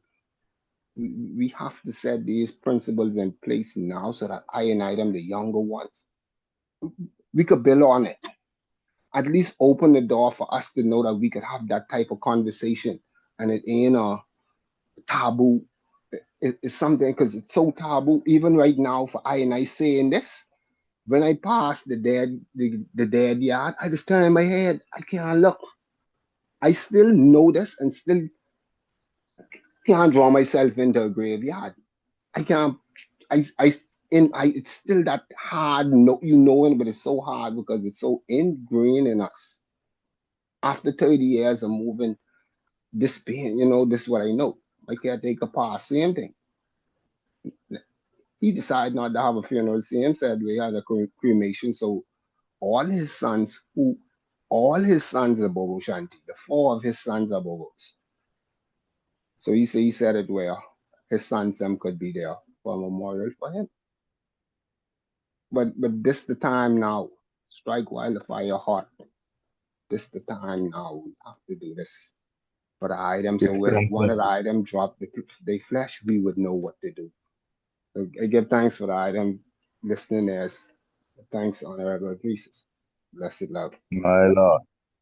Thanks to the high testimonial, because it's a testimonial same way, Yes, my Lord, changes is a must, that's the only constant in life, What we must seek to do is to be able to be part of that change in a positive way, and I can't see how this can be a negative way. Now, we're not saying that one must go hug up the body. We have not come to any conclusion on how this thing must be formally, What we have come to conclusion on is that there must be a way in which we send our loved ones on to the ancestors and to afford the family what they call closure. See, it's civil, it's godly, it's right. That much we know. You understand? The details, yeah, we are here together to work them out together. So we give thanks to the high sound, my Lord. Honorable Priest Jeremy. Yes, Honorable Priest. Blessed love. I wanted to share one thing if I could. I'm not sure. Family, I see hands up, but I'm not sure if they have spoken already. Yes.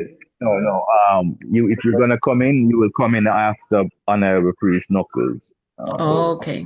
All right. Give thanks. I got you down. Okay. So, Honorable Priest Daniel, my Lord, I know your hand was up at one point. Do you still want to make a comment? If not, Honorable Priest Knuckles can go. Yes, my Lord, short and spicy. True, Honorable Priest. Kind of low. You're kind of low. Yeah, if you can shout na the phone. If it's the phone I go on, so kind of talk loud na the phone. All right, the item can hear me a little better. Yes. Little better. A tick better. Go through. Little better. Yeah, give thanks to life, man, and give thanks for the reason we I got you same here. Give thanks to all the testimony, Yeah, man. Give thanks to all the ones who they dead around the Father and the man present and even the ones where put him to rest him, Yeah. So all I and I, come to the foundation even before the Father made the transition. We get the culture. Say God cannot die. That is the culture, that God can't dead. You see it? Even though we never really get the full understanding of it still. Which in truth and reality, God can't dead. You see it? But we never get the full understanding of it. So when the man drop him structure, that is a big thing, that is a big difference, that is a big eye opener there, so. That is where we have to look in myself and say, all right, if the man can drop structure now, and we have to put him to rest, then this is a statement. You see it? So I write this, so from the man drop him structure, Yeah, from them time the eyes should have opened to the reality of putting away our loved ones. That is the reality of it. You see it? So give thanks to all the ones them will wake up to that reality. You see it? Because True someone will statement, have my to lord. do it. True statement. Yeah. Someone will have to do it. Even the bridging them at the foundation. When I man sit down and reason with the bridging them at the foundation and show them the reality of it. Them give, even though they don't want to do it, them give thanks that someone was there to do it. You see it? Because it have to be done. You see it? So give thanks, my Lord, and let us continue the good work, and know say, the Father do it, so, the same way, King. I just the journey that I just Thanks, see and show me Honorable. say at the manifestation. My Lord and Empress. Give thanks to the, short and spicy moment, my Lord. Yeah, but positive. It's all, give thanks. They are always positive. They are always upbeat, my lord, and upbeat the vibe. So we give thanks, whether it's short, it's always sweet. So glorify the high soul, my lord. And I appreciate Jermaine.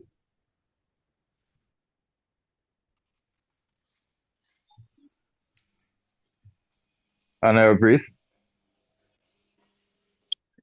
Pardon me. Yes, I was just commenting and saying, Honorable Priest Daniel, give thanks for them words of strength, saying we too. And give thanks for, the comment. It's always, it's always up for, like the Honorable Priest Rasavana hinted to. Yes, my Lord, Honorable Priest Knuckles, I am actually up right now and actually free to make a statement or a question, whatever the I have. Yes, Honorable Priest. And I don't know Blessed if Priest love. Oswald because he wants to come in at some point. Yes, Okay, my I'm lord. definitely put him in the rotation again, but I just want to give ones who actually Okay. ain't a chance to speak, to speak. Yes. Go ahead, Honorable Priest Knuckles. Blessed love, my Lord and Empress. Blessed love to the royal family. My Lord. We give thanks for our EABIC and our Church of Salvation.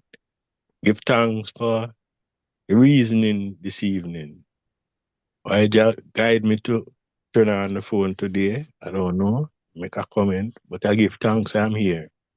We give thanks to the testimonials of the honorable priests them that did speak, and share the time and their experience, our experience on the hill.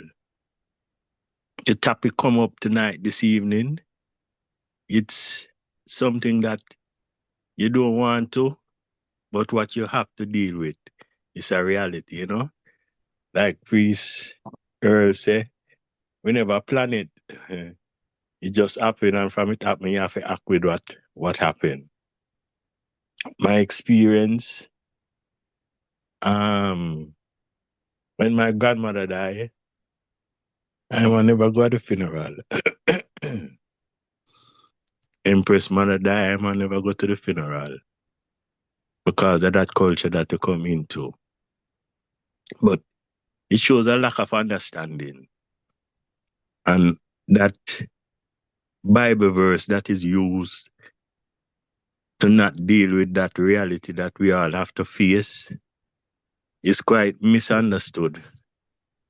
And I man come to a point in my life as I elder after how much years, say, when I have a conflict that derive out of the Bible, I step forward into my Africanness and apply myself to my culture, because that's where we are heading forward to, return to.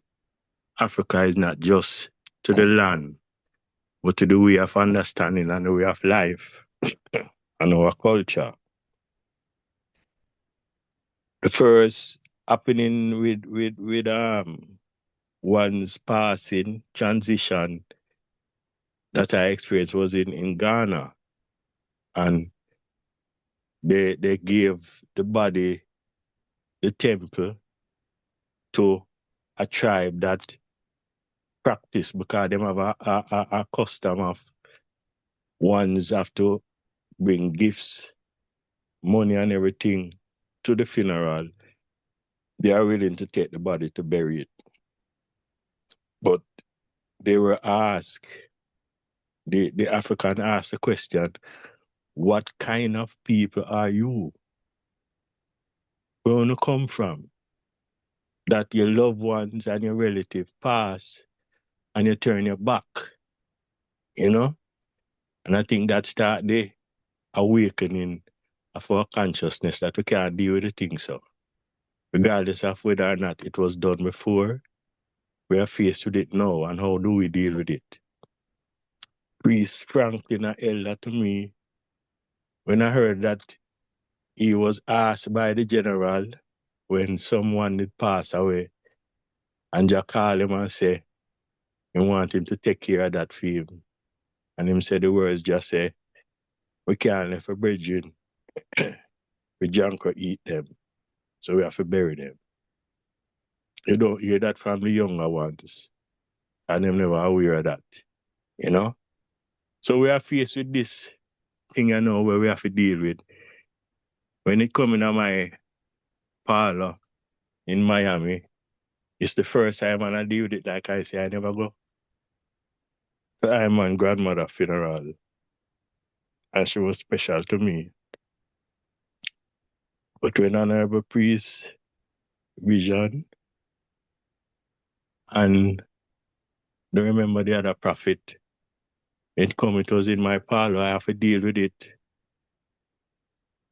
And we don't have yet, this is what I think need to come out of the reasoning, that we have to set a standard way, a service, and how it is to be done, that the younger ones can follow and know what to do, and not being arrear and up, you know, in confusion. Speaking with Priest Turks one at the time, I think Priest Turks say that I say one of the options that we could use is cremation. So that can be a consideration. But the service that we have is not about the young mind them talk about mingling with dead and all of them things. This is not about dead. This is about the family and those that are left behind. So as I say, I step back to our tradition, African tradition, when the person pass in the family, them have what them call 9 night.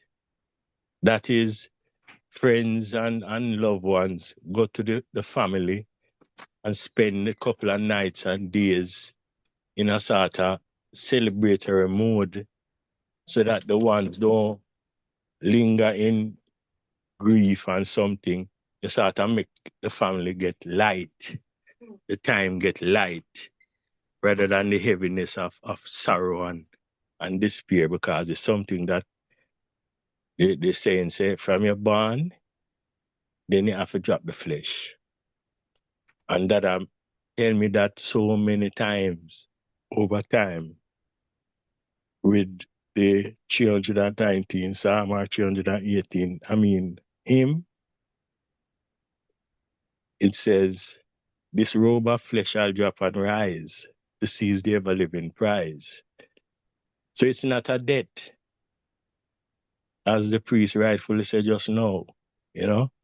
God can't die, but him drop flesh and come again, as Priest Bobby would have said, and come again.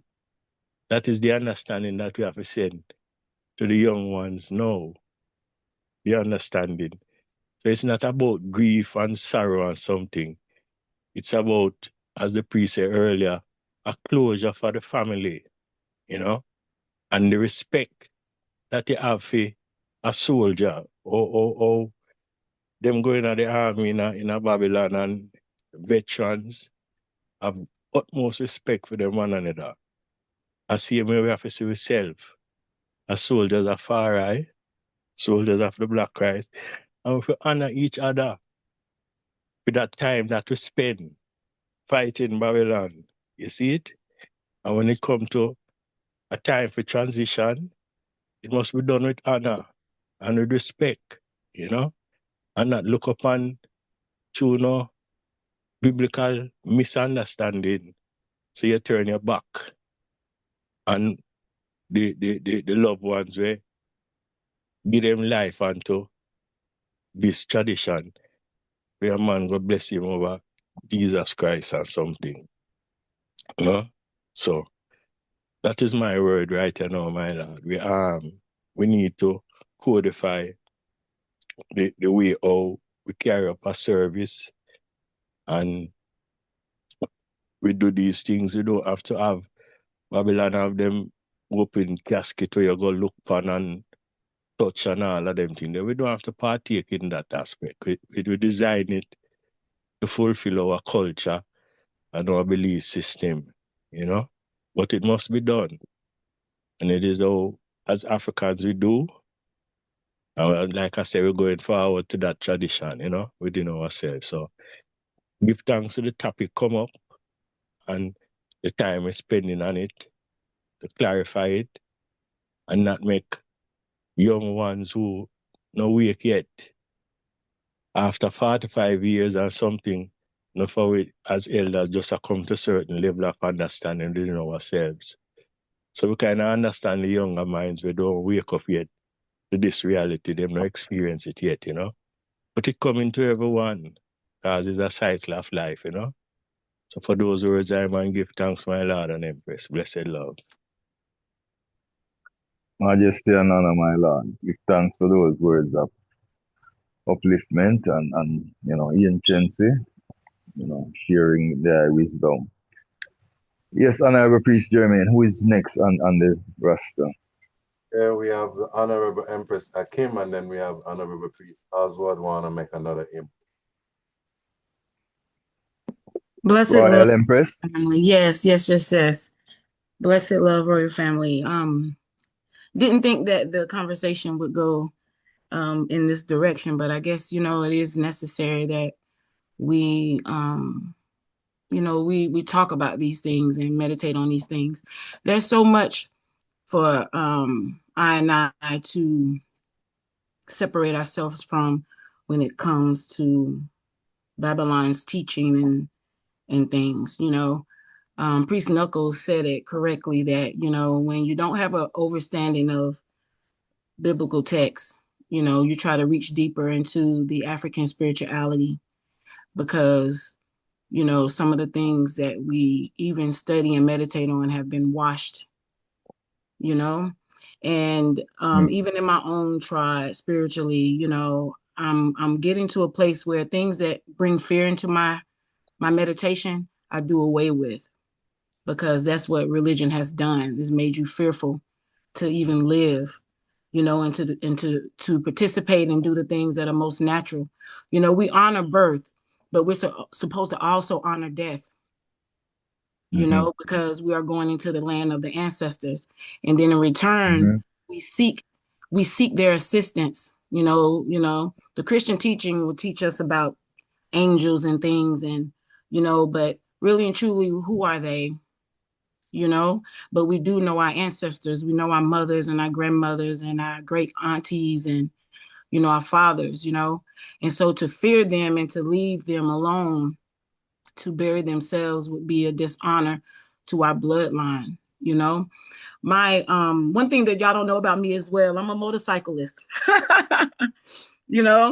That's the bingy part of me. I'm a little rebel. I'm a rebel priestess. So I'm a motorcyclist, and I brought this up because the brotherhood and sisterhood in the motorcycle community honor the deceased in a most majestic way. My uncle passed last year, and this was my first time seeing this at his homegoing service, but his brethren stood by his casket in rotation. He was never left alone. That was the most honorable thing I've ever witnessed, and I've never seen that before. So there would be one or two on each side of the casket throughout the entire service. And this was during the service that was in the church, and then even the repast. No one left his side. No one left his side. So the ones that tried it with him when he had breath was still with him when he transitioned. And I saw that in a most spiritual way, in that they were welcoming or guiding him into that transition, for then the ancestors to take him, but they stood by his casket. It was closed, but they stood by his casket. And then when they tired out, or they did their, I don't know how long it was supposed to be, then two other brethren went and they stood there, and they just stood there quiet, and just as others were just mingling and talking and reminiscing, And so I think, as far as the priests go, I know that this is something that weighs heavy on your hearts. And I send prayers out to ones who didn't get the opportunity to, see their family members go. This is what religion does to us.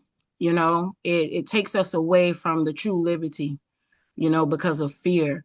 And so even those, who didn't get to see their family members go on, because of some of these dogmatic teachings, I pray that your hearts are free from anything that you may feel because you did not, because I see too in that you were practicing discipline in what you felt was right, so that still shows that you are dedicated to the liberty. But I think going forward, why wouldn't we, ones who we live with, cry with, pray with, why wouldn't it not be in our hands and our responsibility to make sure that they go into the land of the ancestors properly with the Nyabingi beating? That's what we do as Africans. We celebrate. We don't just sit and cry and weep, and we actually celebrate because we know where they're going. So I just wanted to share those things, that it's an honorable thing. We don't leave the side of our loved ones now because they don't have breath. They're going into the land of the ancestors now. They're just in a different dimension.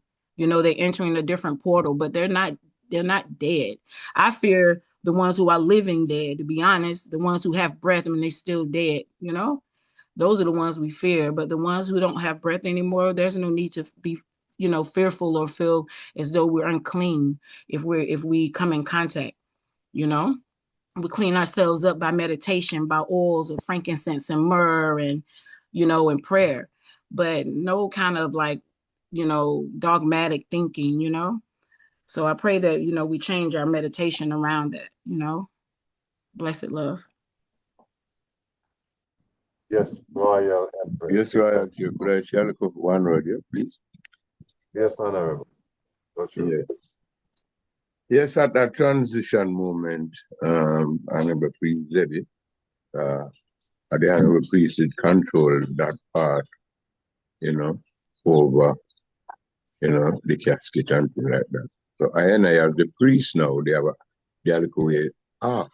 We never directly over the casket, so we did a little distant off, you know what I mean? So the priest, you know what I mean? So that's why when I want to ask I know we could have tell them say 2 tent, but yet we never have a tent, But according to where the individual them at the moment where they deal with, the body, put in Jack chalice, their rod and some herb and me can't tell you about money, but me know say remember Priest Zebia do the thing, so I might tell you the African tradition now where you don't make a company, the father, you see, so him was over that little section. I deal with it. So after that deal with done now and everything and box close up back and everything, so box do up me now with all of that because one of the brethren, which was Prophet Shot, declare, oh, you know, say the father, because them say them got with the father, but I wasn't there when back then. When them are bringing power the father. So I don't know if man do the box in the parlor there or support. So when him come to him, lick out. Say you can't, because we go to the said thing wasn't going in the box. You understand? Them lick out now and say you can't. Say yeah, very the man and you know what I mean? So them are gonna hold the box now. So You see, so open the box at the moment. Now, you know, the chalice go in. Just must light the chalice and blow the smoke in my face. Me still there, look at this stand, but I survive all still. So I say, and all of that type of thing got through and thing like that, you know. So look at it at that moment, you know, you draw the chalice and take a puff and blow it in the Father's face. And right now, if we do that, even to one of our brethren, it come like it's excommunication. Just even go open the box. You understand the casket? Which we don't do these things. You understand me? I say, yes, we try to go through so skillfully, you know. So after that moment, now on the box, now and everything I got down into the hole now, and you know, the priest Lindell now take up the first shovel of dirt and saying dust to dust, ash to ash. I don't know where he learned that, whether it is normally a funeral thing, and that first shovel of dirt coming back out of the hole, you know, with the alcohol whirlwind and things like that. When you know that loose dirt that was there, help the whirlwind now, you know, blind the eyes. But through me did the alcohol distant and me never did to the eastern part, me did it more to the western part. You see it, so we never get all of that sand in my eyes, like them who down other side. So, you know, the whirlwind spin around until it took off to the east. So it was really and truly not just a simple thing who was there.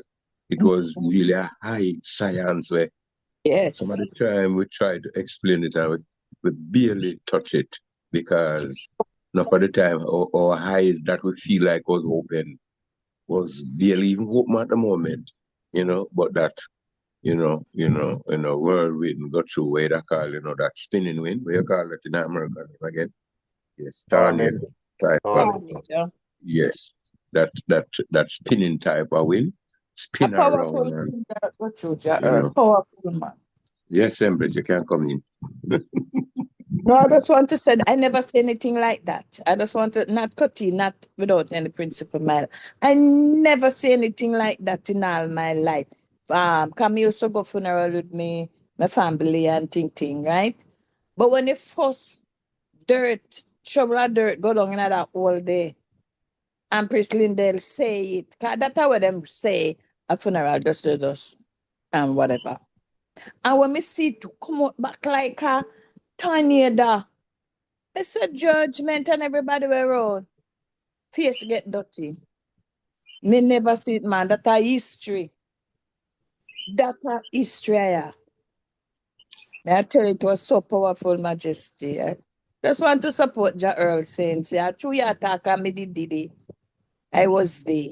And Sister Ayope did do a video pan it too. So Sister Ayope is supposed to have that video. Yes. At that moment. Sister Esther was there. And a couple Blessed of love. Mama Lily there. was there. Yeah, right. You see? Yes, man, we see that too. That a real Yes, talk. Mama Lily was there too. So Yes, as man, Mama Lily was there. I said, the eye science that take place, we know say the temple, the robe of flesh. You understand? I was telling about. But remember, I said the spiritual part of it was sometime our robe of flesh. When you got rest, that spiritual part move and protect the ancestor all of that journey where we go upon as a living man, much less the man where cannot die through energy. You see, so it's that, as I said, that moment, it was that keep me that I don't cry. Because the crying the right, you know, the crying the right, that's an impress. Oh, it have a look We now, bad. for me We as cry, we cry. yeah, for me as the priest now, I carry it on me a ball.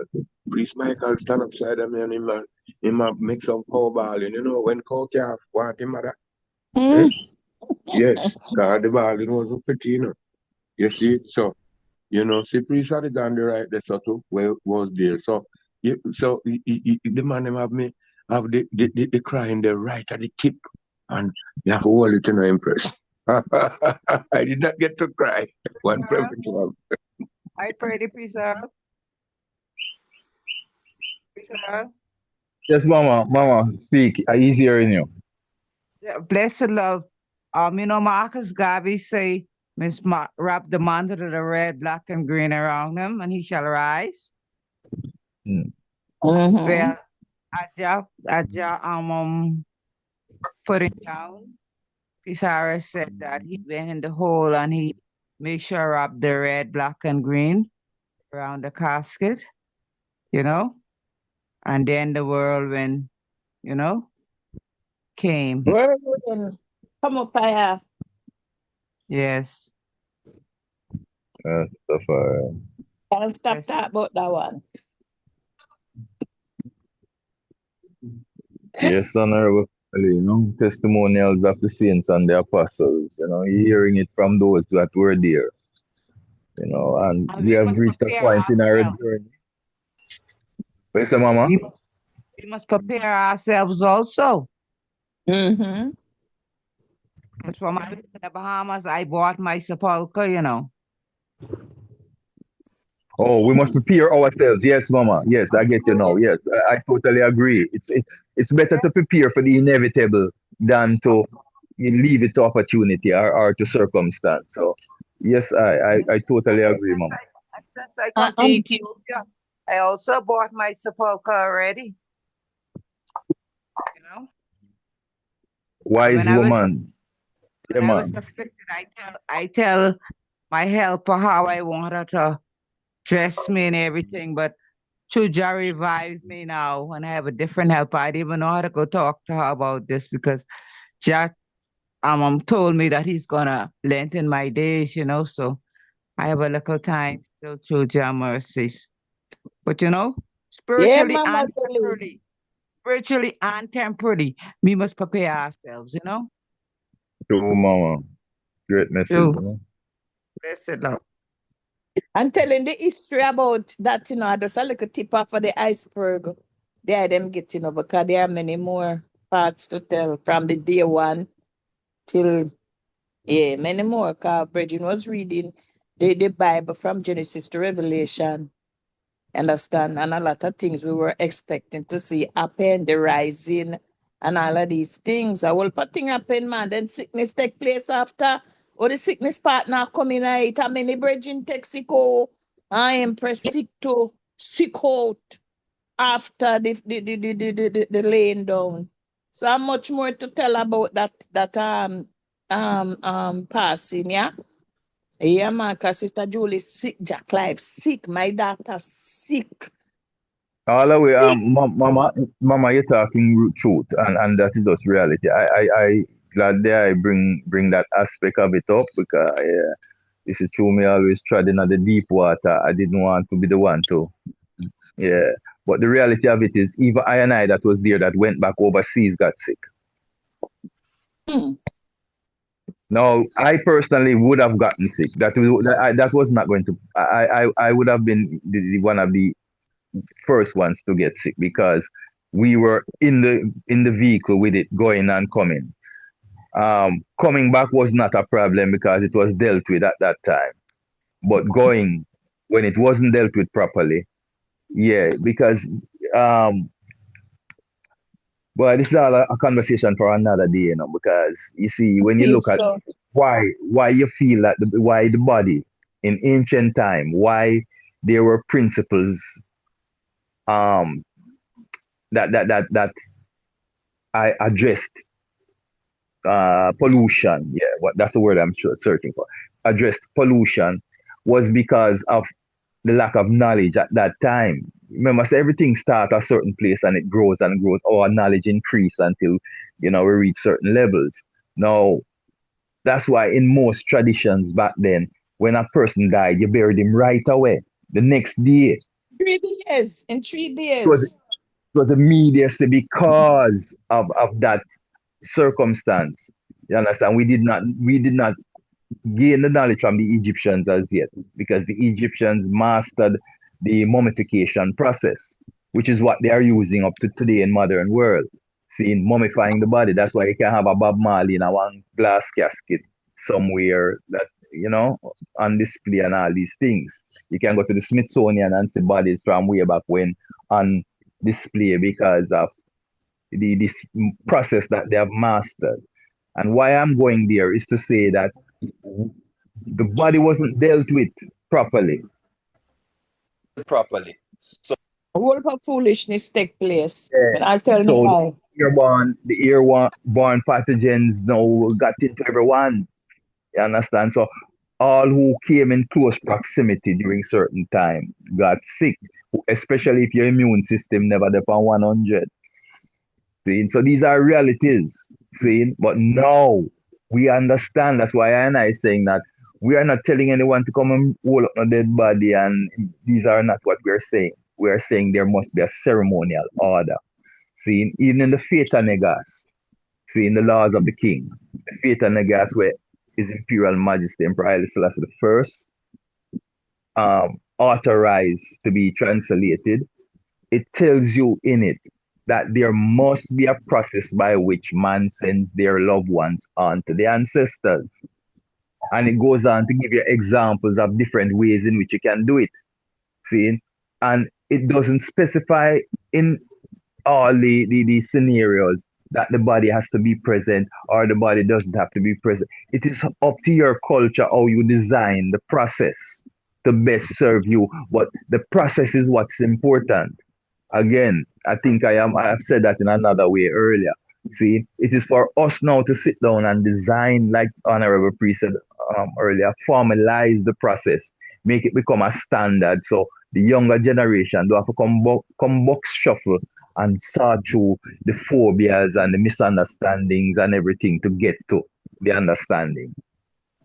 So yes, I glorify this conversation long overdue, and it's going to places where it should have gone. We have to And set out a document, Priest Rasavana. The councils have to set out a document that the other, like what the brethren was saying from Bahamas. They didn't know how. You understand? And other ones. So we formalize have the to set process. out Yeah, a ma'am. document about Yes, how ma'am. the process go through. You understand? And Yeah. remember now, burials are not long services. That's one thing I have to say to the brethren them. Burials are not long services. It's not an hour service and a 2 hour service. You can have that afterwards as a celebrative moment or whatever you want to. But the ceremony itself, it's a short process. You Yes. understand? It's a standard short process. So yeah. But these things we can get into when we get there. Yes, back to the eye, Honorable Priest Jeremy. Yes, Honorable Priest and Empress, give thanks for all said and done. That topic, we definitely exhausted it. We went into it and we delved into it, and we actually got off of the chest and the minds and the hearts of individuals, how they feel about this process. And like the Honorable Priest Lasavana just stated, the climax of that reasoning is for I and I to standardize how we will deal with ones moving forward and what the process will be ceremonial wise, and be able to deal with it from that aspect, and not having ones to really guess and figure out or be in limbo of what to do and how to do it, So those are some of the things taken away from this reasoning that I and I can also, work towards, putting in place for I and I as a Congress. Moving forward, I want to take it right back, right forward to where we started, and that was with the 3 panelists that we initially started to interview and get their word on how, they view certain things. And this was actually their moment and their time to shine. So I have one stealer question for each of the panelists. And this is actually to bring it on a different note right now. And this is my personal question that I also came forward with. On a high note, what type of person Emmanuel was in terms of, we know his serious side, but did he have a humorous side? Did he have a funny side? And if so, you understand me? Give me one example, one quick story of something that he did to actually made you laugh or made you, you know, hold a joy, as we just say, you know. Yes, my Lord and my Lord. So with that, I want the Honorable Priest Nappy to go forward with this one first. Yes, my Lord. What something, you know, like I was saying, give me an example of something that the Black Christ, you know, make I laugh about and was joyful about, Honorable Priest. Yes, my Lord and Majesty. One of the things that come to mind, because on all of the occasion when I came down and go visiting, was more laughing than seriousness. You know what I mean, my Lord? So, but on this one occasion, it's like the time we go before, I did leave some roots down there, you know? So when we go down there, Dada call Jackie, say, Pre Jackie, where the roots there? I mean, Pre Jackie go around there. Him not say nothing. He say, where the root? So then Dada, you don't know who gone with it. Yeah, the man him say, seem like you have a little rat in the house. When we look at the one just us. Everybody do say, I just us. I sneak out the roots, you know what I mean? Yeah, man, I tell the father, say, my lad, watch him, you know. I drink roots, you know, mine. Down in the thing there, you know, my lad. Down in the get in the thing there, nice scheme, you know. The man pick up woman quick, you know, my lad. And the man said, no, my lad, no listen to Honorable Priest Nappy, my lad. But it was all come moment still, like. On many occasions, but that was one we always, you know. Yes, stick with that, my lad, yes. Yes, sir. Yes, sir. Thanks for that, my Lord. You know, it's always good to end on a note saying we're too we're, you know, it's not a downer. You know, we have something to pick it up with. So we give thanks for that pickup, my Lord. Yes, Honorable Priest Earl, do I have any stories, any testimony of joy, you know, that I held with the Black Christ, my Lord? Yes, Honorable family, you know. More than one time, because sometimes, you know, when Jago cut baby happens, like with that truck now, sometimes I whole heap of complain I reach man, you know. Maybe him call, you know, and give me the halfish now, you know. But when we see our sons and daughter, if we shall carry it down the hill and we never start it, you have to go here and you don't know the reason why we never start it. So sometimes the fluid pump upon the back of the truck, the tank. When we go down the hill now, the aisle run down the front. So to go lock the thing, we know the aisle night. So all type political reasoning, more time and you know it's there. But I got it sometime with the little negatively. So you know me I come in with the school, with the truck now and you know so sometimes flower upon the truck, the kitchen, the meal and the provision. So the man them not really want me stop now for the youth them because to the kitchen away on the thing. But when me nearly reach at the school now, the youth them have this intendancy when them see the bubble truck a come, them push them camp out on the road. So me got to stop for the youth them. Got them and use them body to put out in the road at the bubble truck to stop. So it's a problem that for the man them with the on the truck now we say, you know, the kitchen away for the food. You see, and then now, when we stop now, we have to turn, wait them, you know, we have to let them off now, so it costs back a thing. So, all right, when we reach in now, you know, it's a judgment that for me now, as we reach in, man, I tell John now, say, well, John, stop and pick up the youth, them, they are fretting, okay, you know, go. And if we reach in front of their heart, a beat not good. You see, so you don't know, no? Then I hope for one, no? Them won't give me heart of freedom. Yeah, make them, make you know, say, I see them talk. People, Yes, I.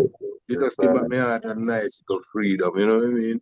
Yeah, run go. And me can't, and you know, say, me can't do better because if me I go drive a force to pass them, we could have go lick down one of the people, them, youth, because them don't want the truck pass. Them I put them body in the way. So me got to stop. Me know the man I feel still. You know what I mean? But me can't pass them and them God come to. Yeah man, one perfect love trial. Give thanks and every praise. Yeah, man. Priest Lamont, you there? Yes, I was just about to ask that. If Mightiful not, priest, brother. Priest Lamont. Okay, if not, we have we're looking to bring it down shortly. I'm going to turn it over to the chair just shortly. Can I jump in for a second and just share a Yes. moment? Yes, my Yeah, you know, as the man I talk, you know, I can't get left out of the spice because I remember the spice so much.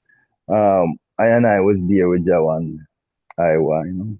It was Iman, Priest Irel, Priest Jacky, and Priest Chewy did there. And Java used the free house. So while Jai in the free house and things, I talk to Priest Jackie and I talk to I. Jai asked a question. So when Jack come out now and I is pouring some water on Jack and while him wash him hand and thing and for a reason with John. Jack asked a question. How many children him have? How many children him Jack have? See, so I think you know I think one I said two because that's what we didn't know at the time. You know. And we I think. So as Ja moved now, Ja goes he's walking down a passageway. When you reach to the passageway, you turn a corner. And when him turn the corner, we can't see him anymore. See, and so we are there and Priest Chewy said now, 140 and 4,000, my lord.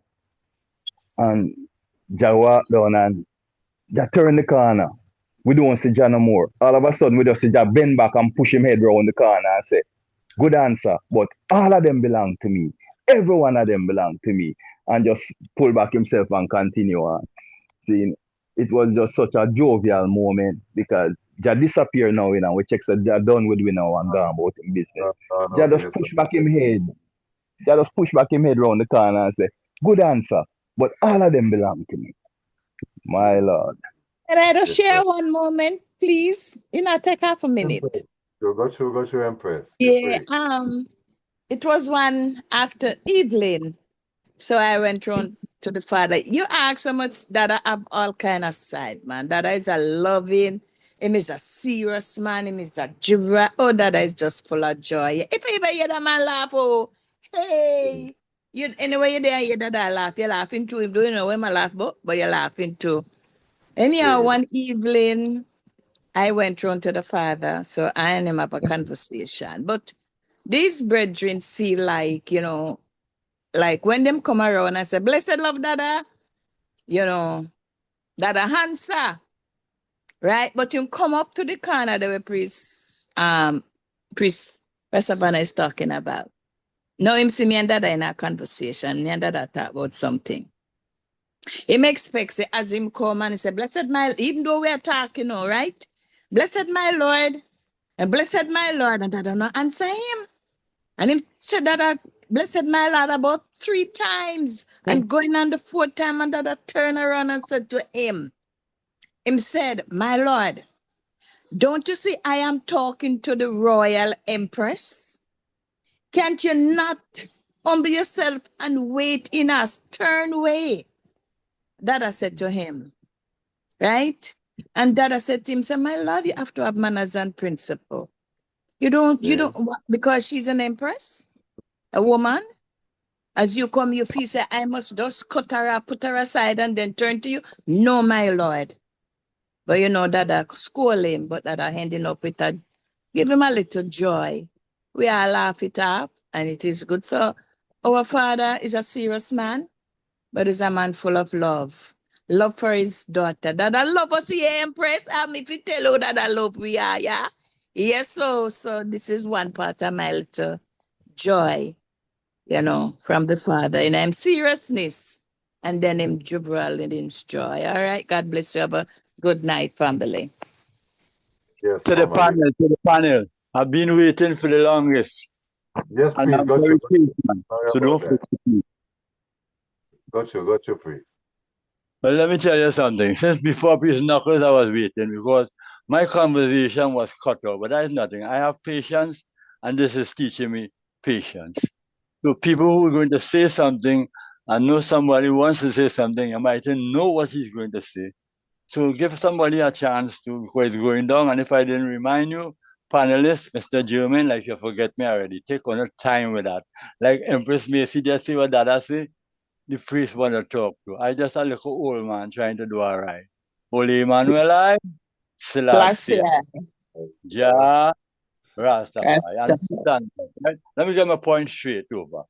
What I was saying, right on our priest German, you came and asked the question, how did the people who was on today's round table feel in the last moment? And another question I had for them was, what they think we need to do going forward. Before I go into that to get an answer, I want to state this.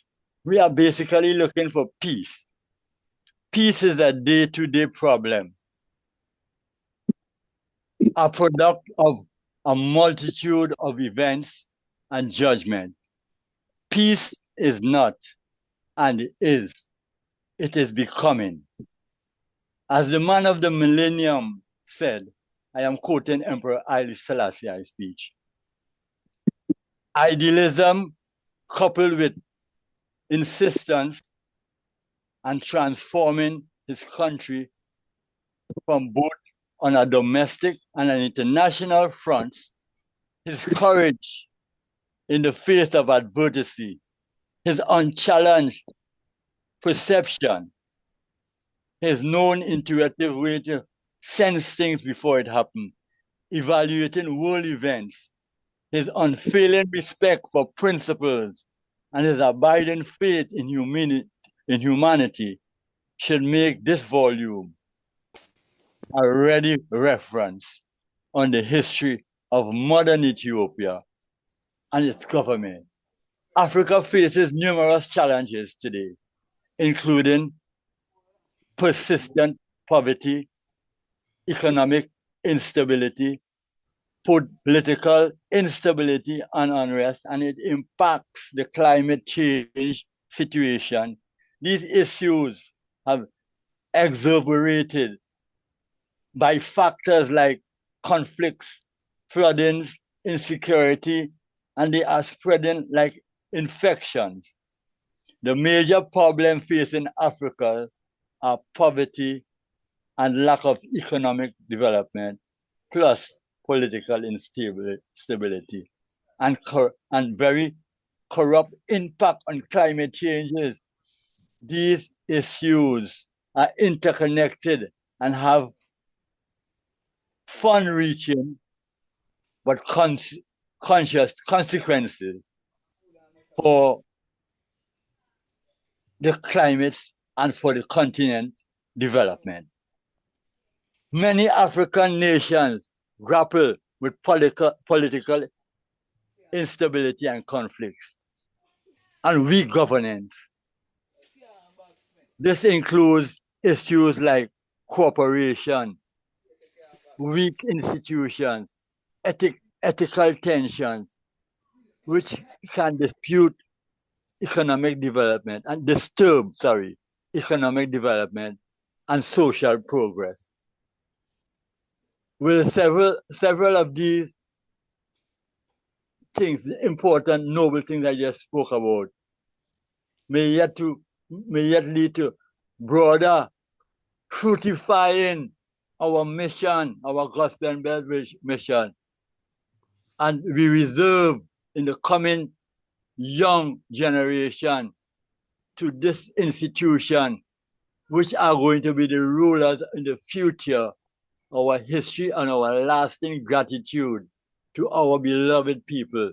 With mutual confidence and collaboration, we exist among African nations, and we will always bring irregrettable results with the objects in view for the children, education, to close the gaps of this distancing, which is lack of forgiveness and unity. Everything was said was good. All the speakers were generous. Priest Rashavana, I don't know what we will do without you. And everyone is Priest Earl, Empress Macy, Priest Aimsley. And we must come to conclusion. We must make some laws and stand on it. We cannot just leave the Constitution, they hang it, as we had labored so hard to rectify it. Let us be up to the present time, because the past, the future, and the present is now. Without a dispute, let us be brothers and sisters and see we could have programs setting scholarship for the children. In conclusion, this will express our heartfelt thanks to the delegates that the man been sending for all these years to different countries. It will be jubilee for us to have training centers and programs for the children. I don't want to go on too far and too loud and to be boring to no one. And I love you all so much. Priest Earl, Right Honorable Nine Star, Priest Lamont, Professor at large, and Ministering Angel and Minister of Finance, Right Honorable Priest Nappy. My question to you all are what we need to do now to move forward in a short statement. I love to everyone. Sorry for being so long. I wasn't mad with anyone. My patience is growing, and I love you all. Holy Emmanuel, I, Selassie, Jah, Rastafari, my Lord and Empress. Honorable priest, give thanks for posing such questions. Same with you. So the panel. Before the answer, I just want to say, pardon me for overlooking the eye. You know, we have a lot going on, and you know, it just slipped my mind. So give thanks for the remembrance. Honorable, that is not man. I just love you more because we all come short. I love you more, priest. Nothing can stop me from seeing you a noble leading priest. You and everyone else is love. Nothing can let me down, man.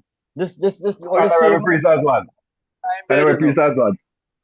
Another priest as well. You know what I'm saying? All in all, the eye coming from the right timing. Besides, they always say, you know, is one of three times they say, you know, all things happening in its own time, you know. It's coming from the right time. The eye come, you know, they come seal it up with a nice overall view and a mind-provoking question. So everything is within its science, my lord, and the eye just fit right into the science of it. Thank you, teacher. Thank you, African teacher, my lord. Thank everyone. So now the question is posed. The question is posed now to the family, especially to the panel, to the three panelists. What is our next move? What is our futuristic move we are going to presently? And we don't want to forget the Constitution. Let's shake it up a little bit, my Lord and Empress.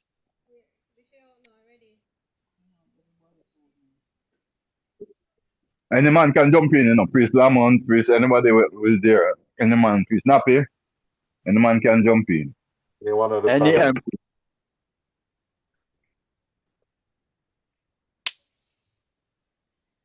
Suggestion for the future.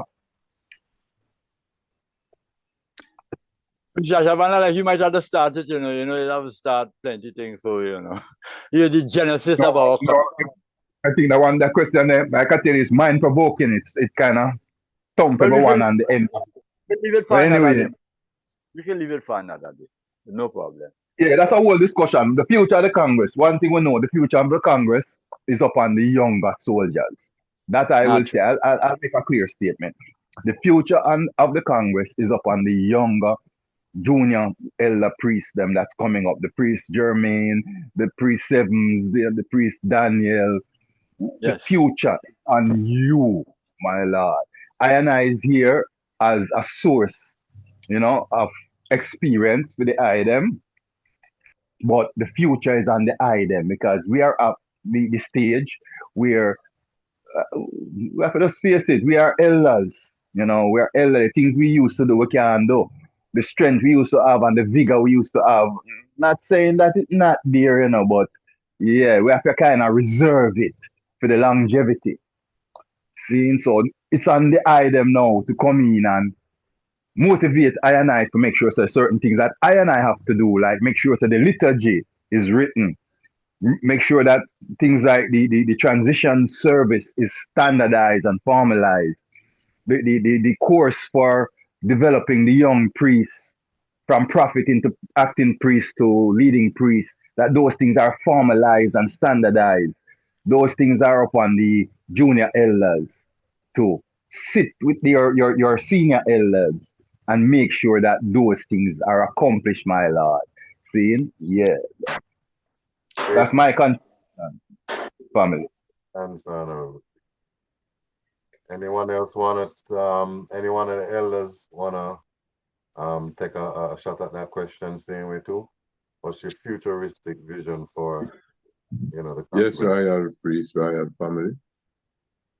Yes, Babylon next move, our next move, because we say Babylon next move, or them say the whole move, Them there, them conference table right now, just like how we are speaking, And we don't know if them thing are building more guns and bombs. That's what I say. What is our next move? You see it as Marcus Garvey said, them don't know where I think. You see it, a big ship, them not talk about dreadnought and that's what I say. So as I say, because things are there on the side already. The more the thing change, the more it remain the same, you know what I mean? So me that just said the next move I just said where King Emmanuel said, because I don't really want like me invent the wheel and get it wrong, which is still freedom redemption international repatriation. Because, as individually I said this time it was not real. And if Babylon could have created a storm like that, we are not safe. They say we just secure and safe. You see? So we give thanks, as the mountain round about Jerusalem, Rastafari around about these people. But all of the people, all the one them right now with the storm, where, I'm not sure. the storm, to them, you know what I mean? Yeah, so the next move was just freedom redemption, international repatriation, because Mr. Gilbert come and lick down the place and that the man did say, you see, him never have no film gates alone up there. And him, that him say no, Yeah, so the next move, anything where the father did say no, can't change it. One perfect love. Yes, Majesty, I think love. Blessed, Honorable, to the chair. My Lord. Yeah. Yes, my Lord. The future for the Congress. The future right now is within the youth them. So therefore, the youth them have to take control right now. We have to find a way to get to the youths them. That's them can take control, as the priest Rastavana say. Take up the mantle. Right? Basically, all things did right. We have to, whether you want to call it reform or you want to call it whatever name, certain things will have to fix to fit within this time. Right? That's, we can go about things the right and proper way.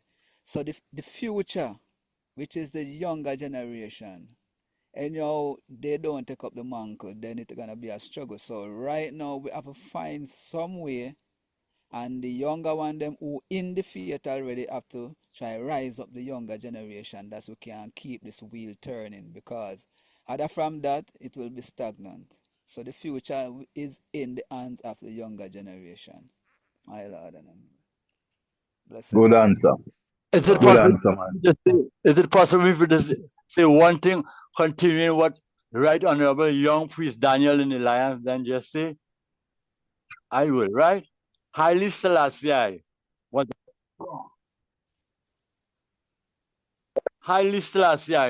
was a strong proponent of African unity, and a key quote highlighting this is, we look to the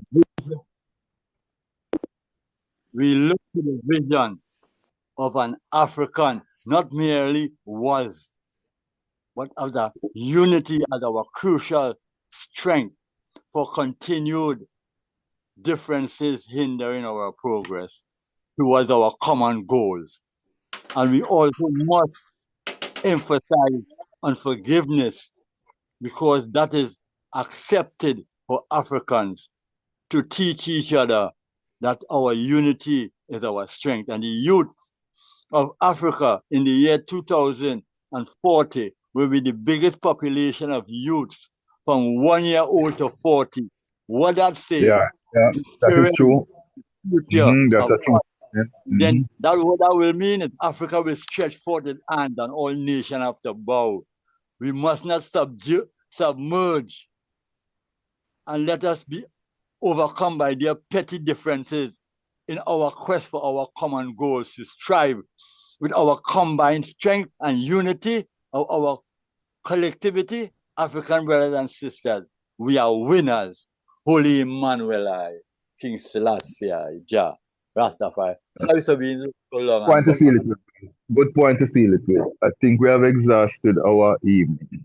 Good point to seal it. Good speech to seal it on. Honorable Priest Jermaine.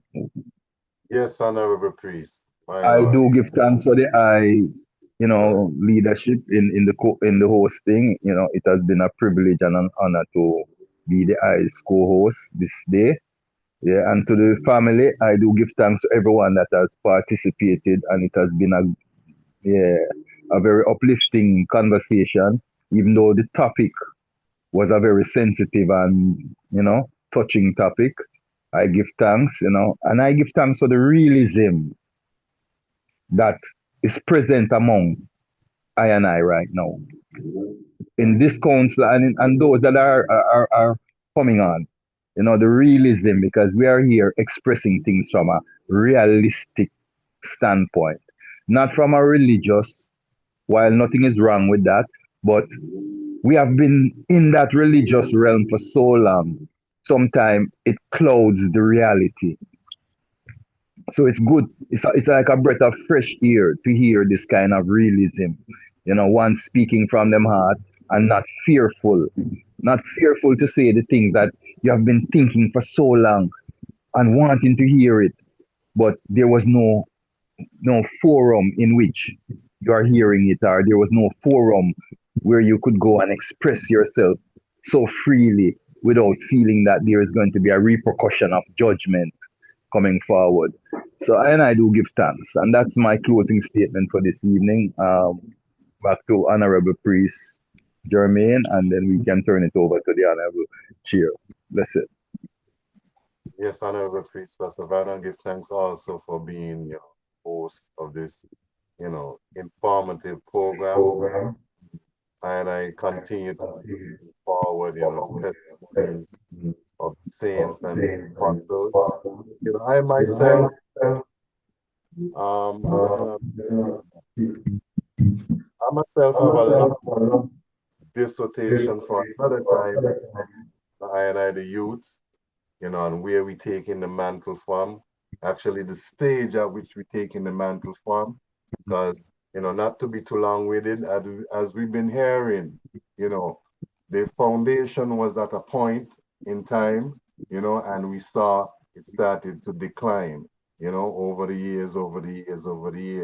So as it's stated right now, I and I, the youths now, need to bring it now to a different level, because as it's stated, as the man said, even greater works than what he did shall I and I do. You understand me? And if the Congress was at this point, that means I and I, the youths, need to take it to another point, which is a pinnacle. Not even a pinnacle, but we taking it to another level. Not on, but above. So with that said, my Lord and Empress, it was very, very, very well blessed. Each and every input, from the Empresses, from all the ones on the panel today, was very, very upful. And I give thanks, my Lord and Empresses, for even being a part of such. So with that said, I will turn it over to the Royal Chair, my Lord and Empress. Give thanks to Sister Tricia also, who have set it up. Oh, pardon me. Give thanks to what name? Who is not present? Blessed love, my Lord and Empress. Yes, we do give thanks for our Honorable Royal Tech who is not with us today. Yes, my Lord, it was. 1 second, please. 1 second. My Lord and Empress, before we seal up, I just wanted to give thanks to the three panelists, Honorable Priest Lamont, Honorable Priest Earl, and Honorable Priest Nappy. You know, I love to hear what you have to say today. And I've attended a I attended one last year with Honorable Priest Knuckles and Honorable Priest Nappy, but I'm hoping to attend the service with Star General because I hear his services are full of energy, and I'm really looking forward to attending the service with Honorable Priest Earl. And I also wanted to give thanks to the two hosts today, Rasavana and you're echoing a little, brother. You're echoing. A splendid job today. They've done, you know, a remarkable job with hosting and Honorable Priest as well. Everybody who was present here today. While echoing going through, people, lock off your mic, please. And everyone who gave their input today, I think that this was a wonderful testimony to hear from ones and ones who were there with Dada during his time here with us. And yeah, I just really wanted to give thanks for today's meeting. We do miss Honorable Empress Tricia and Honorable Empress Dion, but you know, today was a very enlightening, amazing, awesome testimony. So give thanks, my Lord and Empress. And just a reminder before we all go, league meeting on Wednesday, my dear beloved sisters in Christ. Tonoto. Love you. Give thanks, family. So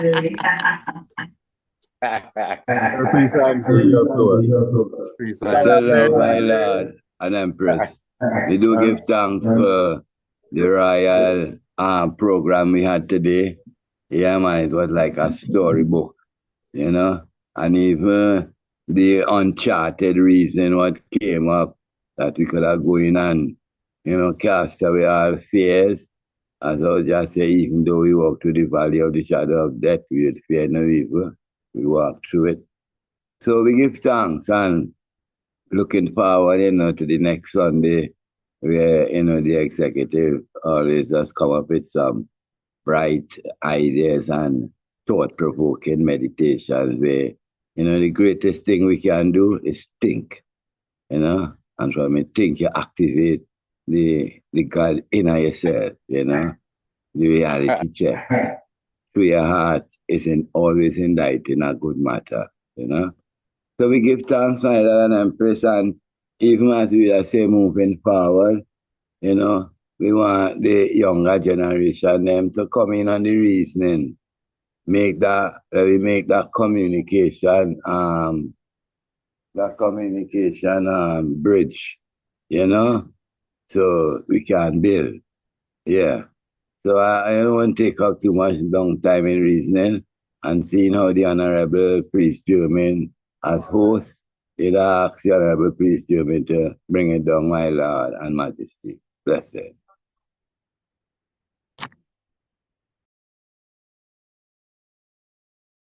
Yes, Honorable Priest, give thanks. And I would love to even call a virtual reverence at this time. Four wings globally, earth, land, sky, and sea. Holy Emmanuel I, Selassie I, Jah, Rastafari. Oh, how good and how pleasant it is for us brothers and sisters to dwell together within one perfect love and unity. It is like the precious ointment that ran down upon the bed, even Aaron's bed that went down to the skirts of his garments. Like the dew of Hermon, like the dew that descended upon the mountains of Zion. There the Lord God commanded his blessings, even life and love forevermore within I, Selassie I, Jah, Rastafari. As we lift up our eyes unto the hills from whence cometh our help comes from the Lord which created Zion and earth. Jah will not suffer our foot to be moved. He that keepeth us shall not slumber. Behold, he that keepeth Israel shall neither slumber nor sleep. Our Lord is our keeper, our Lord is our shade upon thy right hand.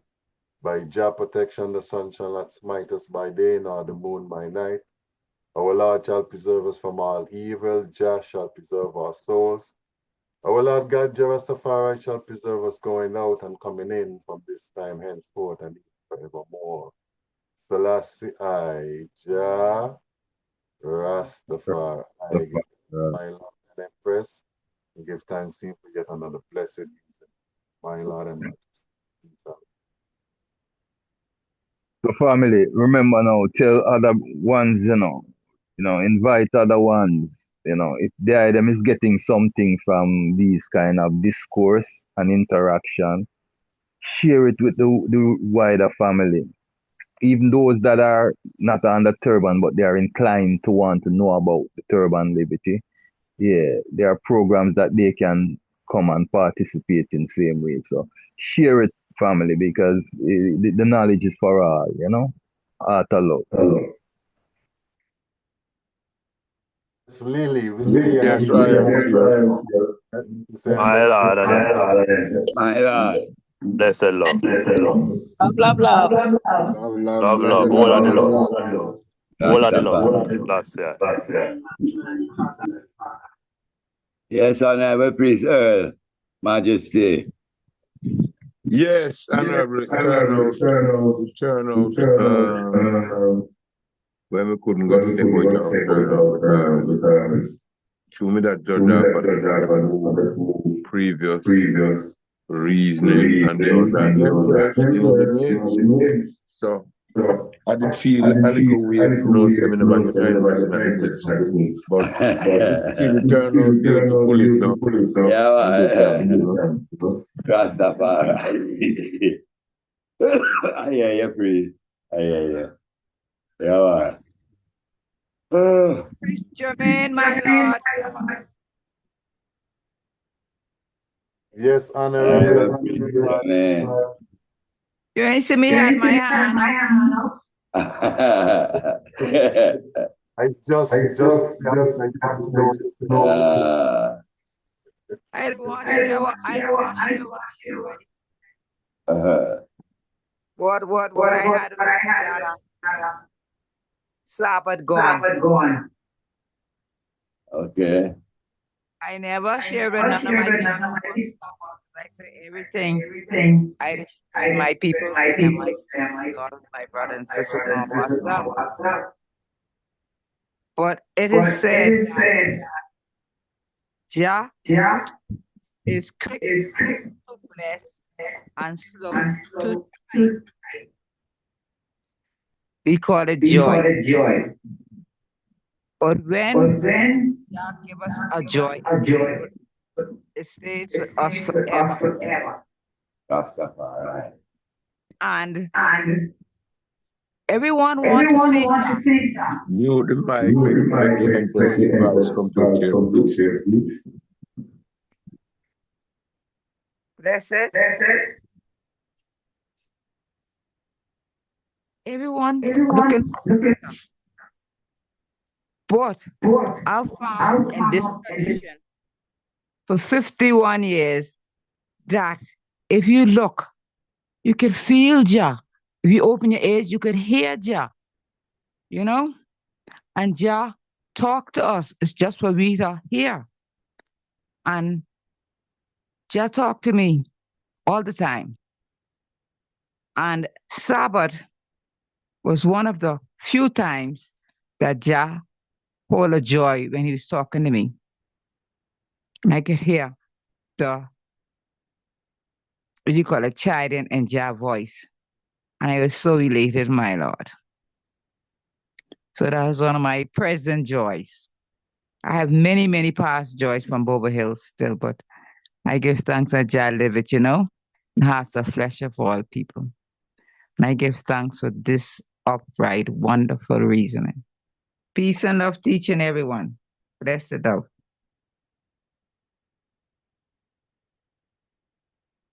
Yes, Mama, pardon me for that. You know what I mean? It's actually the Empress brought it to my attention that you had your hand up. So, just pardon me.